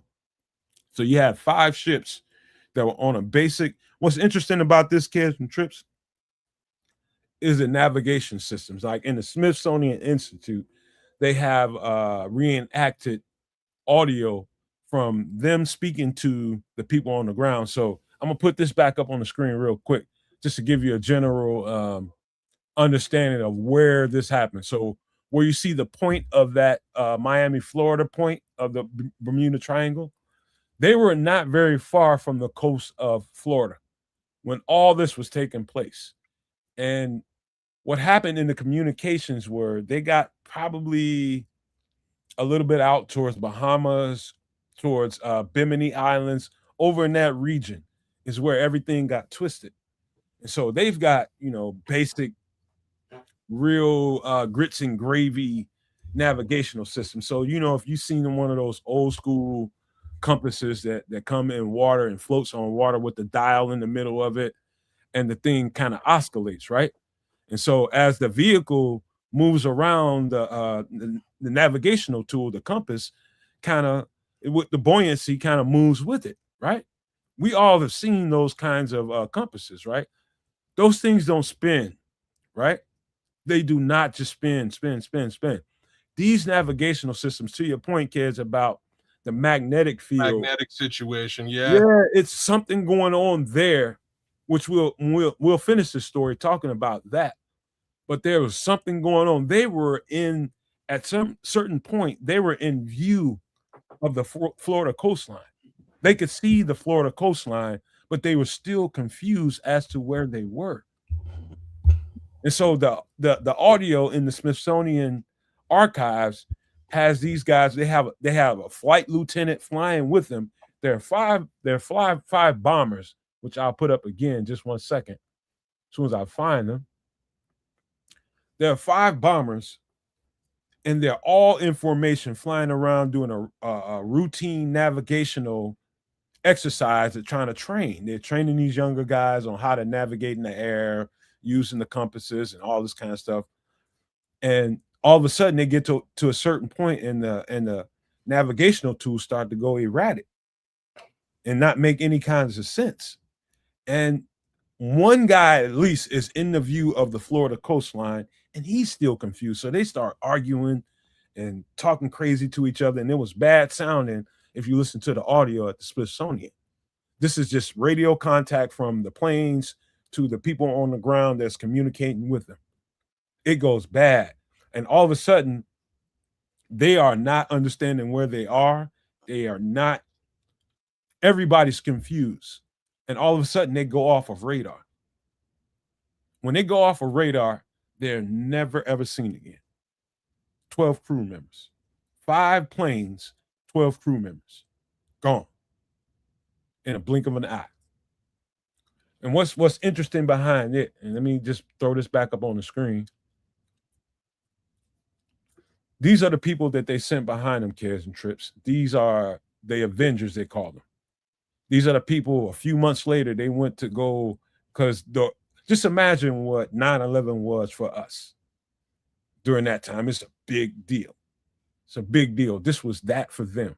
So a few months into it, after crazy negative press, nobody's going to go out there and go look for them. They sent this squadron out for them. These are called the Avengers. Every one of these guys you see on the screen right here were also lost looking for those guys in Flight 19. Crazy. Oh, were they sent individually? Every last one of them. Because this is the military, and if they could see Florida, they had no Navy assets out there looking like for wreckage, or they looked for wreckage and didn't find any. There's that too. There's that too going on, but they didn't want to risk vehicles. I mean, the oceanic vehicles going out in there, because they wanted to get a view from overhead to see if they can find some kind of semblance of something that they can, dig into. Well, I guess the question is, did they not send boats out or ships out there looking for wreckage because of the Bermuda Triangle phenomenon, and they were trying to avoid it? I've seen stories that they did send. There were definitely Coast Guard people that went out there, but they only went so far. My recollection of it. And they decided to pull those guys back without going too far and send the planes over it again, which to me didn't really make a whole lot of sense, because if the planes were having navigational problems, you sent boats out there, they didn't see nothing out there. Why would you send another group of a squadron out there to do the exact same thing? It made no sense to me, really, at all. But these are the souls that were lost, and they called them the Avengers. They called them the Avengers for a reason. They were there to redeem and find out what happened to their brethren, and they were lost. Because every one of the ones that we're looking at, that the Avengers, they all volunteered. As we would. It's like, hey, and let me go. I'll go see what happened to our boys. And I was like, they all gone too. It is absolutely frightening. The stuff that I'm showing you guys right now is stuff that I read when I was an 11-year-old boy. And I'm just having a conversation about it for the first time out loud. And this really, really frightened me, man. It really did, because I don't care what anybody thinks of it. I think there's totally a phenomenon going on out there, because this is just a handful of people in the grand scheme of all the people that were lost going through this vicinity. So in 1994, this group of guys and the planes that they were flying in 1994, 1996, somewhere in that neighborhood, they built a submersible able to go to the depths of that part of the ocean where they thought these guys probably went down. And to the people that are conspiracy theorists and think this or that, this is what I can say as an absolute fact. They sent a submersible down there, and they did find one plane of one of these guys. I don't know exactly which one, but they found one of their planes down there with not a body in it. Everything is sealed. Everything is sealed, but no body in there. Where are these bodies going? That's the question. Mm-hmm. They also found a whole bunch of speed boats and stuff from like the 80s and stuff when people were running drugs down to Florida from wherever. They found a bunch of those down there. They found some other mariner vessels out there, fishing boats, a lot of stuff sitting at the bottom of that particular area of the ocean, which also leads me to believe that there is something. So I'll describe something to you. So a boat is made to be buoyant because water gives you that buoyancy. One of the things that people have speculated about is there may be methane gas deposits beneath there. So, like if a methane gas burst happened beneath a ship in particular, it's going to take the buoyancy away from that ship. And that heavy ass ship that had all that buoyancy on the surface of the water is going to sink straight down to deep. And I mean fast, really, really fast. So there is proof of some methane deposits in that. I wouldn't say all over that area, but they have found methane deposit materials in that area. So that's like the only logical excuse to why something like the USS Cyclops, that big ass ship, just would come up missing. Does the methane bother the planes? It would bother. I don't know about the planes, but anything on the surface of that water is going down. Does That's methane why, have anything to do with magnetic interference or anything? Could that affect that? no, Nah. not knowing the man that as physics and science would dictate, the methane gas would only have an effect on anything that's on the surface of that water. This is a big fart. It's a big fart that without the fart, that boat is going to float and have buoyancy and oscillate around on that water and really have no effect. But if that methane burst happened, it would have to happen exactly when that boat was right above that methane burst. So that burst had to happen immediately while that boat was there. It could absolutely sink it. But have you ever been to see one of these methane bursts on film video? I've seen a science project done. When I was in the 9th grade, I've seen it. And it came from this story. So we had I talked somebody into doing it. And it was a science project being done, and they did that at the science fair. You've been to How a did they science fair? simulate that? You get a fish tank, Mm-hmm. and you create the. You can do it. Okay. Flatulence, man. Put a fart underneath there. You got some methane now, huh? All right, well, that's his name. That leads me to this, and the final part of this story is this. You guys know where the Bimini Islands are, right? I'm familiar, yes. Right off of. So let me put this back up real quick just to show you. So if you see where the point of Florida is, right outside of there, you got the Bahama Islands, and probably I think due east of the Bahama Islands, you have the Bimini Islands. Great folklore has come from this story right here.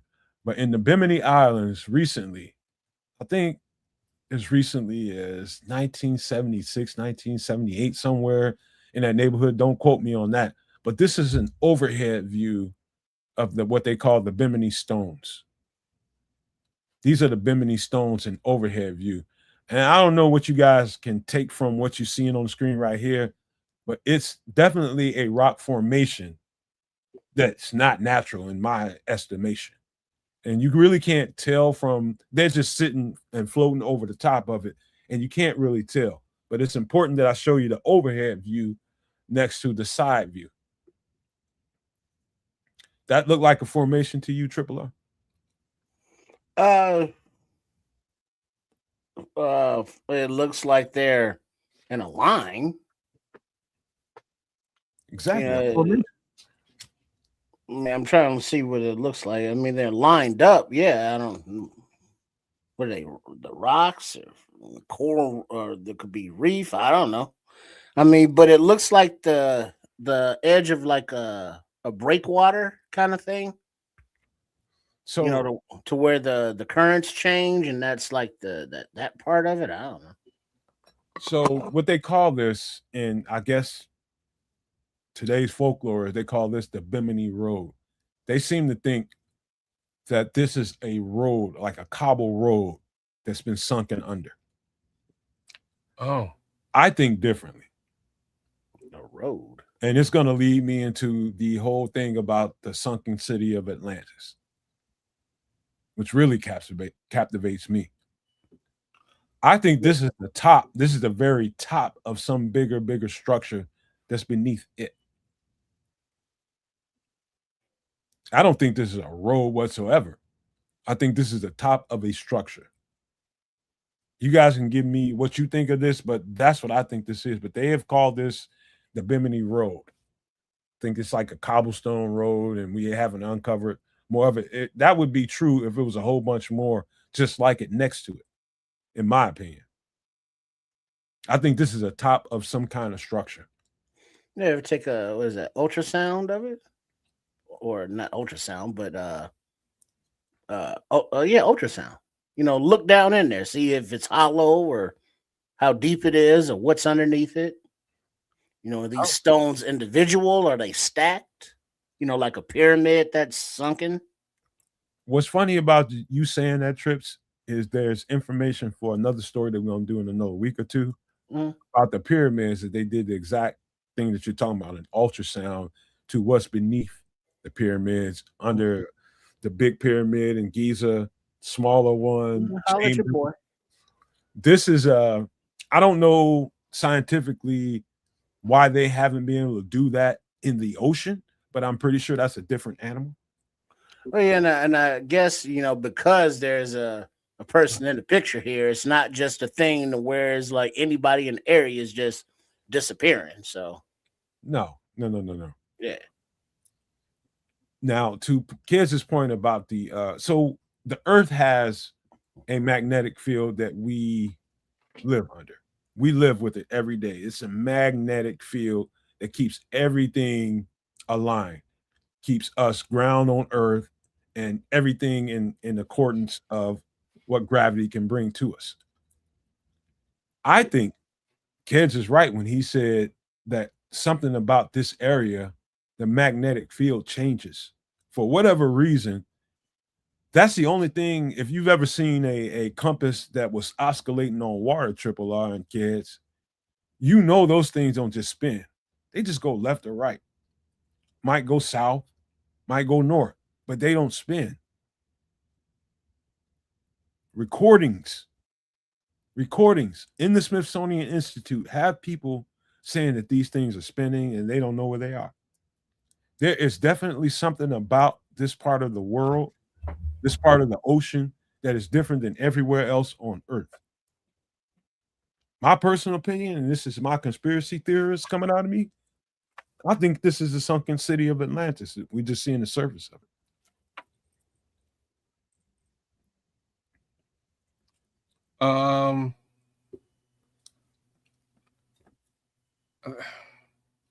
The only reason why I don't make that speculation is just I don't. If Atlantis actually exists, I think it might be somewhere else. I don't think that's where Atlantis would be. I think Atlantis would be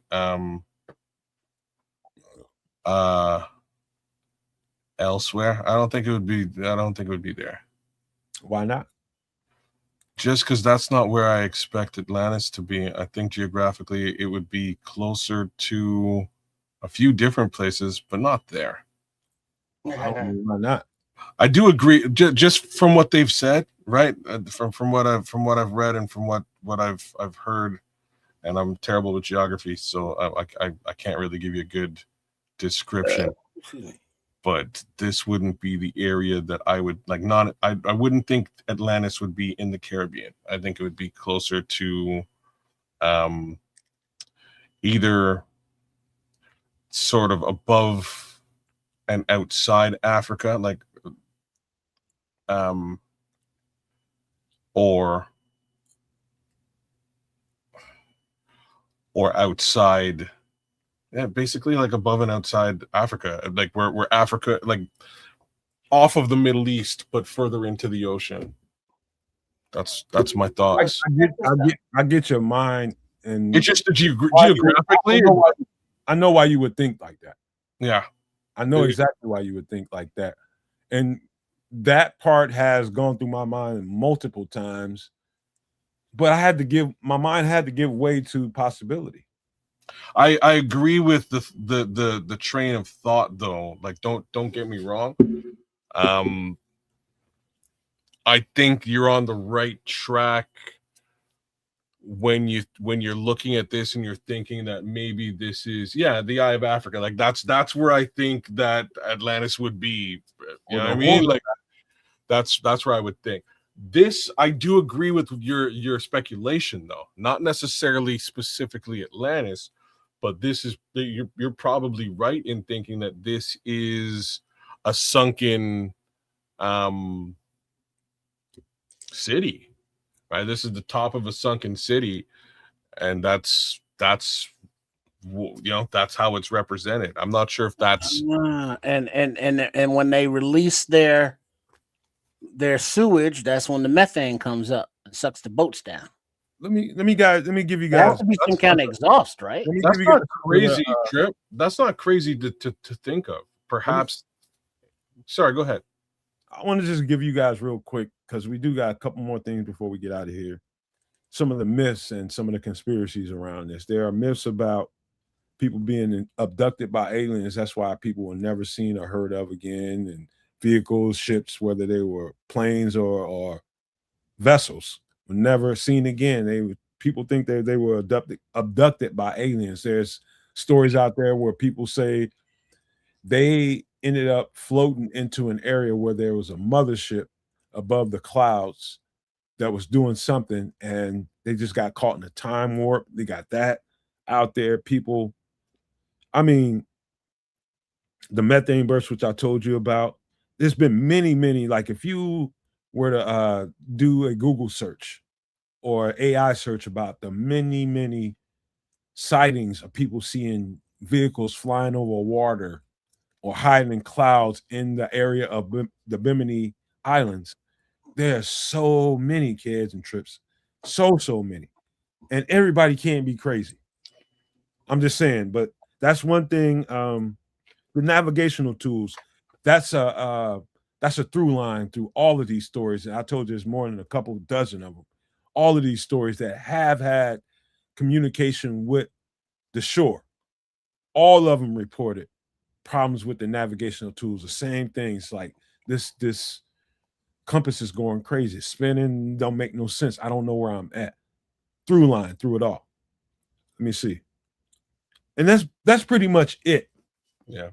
With the multiple, like I wish we had time to talk about them all, because I think they all deserve some speaking to, man. These are people that lived their lives, went out there for whatever reason, whether it was just work, whether you were in the military, whether you were on a cargo vessel, whatever it was, those people are humans, and they no longer exist to our knowledge. And so I think it's important that when you tell those stories, at least put a few faces to it. I tried to do that tonight. And that's the end of this, man. Any last thoughts about the Bermuda Triangle, Bimini Island, and these stones? Any last thoughts about them? Go ahead. Well, yeah, I got there. Show me the camera here, because I got this compass, and now it doesn't work if you do it vertically. So you got to hold it up right here. You see that? Well, magnetic north. And then I got this magnet, and it's like this big side of the magnet here attracts magnetic north. Then I flip it, just the magnet, and the compass spins, to the south, so the different poles attract. So as I move the magnet, the compass is moving. So in order for the gyroscope on the compass to move, and let's say if you're in a plane and the magnetic stuff is fucked up, if you're moving vertically through the air, or horizontally rather, in order for the magnet to affect it, it has to be all around it. So it's like they're flying through a magnetic field of some sort. So let me ask you a question. Uh, Why is that magnet attracted to that piece of equipment that you have? Because polar north is Is it And metal? a compass is based on magnetism. Is there metal there? magnetism. Is there metal there? No, magnet. No, is that other piece that you have in your other hand? Is there metal on that? Yes, it's the compass. Either Right. anything magnetized There's has there's metal. two variables there that have to be reckoned with. That's that magnetic pull, and that is some kind of metal that makes that magnetic pull be effective, right? Well, I mean, the compass itself works by attracting to magnetic north. That's how you know where north is. And so, with an actual magnet, the North Pole and the South Pole, it affects. It's like right now you can't see it because I can't do it sideways. But right now, north is to my 9 o'clock, so to my left. But when I put the magnet any place around it, now this whole thing is spinning. Of course, because it thinks magnetic north is that magnetized. Right. And then thing when that I you're flip holding. it goes opposites because it's going to the south. And Right. so I'm just thinking of plane wise to confuse a whole squadron of planes, they all have to be affected by the same thing at the same time. They And if would they're all in formation, they're going to be in that same, radius. Which is why none of them survive. Yeah. So, I mean, I'm just trying to think about it from a scientific aspect as well. Oh yeah, I remember this shit in 8th, 9th grade, man. I remember it, man. But this hell of a story, one of the more intriguing mysteries of my life. That, like I told you, there's only a handful of things that really, really, really get my mind going. This hell of an imagination that I have, this is one of them, man. And man, dude, y'all ready to get into? We got a couple movies to get into, maybe one, but y'all ready to do that? All right, give me a second. All right, Triple R, now cool out.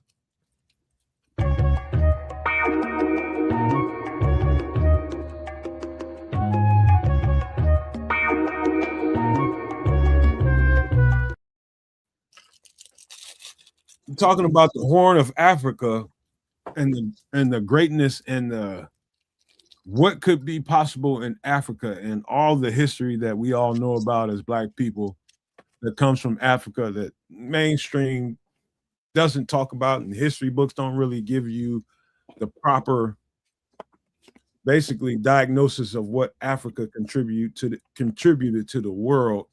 I think this movie Black Panther, and Lord, all I gotta do is see old boy that played. I forget Chadwick Boseman. Oh man, dog, he represented it so well, and then lost his life after I think one more movie after this. He was going through this, doing this movie and dealing with some kind of cancer and colon cancer.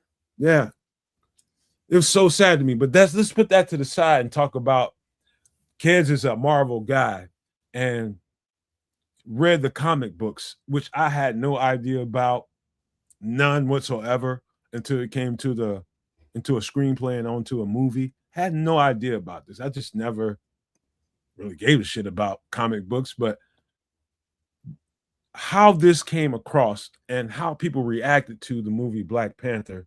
I'm just talking about people in my community, people that I know, Black people. This was like, I don't know, man. I don't even know how to describe, but it was a visceral reaction to this in the best way possible. From what I could tell, the greeting and, and dapping each other up and all that, it was a sense of pride because of the origination of, the motherland, oh shit, our lineage, is developed from superheroes or, or a society that had the vibranium or, the advancements of that or from that. And being from the hood or just from the city, that shit's boring. It's like, oh shit, we emanate from greatness.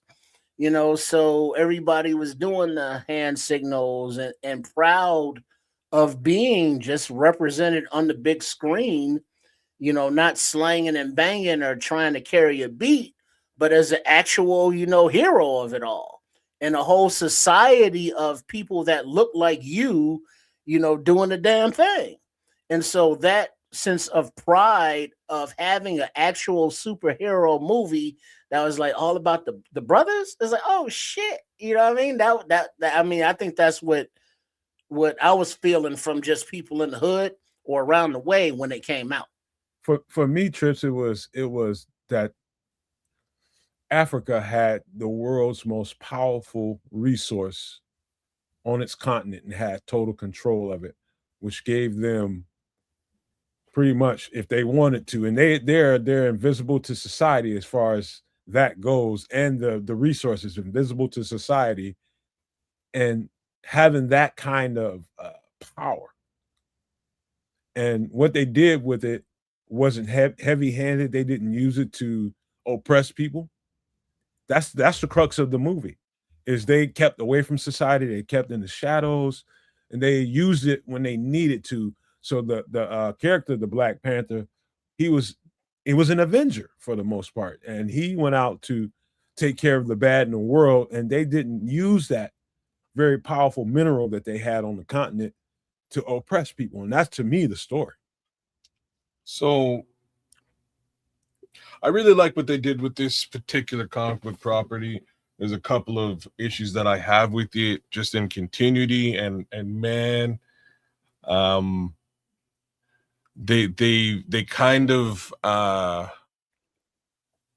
man, like if he could have just been alive for just a little bit longer, it would have worked out so well, because like, I hate to say this, but the way that the Black Panther is depicted in the comics, at some point he dies. There's actually it's an important transition, and I'll get into that in a second. Part of what I wish they spent a little bit more time on, and they didn't, was the attempt at exploitation of vibranium. It's a very, they kind of downplayed it a little bit in the film. The attempt to exploit this resource that you know that the people of Wakanda were protecting, it's the biggest part of the story that they left out, or sort of downplayed. The character of the Claw, who's only in this movie for a little bit. I believe he's in another Marvel movie for a little bit. His entire character is based on going to Africa, stealing vibranium, and then basically going back to Africa, finding more vibranium, murdering black folks, killing, unaliving black folks, trying to get more vibranium and sell it to the highest bidder for reverse engineering, etc. Like, this is, one guy's hell bent on exploiting this natural resource. And it's not just a Claw. There's one other Marvel villain who does it. Both of these guys are from Africa. For some reason, they decided that the Claw in this film was from Australia. The original Claw was from South Africa, which again is a nod to apartheid, etc., and exploitation. So they kind of changed things a little bit there, which I didn't necessarily like. But what they did do is really focus on Wakandan society, which I thought was a beautiful thing.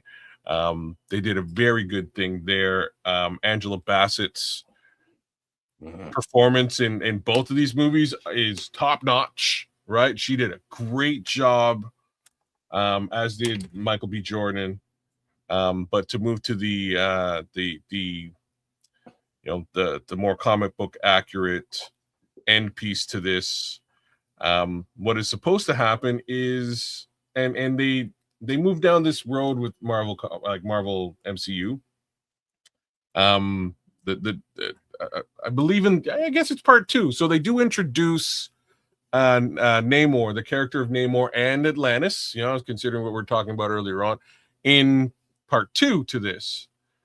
Down the road, the general thing that is to happen is that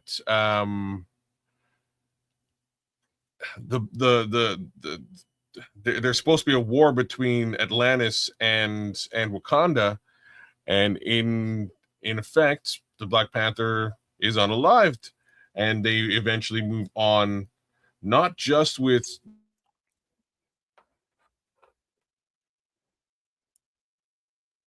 Kids froze up. with the characters, with the new Black Panther, as well as with sort of a young group of Wakandans who some are mutants and have powers, some don't have powers, but sort of become more or less like a Wakandan force. And the story sort of moves on in that direction. They just they just unfortunately lost this guy before they could really pay off what they were trying to do. And what I'm trying to say is that this would have become a very large wing of what the MCU is doing. So they because Patrick Boseman didn't make it, they had to they had to pivot, and they pivoted hard. I got to say this, kids. I love the way you break it down, because you're bringing probably the comic book. You definitely bringing the comic book and marrying it with the movie and doing it in contrast to say, you could have done more of this during the screenplay and that would have made it better. That's something I wouldn't know because I haven't read it. You're describing it to me. The screenplay that I saw, and there's many, many aspects of that screenplay. And screenplay, I wrote one time. I wrote one time by accident. Just wrote one. Anyway, that's another story. But how screenplays work, how they build character, tell a story, bring it to kind of bring it to a crescendo, get you all the way up and bring it back down. To me, that process, and you might think one or the other is more important in that, rise, crescendo, and then drop down to the conclusion. Your mind might find any part of that more interesting than the other. To me, 9 times out of 10, it's the story building, the character building, but more importantly, the crescendo, how it came to an end in the first episode, in the first series, the first movie. What they did with the vibranium was the most important thing in the world. You're talking about the most oppressed people, the most oppressed continent on Earth. Everybody has taken advantage of people in Africa and that continent. And here it is that they have the most valuable resource on Earth, the most powerful resource on Earth. And after all of that oppression, what did they do? They decided to use it, come out of the shadows and use it to bring peace to the world. Y'all know how I am, man. I'm a glass half full guy. Of course, I'm going to see that as the premise of the story. So that is, to me, the most important thing, that after all of that, and it speaks to the spirit of Black people that I know, that, we've been, oppressed and brutalized forever. But it doesn't do anything to our spirit, because we always have that. That's our baseline. That's who we are. We are survivors. We are resilient. And that's what this movie represented to me. It's like, you do all that shit you want to us, but you can't stop who we are. See, and that's what you're describing is just captured so much better in the comic book, right? And what I mean by that is it's as opposed to being a the comic book representation of this Kilgore's not an important, like, he's a character, but he's not the focal part of the story. The focal part of the story is truly the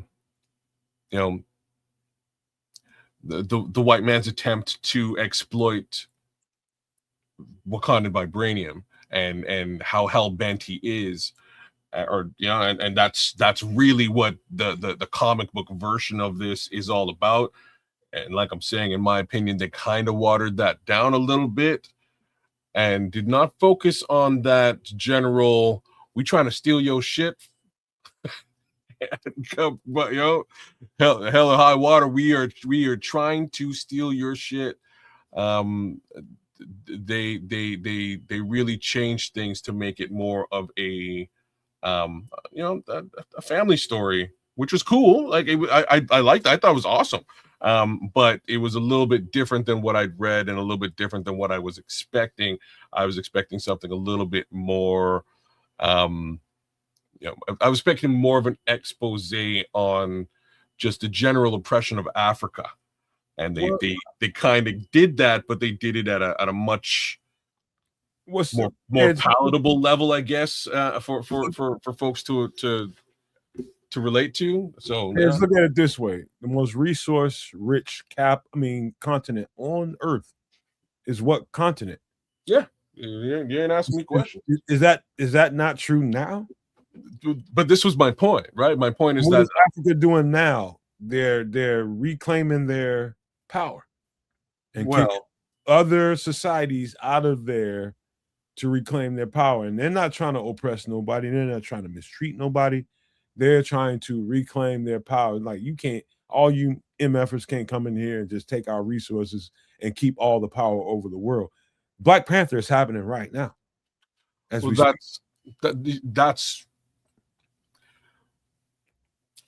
what the story is about, right? And the way that they went about it in the MCU is really just to sort of say, like, hey, we know that that's what's going on, and everybody around us is oppressed, and because we know that the oppression will happen, we've sort of cordoned off Wakanda and made it invisible to everybody. And you can't see or know what's happening here because of how we're using this technology. And I thought that was so cool. Dope as shit, man. It's super dope.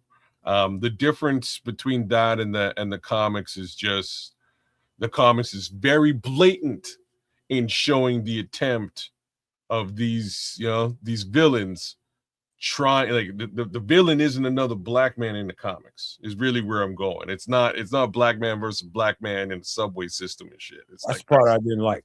That's what it's not. In the comics, it's these two guys who figured out how to harness the power of vibranium to a much lesser extent than Wakanda has, trying to usurp Wakandan vibranium. That's really what it is. It is the African struggle against that oppressive force and theft of resources. And it's cool. It's a really cool spin. Absolutely brilliant screenplay, absolutely brilliant storyline, character building, bringing things to a crescendo and bringing things to a conclusion. But you're right, Kez, about that, how they remain kind of a recluse from society with the technology was a hidden feature of the movie that I would have never seen coming, but that was dope. And how they went about it. You're talking about peaceful people that wanted to bring joy and love. In the scenes of the movie, all you see in the spirit of Africa with the dance and the music and the joy and what we have. Like, black people, the thing about black people that I know, you can give us a ball of clay. You can give us a ball of clay and a goddamn match, and we can turn that into a party. We are the best, and anybody, I'll argue with anybody. We are the best on the planet Earth of making something out of nothing. That's the spirit of black people. True or not? Yes, very true. And it's called Jimmy Rig. Jimmy Rig. Or jury rig. I've also heard jury rig. Well, that's something different. But the way that we are able to rig things, Jimmy Rig. Yeah, okay. Jimmy Rig.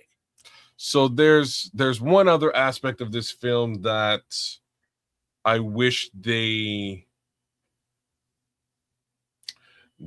brought to light, and it's really truly an aspect of the character T'Challa.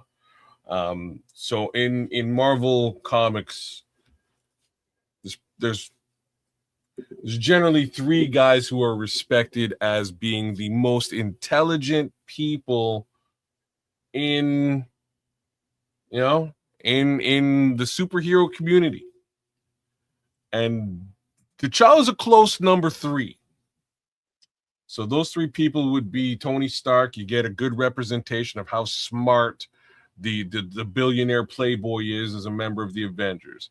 You get a good representation of Reed Richards' intelligence and high intellect in this latest Fantastic Four movie. T'Challa is like a close number three in overall intelligence and understanding. A lot of what they charged Shuri with from a like she's tech support type thing, a lot of that is originally T'Challa. T'Challa does all of that type of studies right alongside her and excels beyond her. He just wasn't given that intellectual the intellectual part of his persona was not paid off at all in this movie, and I found that a little bit weird. I thought that they should maybe cut to a couple of scenes where it was like, oh shit, this brother's super smart too. That makes me challenge what you think of as an intellectual. Is it what you can remember and what you can recite, what you remember? No, intellectual to you, or no. That's not what I truly mean by an intellectual. I'm talking much more of a scientific mind. That's a certain level, and that not doesn't just book reading and book learnings. I'm talking like actual build shit, engineer shit. That's a certain level of intellect, and that's a whole lot of memory to that, and there's a lot of understanding and fast processing that gets you to that level. I'm talking about brain processing speed. And wasn't his sister more the brainiac? But this is what I'm trying to say is that so strangely in the comics, sister isn't so much a brainiac. His sister is a badass fighting, like she's a fighter. So strangely in this like, and why she's a fighter is very similar to just about any woman in any sort of action type role. Her character is a character that has basically had to sort of fight her way through because she knows she'll never be the Black Panther. Her entire society is run by men, so she takes on that that more alpha woman angle as opposed to being a technologist. T'Challa's both a technologist and an alpha male fighter. Like that's really really who his character is. Can I give you a perspective? And I think once I describe this, I think you'll understand where I'm coming from. Let's just talk about what people know me for on the Nomad Network, and that's football.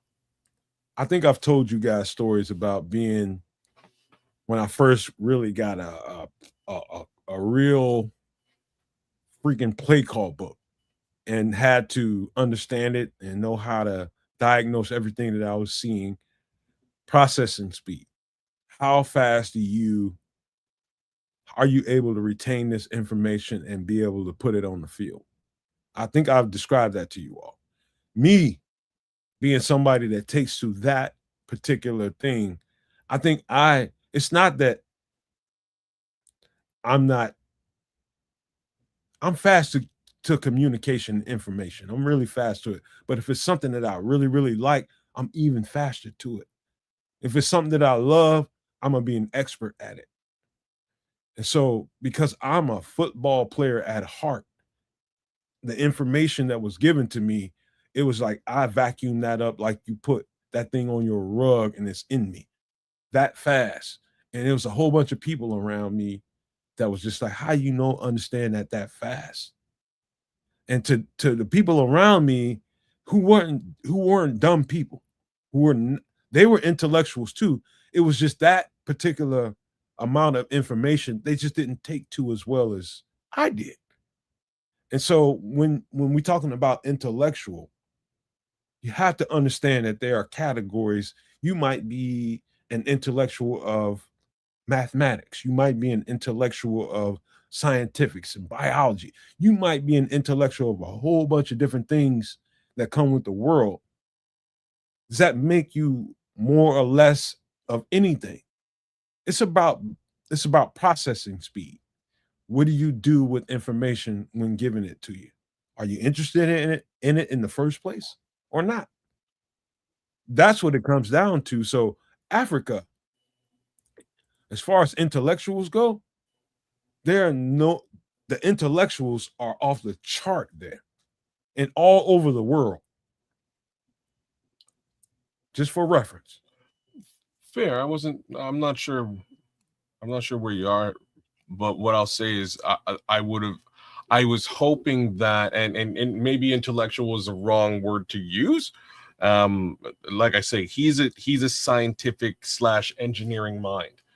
If we're talking about categories and being sort of more specific to what I'm talking about with this particular character, that was not paid off in this movie in any capacity. They took those facets of his character and attributed them to his sister. That's what happened. She played tech support. She got all the smarts and scientifics. He was just the superhero guy. In comic book lore, this guy's basically number 3 scientist's mind. Right up there with Reed Richards and Tony Stark, right? Like Tony Stark built the Iron Man suit and they pay off all of that engineering know-how and brilliance. They don't do that with T'Challa. T'Challa built the vibranium suit.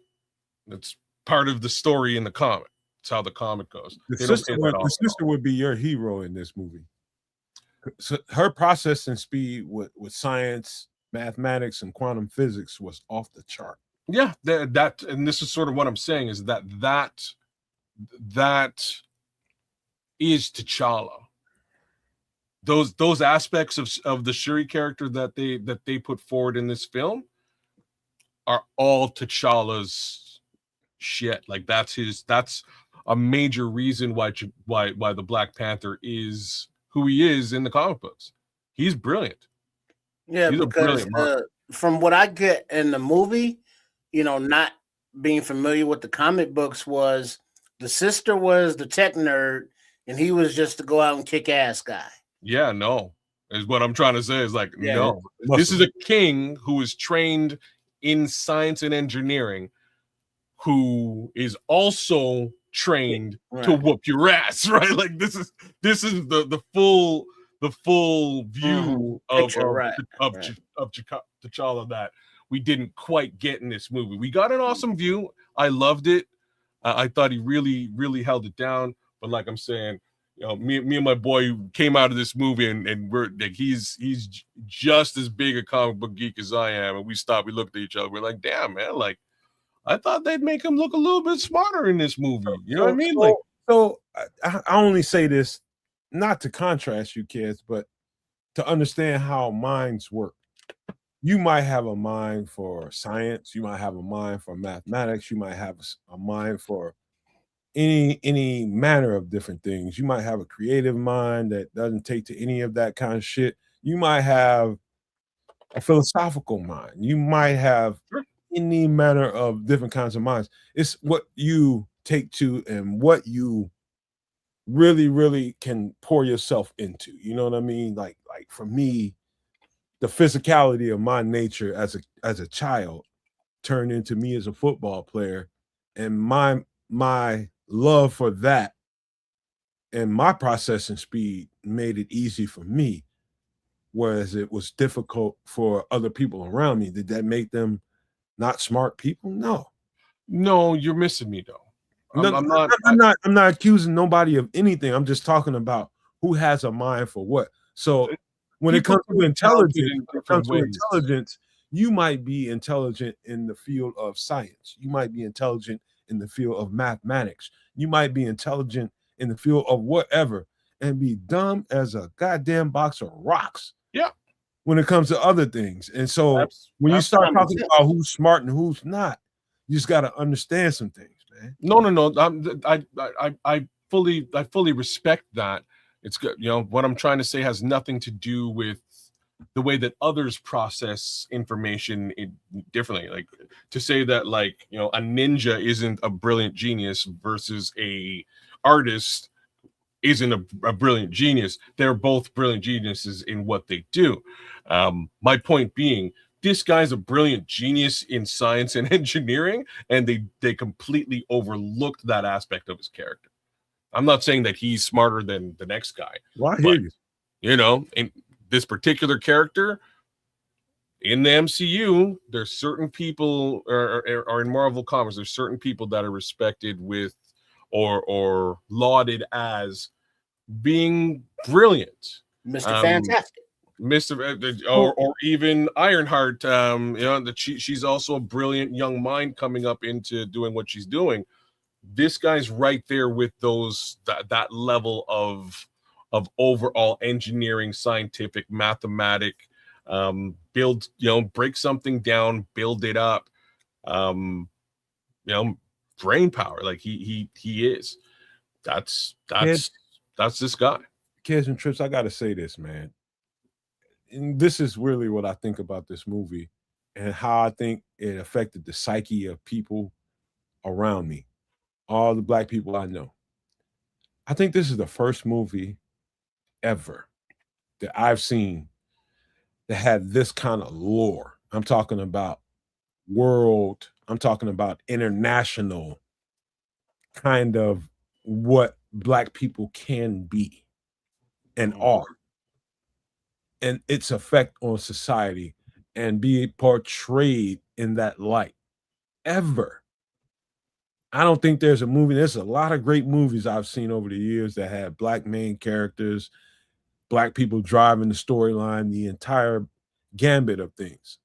I'm talking about the storyline, the nucleus, the crescendo, the conclusion, and it all meant that Black people have that much power. And I think it's that in essence is what made people react to it in such a visceral way. There's so many memes that happened after this movie, after people went and saw this, whether they saw it in the movie theater, they saw it at home, they saw it on Netflix, wherever the fuck they saw it at. But Black people reacted to this movie in a way that I can't really describe to you. Well, it's positive. I mean, because look at the as Minister said, Rosewood, you know, with Ving Rhames. Yeah, I can't watch that movie no more because it gets me feeling a certain kind of way. I watched it once and I don't never want to see it no more. Right? Yeah, I mean, because it's like because that stirs up the ancestors in the soul. You know, whereas that's the word. Whereas Black Panther was more of a positive, you know, forward thinking. It's like, yeah, superhero kind of thing. Hold on for 1 second, Trips. Kids, Triple R, I got one question before you finish, Trips. Is this the last movie of Stan Lee? I don't think so. No, it was another one after this. Like, what the hell was it? That might be irrelevant. I just wanted to know. I'm pretty sure he's in, like, he makes his cameo in all the Spider-Man movies as well. So I'm pretty sure he's in whatever the following Spider-Man movie directly after this was. Pretty sure. And yes, Minister Child's prodigy is probably a better word, you know, than me sort of just, you know, blanket labeling intellect or smart, but prodigy is probably a better word for sure. But yeah, stands in all of this stuff up until, unfortunately, his passing, which is like just before Chadwick. Endgame and you know those the Avengers 2 films there. But you know, that's like Prodigy number 4 would be Peter Parker. Like these, like the fourth or fifth one. Those are like the brain trust of I don't even know why I thought that this was his last movie, but I think this has had the most profound impact on people in the community that I live in. It's interesting. They did a great job of making a cultural film, right? A cultural superhero film. They did a really good job. The culture appreciated what they did, right down to the soundtrack. Shout out Kendrick Lamar. I love that soundtrack from front to back. Very different, very cool. You know, all that stuff being said, they then tried to do it again and then tried to do it again. And you can't just rinse, wash, repeat culture and put it on a platter and hope that it's a winner. Yes, you can. If you know what you're doing. I don't think it worked like that. I think you can. You got to have the right storyteller. Like maybe Coogler has proven to me that if he puts the right people around him, right advisors, right people that help him with the storyline, and if he writes a whole outline of the script. And one of the things about me that I think you guys kind of can feel that is I'm very open to interpretation, but I've got my own mind at the same time. Like if I was making a musical track or something like that, and I gave you guys the opportunity to say, hey, you know, what do you think about this? I'm going to hear you. But at the same time, my vision is what got us here. My vision is I'm not talking about this particular podcast. I'm just talking about creativity. And you just got to trust people who can put shit together, man. You know, we are some dynamic fucking creatures as Black people, man. We are dynamic as fuck. So you just got to trust some of that, man. But let's get to the next thing because Kez went off the reservation. We got one more thing. We're going to get up out of here. Y'all been talking about it for weeks. Go ahead and take off, man. Oh, man. I didn't expect this. It's 2:30 on the East Coast and you bring up Fight Club. Hey, before you get to talking, Kez, just know I remember bits and pieces about this. Y'all going to remind me more about this movie than I remember. I'm just telling you. It was you didn't like this one, the mind of a schizophrenic. Did you like this one, Trip? Yeah, inside the mind of a schizophrenic. Yeah. It's a schizophrenic insomniac. This is the coolest movie, man. It kind of just starts out with this dude on a plane. And he's like, man, like I have the shittiest, most boring job in the world. I'm an insurance adjuster. I go places. They send me on a plane, and I go to these places. Meanwhile, like my crib, look at my crib. I just have because I'm never at my crib. I have just like IKEA shit in this place, and you know, I come home, I build my IKEA shit. And I sleep in it for a couple of days, and I'm back on a plane, and I'm out adjusting stuff and basically trying to screw people out of money for like the most traumatizing situations they could possibly be in. And then next thing you know, there's like a maybe 45-second flash clip to this guy screaming on a ledge and his apartment's on fire. And you kind of think it's just like a joke. And then they get back to him, you know, he's on a plane. Wait, Kez. You know, you guys have seen this movie in depth and know this thing in depth. And you started off well, Kez, but I don't know. I don't know that you accurately set this up the right way. What did I miss? What is the premise of this movie? Like what are we getting to in this movie? And then you fill in the blanks. I would say. Oh well, I'm getting to the crux of the film. I can't just drop. I got a Fight Club. I got to fight with that because it's so confusing. I can't lead it. I can't lead with the premise of the film without getting to the reality of it, because this movie is presented as something that it's not. This movie is presented as a movie about two white dudes who like start a fight club because it's cool and they fight and like buddy movie. You know what I mean? Like it's a buddy movie with Brad Pitt and Ed Norton, and they fight and it's cool. Like that's how this movie is presented to the masses.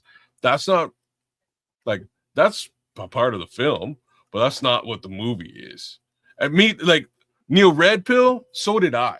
Yeah, but then the culture that was built, you know, from it throughout all the places that he was visiting, and how many underground, you know, in the shadows, you know, kitchen workers, bellboys, busboys, you know, just not the dregs of society, but the forgotten just of society. Hold on, fellas, before you go, kid.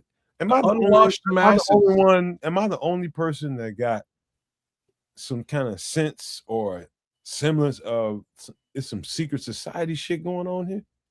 Well, not maybe. Secret, but well, secret. You know, don't talk about it. Yeah, secret, but not secret society as in, you know, preying on others, but more so the bringing out the competitive nature and the animalistic side of themselves instead of being the mild-mannered, law-abiding, boring citizens. It does get more like full-on secret society case scenario, but I'm going to lean towards like militia, like which I'm sure nobody wanted me to lean towards. That's also a secret. You know what I mean? Like it is very true. So what winds up happening is, again, this guy during these trips would fall asleep on the plane and basically take on a completely different persona. Right? Because over time, what's happened is he's developed insomnia. He can't really sleep on his own volition, but he will fall asleep and turn into the character who's holding the pink soap. And the character who's holding the pink soap, in his opinion, is the apex version of himself. Super bad MF out there, fighting people, causing trouble, burning down his house. Hold on, kid. Look at Last Minute Mary. She said the soap part of the movie always confused me. Shout out to Last Minute Mary. You don't understand what the fuck that means, unless they just dirty as shit. Oh, like there's like a reason for the soap part. He's gonna come. I don't remember the symbolism, but it means something. That's what I'm talking about. Blank it out. Well, there's a whole process. They get deep into the process of soap and selling it as a thing. I don't know why they were selling soap like as a thing. It was the weirdest. I'm kind of with you there. It's a weird part of the movie, but I think it's more of a I think it's more of a ritualistic thing that he had these men doing, because as it progresses and sort of catching up to where Trip was, this guy continues to travel around the world, like around North America, and he's changing into this secondary persona, and he starts fighting people. Initially, the first fight is against himself. And it's something that you don't get to understand until the very end of the movie. Mm-hmm. The first fight is these two guys against each other, but they're the same guy. So he's fighting himself publicly in front of a bar after getting drunk. And people are literally like, they're watching him beat himself up going, this dude's gotta be, he's crazy, this man. And they're just spectators watching him fight himself.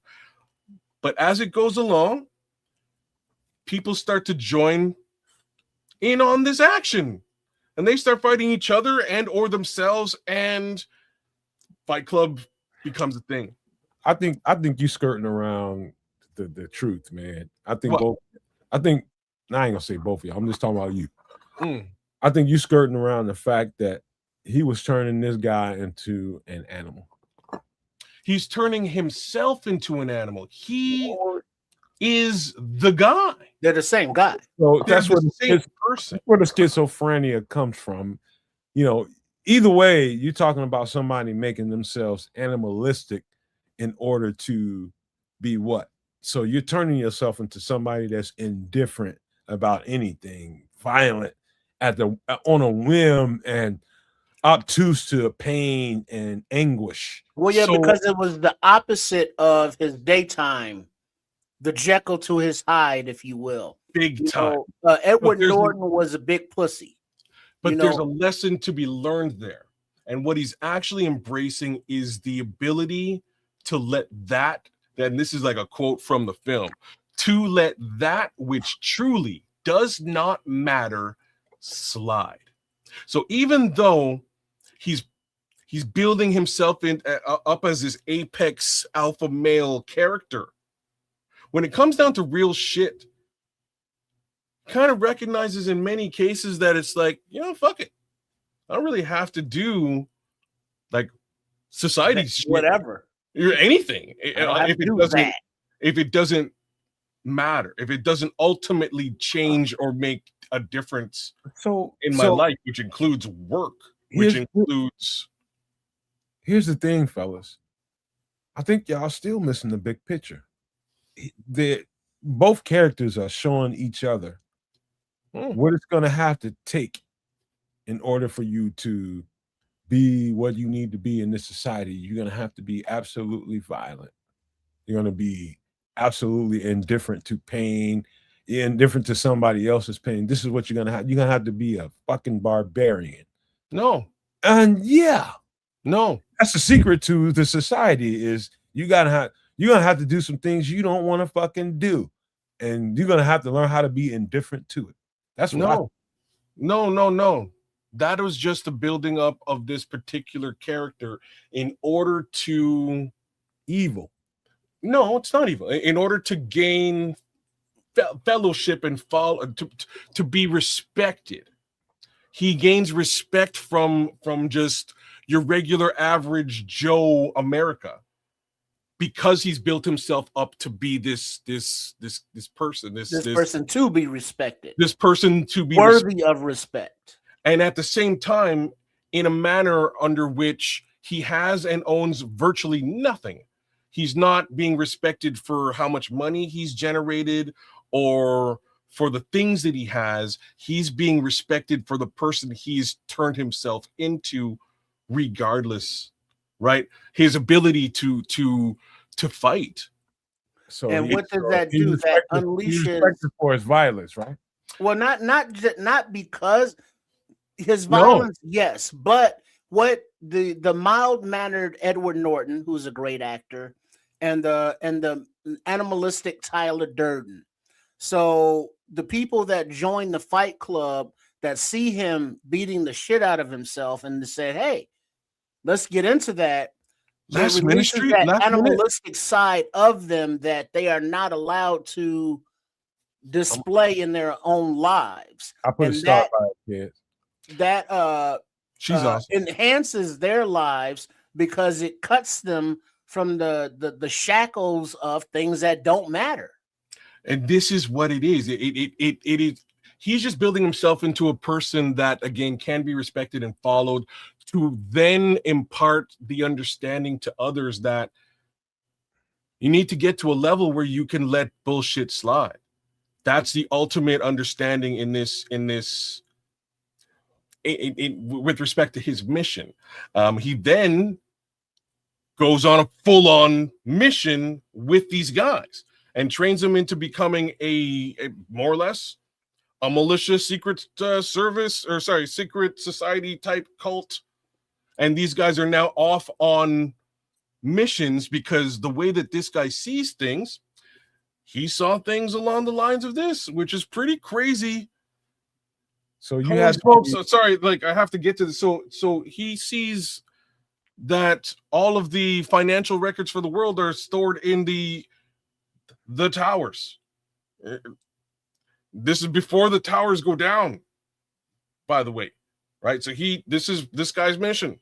He recognizes this fact, and his thoughts were that, more or less, I am going to cordon off this militia force, train them, and we're going to basically pull off a false flag type maneuver to take out those towers. And in the end, that's what he does. But to get directly to what Last Minute Ministry is saying, and again, big ups to you, because you see this. Just read it. Don't put it up. I'm not even going to read it. I'm going to speak to it. She mentions potential demonic possession, and that's an interesting view of this film. I never really thought about it that way, but I can see it. In the end, as she's stating, he basically blasts himself. She's right. I'm not saying she's wrong. He basically blasts himself, and as he does that, the way that it's depicted is as if something sort of comes out of him. So I can see that whole demonic possession angle playing out. The way that I saw it was a little bit different, and it was at that moment the two personalities synergize. I think they become one personality. Right. Everybody saw that part of the movie, kids. But I think what she's saying is the evil in him took over. And the evil in him that you in this movie, the movie was telling you that you got to be a certain kind of that in order to have leverage in this society. That's what the movie is. Evil? That is evil. It's evil. He wasn't trying to gain leverage over society. He was trying to make the playing field even. He leveraged, I didn't mean leverage over society, leverage on the playing field in society. He doesn't gain any leverage. No, he doesn't, but his aim was to. No, it wasn't. Okay. It was to actually make the playing field even by eradicating the records in those buildings. And he explains that in the film. It's like, this is the purpose of the mission. And this, like the part that I'm talking about is literally just before he winds up blasting himself and the two personalities are arguing with each other. Because personality A, Edward Norton, didn't understand what the hell was going on, because personality B, Brad Pitt, had basically shut him out of the entire operation. So in the end, Ed Norton kind of wakes up in a situation and he's like, what the heck? How did I get here? What's been going on? I've been trying to sort of reverse engineer your plot, and I don't understand what's happening. And he explains it to him. Look, here's what we're doing. We couldn't really tell you because, like, you wouldn't be with it, buddy. So here's what we're doing. There's all the financial information are in these two buildings. We've rigged these buildings. They're gonna blow, and you get to watch it along with me in all its glory. So and Ed still wasn't having it, and at that point he blasts himself, and in blasting himself, which is something that the Brad Pitt character never thought that he would actually do, the two personalities finally fused. Talking about they're describing bipolar in this movie. It's one way of looking at it, or schizophrenia. Sure. That's why I want more schizophrenia, because he was well beyond bipolar. Yeah, to the level that he could shut out. The bipolar graduated into schizophrenia, is what it looked like to me. Well, I wouldn't even go. The reason why I wouldn't go bipolar with this, and I would strictly go schizophrenia, and it has a lot to do with the fact that he's literally fist fighting himself publicly. And I don't think that would happen with bipolar because there's two completely different personalities in the one person. So it's definitely bipolar. So I would say that bipolar is more two aspects of one personality. One becomes stronger versus the other becoming more dominant at other times. What happens once you get to schizophrenia? When you're bipolar, you just acknowledge two parts of yourself. Well, yes. Yeah, but the happy, extreme happy to extreme sad. Sure. But these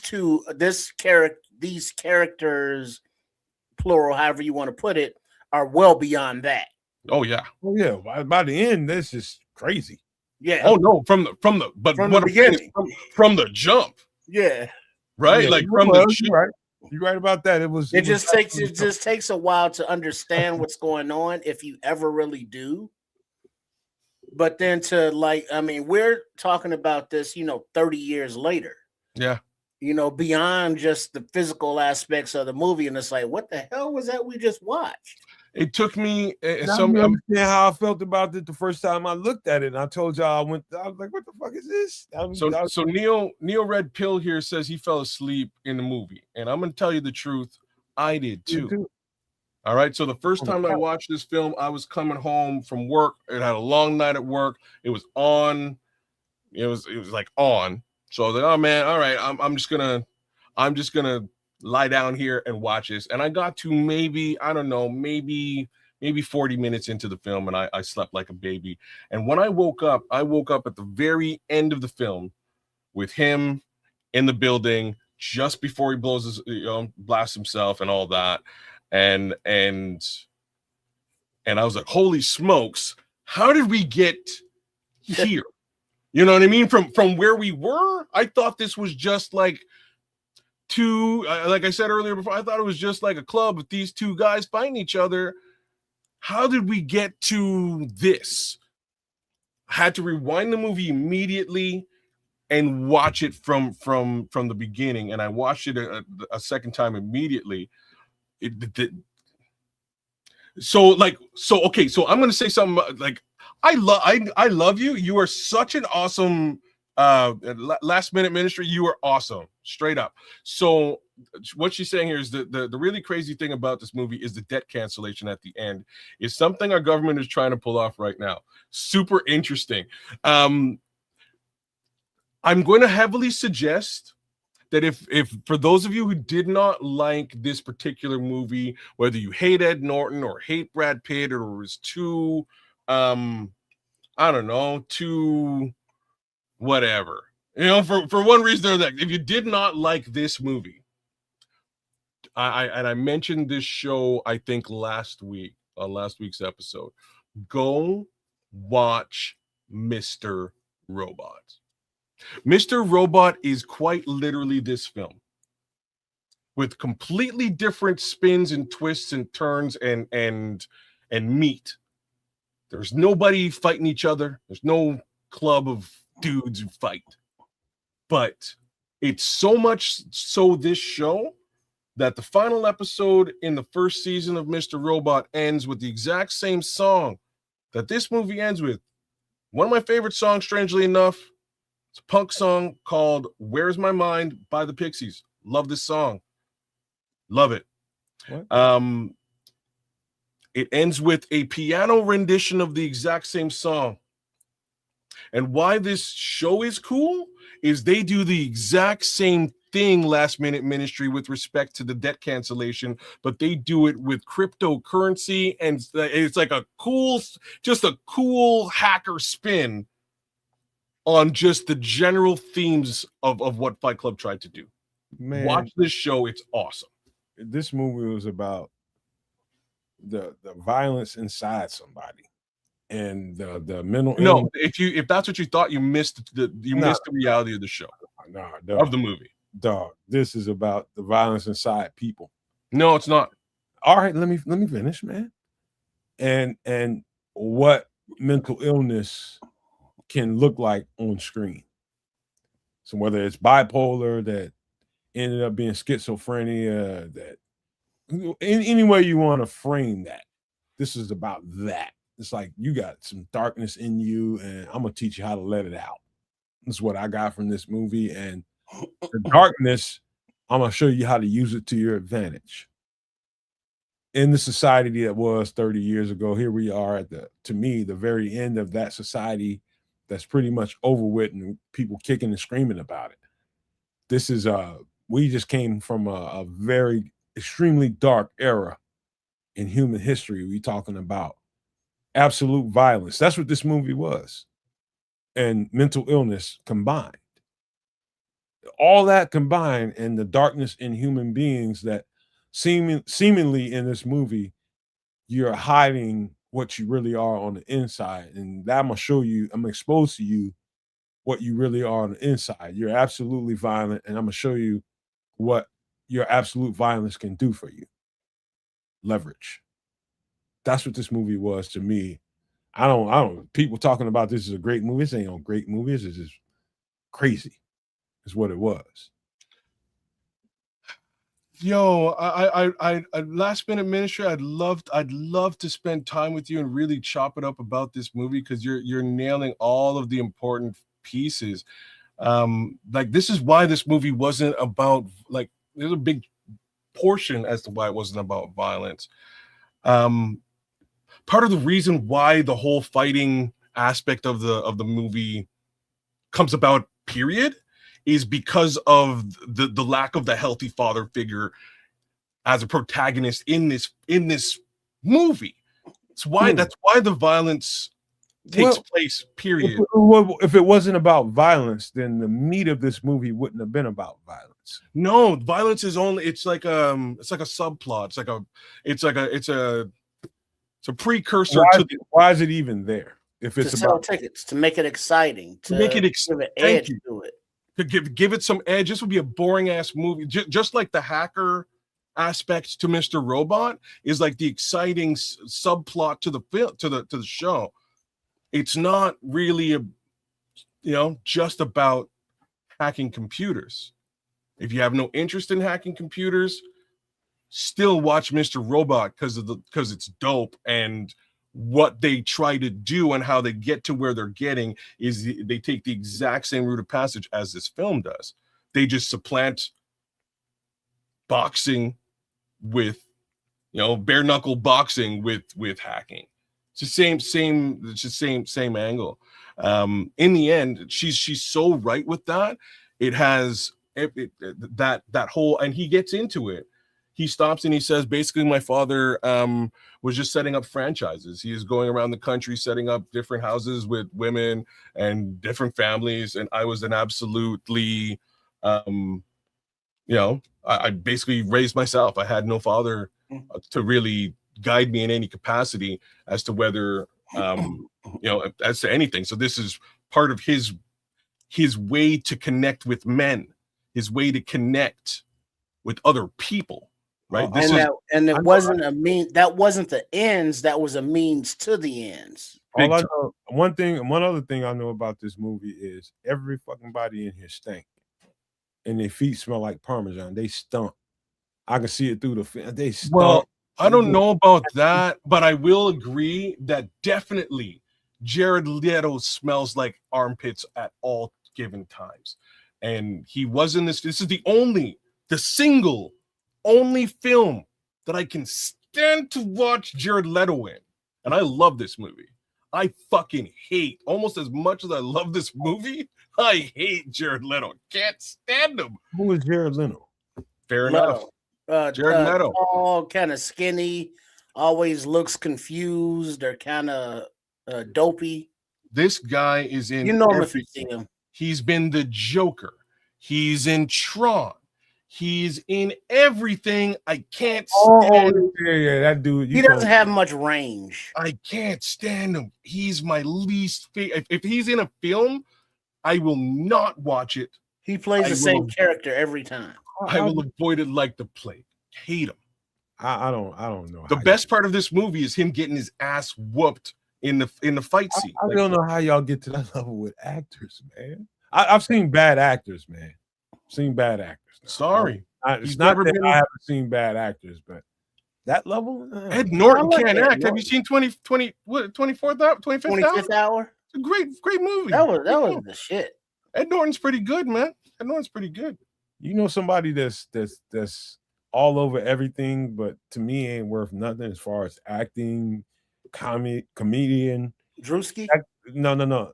I've seen that guy. I don't even know what he's there for. I'm talking about the dude on Saturday Night Live. What's his name? Oh, he's not talking about what? Who? He's in everything right now. Who are you talking about? What's his name? He doesn't do anything. He just has a stupid look on his face all the time, and he's in every freaking thing. Will Ferrell? No, he's on Saturday Night Live right now. No, okay, I can't think. I don't know who's on there now. I'm like, what the? He must be dating. Are you talking the one who's married to Scarlett Johansson? Michael Che's boy? Yeah, him. Not that guy. No. Colin Jost? Colin Jost? No, there's Jost? another dude. There's another dude. He's got comedy specials on there, and I don't know why. I'm not on the show, but he's got comedy specials. He's in every commercial. I don't know who that dude is. Not Keenan. It's not Keenan, and it can't be like Sudeikis or the other dude, the dude Tandy. He looks like he's got these dark rings around his eyes. He's just got a stupid look on his face all the time. Like he's who are you talking about? There's one other guy that it could be, and that would be Bill Hader. No, that's not Hader. I don't know who he is. Bill, I love Bill Hader. I think all of these guys I just listed are awesome. I like Hader. It wasn't him. It's another guy. Maybe he left the show recently, but this dude is just got to be Taron Gilliam then. No, I know his name when I hear it, and I know his face when I see it. Pete Davidson. Pete Davidson. There it is. Oh, what in the whole hell is he even there for? Well, is he funny to anybody? That I don't know if he's funny to anybody. Well, he's Long Island funny. To who? Who in Long Island? Well, exactly. So look, I'm gonna say that he was kind of funny at some point. When? Then I can't remember what it was I was watching with him in it, and just the sheer fucking face. He ain't funny. The sheer amount of weed, like I used to smoke a lot of weed back in the day, like, and I mean like a lot. It's full of like Rastafarian and all them things. My boy smokes an extreme amount of weed, and then like I watched him as he was going through it, and he just became like, as he was smoking, he became less and less funny, and I was like, this is weird. Normally I find pothead humor kind of funny, and I kind of lost it with Pete. So he's the guy on the couch standing up. Basically, yeah. Yeah, that's a good call. That's a good call. Except the guy on the couch is fucking hilarious, by the way. Just saying. Stephen Wright. Famous because his dad died in 9/11. He was a fireman. Oh, really? Pete Davidson? Yeah, his dad was a fireman. Yeah. That man ain't funny worth shit, man. And so his comedy, I think, was like not escape, but a way to cope or deal. And it's like, he I think he was on record as like depression and no symptoms, and he was self-medicating with the weed kind of thing. And so comedy was his outlet.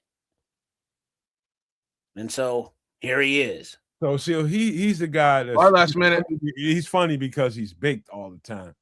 Okay, so how long is that going to be funny? It's like, and this is the thing, like it's only so funny, right? Like it's only so funny. I can laugh with you for a certain period of time, and then it's like, all right, laughing at you. Now I'm laughing at you, and that's not what I think what you had intended. So, well, no, because he's very self-deprecating with his comedy. He can be, yeah. Because of lack of self-esteem and all that shit. But he figured out how to get paid from it. So I think he's got mental issues, man. Because he's in he's in that movie with Eddie Murphy now, ain't he? Which one? Where they're driving the truck with the money. Oh, I must have missed that Eddie Murphy. Yeah, they're couriers, and it's Eddie Murphy, Pete Davidson, and somebody. I think it's a Netflix or a Prime movie, one of them. But I mean, Eddie Murphy. You know what I mean? Well, like I say, he's done very well for himself. He's got a couple of stand-up specials. He's been on a few other things too. I think when he was on Saturday Night Live, he was actually funny, and I'll just say that he probably should never have left Saturday Night Live. It worked out very well for him. Leaving hasn't worked out extremely well for him, except for the whole secret handshakes, and it's paying off. Oh, it ain't secret handshakes. He was banging Kim Kardashian. Bro. I think he's got some shit going on. He was banging Kim Kardashian. That's what he has going on. He was the other one too, Hispanic girl, singing girl. He was dating those. Oh, Ariana Grande. Yeah. Yeah. He was smashing up with both of them. Yeah, Keke Palmer. That's the other actress in that movie. You know what's funny about that whole thing about you see? Yeah, that's right, Minister. You know what I'm talking about. different people pairing with different people. I don't even know if it's really going on like that. I think when they go out and walk onto the sidewalk and people get to take all them pictures and all that kind of shit, it's that. I'm not so sure that all of these things end up being relationships, man.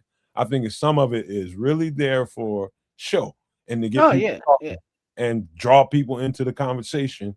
Now, I'm saying some of them actually end up with babies and marriages and all that, and it gets real. But a lot of them shits is just made up, and it's just having people talk about it. I don't know, man. This one with like Kanye West was real mad. That's all I gotta say about that one. Like Kanye West was real mad about this whole thing because he came into What's wrong with Kanye, and that ain't no excuse for his behavior. Kanye West. Well, but remember, I'm not excusing Kanye's behavior. I'm just saying he was upset that this guy was polling his wife. Like he was not pleased by that. And he went off on getting married in Hollywood. Shit, somebody gonna get on it. But that's the thing though. None of these actresses or starlets are dating normies. And you know what I mean? So they're dating other actors, whether their agents are hooking it up for publicity, but they end up, doing all that together in those same circles because that's who they're hanging with, that's who they're working with, that's who they're partying with. Bunch of business decisions, one after the other. Yeah, you know what I'm saying? But if I'm gonna do a camera shoot over in Dubai, and then like you're over there too, who you gonna end up hooking up with? Just think about it like this. The one that's in the camera with you. I would say, look at it like this before we get ready to close this thing up. When we start talking about Hollywood movies, I know a couple people that live out there, and a couple people that are in that business. One of them is Snoop's main bodyguard. He's been with Snoop for like 30 years. Somebody I know. I know this, and without giving any specifics away. Hollywood is an absolute fishbowl. It's a small place in regard to the rest of everything around them. So you're talking about Beverly Hills, you're talking about Malibu, and all the different areas surrounding it. Hollywood, it is so small, and so everybody's touching on each other out there. I'm talking about you got like I remember Eddie Murphy, and I would imagine Eddie Murphy could have touched anything out there. He's like if you live in Hollywood. Ain't but so many people that you can, like, unless you're crazy, you're gonna stay in that circle. Like you start going outside that circle, you're talking about lawsuits, you're talking about people accusing you of stuff. The people that are in it are the most reliable and the most safe people once you're in that level. So to me, to make Hollywood make sense to the average person on the outside, like we are. Just look at it that way. It's a continuous fucking cycle of the same people. And every now and again, some new people get added into that cycle. And so all the people that are already in that cycle, oh, no, I got first dibs on her. I got first dibs on him. That kind of mindset. It's definitely a fishbowl. So, I mean, it's sad to be honest with you. And people think just because these people got so much notoriety and popularity, that this is what everybody should want to be. And I think they crying on the inside.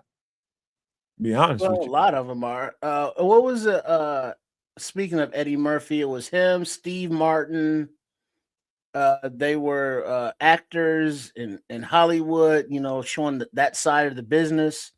And they were filming the movie, but nobody knew they were filming it. But it showed, like the girl. She went from actor to director. She's just bouncing around to help her career. And everybody knew it. And no one cared. It was just very loose morals and standards because Hollywood, the business. And it was a comedy and it wasn't real deep, but it just gives you a different perspective when it's from the actor's perspective when they're making the movies. And it's like, that's a whole different world that they're in and that they're just, in those same circles. And it's like, normies, we get to take the pictures and go on social media. But, if you look at it, they're all getting each other pregnant. It's ridiculous, man. But Go ahead, kid. You got one left. No, I'm not going to touch this with 10-foot pole because it's going to lead into other shit. Let's There call it. you go. There you go. Because we do need to close it. This is probably the longest show we ever did. This is 6 hours. No, it ain't the longest show we've done, but this is the longest some extra sauce that we've ever done. Wasn't even a game this week. Yeah, but that's called good conversation. And whether we was doing touche with each other with the conversation going back and forth, either way it goes, we made it interesting by the fact that we had contrasting points of view about whatever for 6 hours. 6 hours. And so I would just like to thank these two. Shout out to the Scrolls and Minister Charles, man, for always being around. Respect to both y'all, Crimson. Last Minute Ministry, Dixon 777, Angel WTF, Mr. One Boston. Who else is out there that everybody? Oh, Dante Purify came in, Albert Francis, 7 Up Heads Up, Daniel Barris Ports Highlight. Sports Highlight. Flatulence Man to Beldar Conehead and Kwatu. Patrick Higgins was all over the map tonight. Thanks, Patrick. Big shout outs for all y'all for hanging out there with us. I could go through the entire list, but that would extend this show that much further. But mad love to all you. Oh, and shout out to Ron Winarski for renewing his Super No Maniac status. You should do the same. Please like, share, subscribe for the Nomad Network.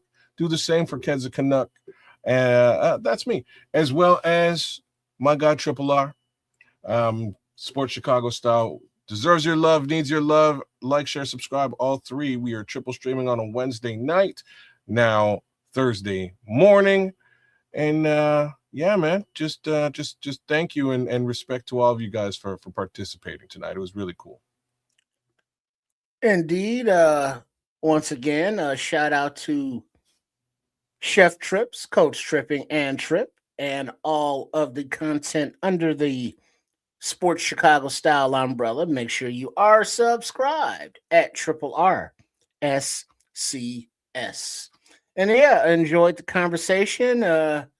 All of the different subject matters, we covered. Thanks for hanging out with us on some extra sauce. I'm gonna double down on everything that you just said, and make sure you subscribe to everybody's channel, man. Over here on this channel, on the Nomad Network, and all other channels, man. The Kids of Canuck, Sports Chicago Style, and I want to end this really, really quick, but I'm gonna get where I need to get to. But there's no way you do 6 hours of this kind of variety without at least 3 guys having respect for one another, having some kind of like for one another, even when you want to kick the other one in the face sometimes. And I know I'm probably the person they both want to kick in the face at times. Most of the time, yes. Continue. Yeah, no doubt about it. You want to put a boot to my face. But guess what, man? This is not possible without you all and without us having the willingness to have these conversations and respect each other's point of view, the way we describe things, the way we break down things, whether it's football, whether it's movies, whether it's, prepper stuff, whatever it is that we're talking about, whether it's the paranormal, unsolved mission, whatever it is, you have to have a capacity. And to the credit of these 2 guys you see on the screen right now, I just appreciate the hell out of them, man. And I don't say it enough. I don't want to say thank you to both of y'all for being able to have these conversations and freely. And I think we all had a good time with it. And 6 hours just came and went, to be honest with you. But we all got shit to take care of tomorrow. So we got to make it short and sweet. We got to get out of here. And I got to leave you all with a thank you. Keep on coming back. Hit every one of those subscribe buttons, the like buttons. Share this content with the people that you like and love. And I want to leave you guys with these famous words. Love, peace, and hair grease, y'all.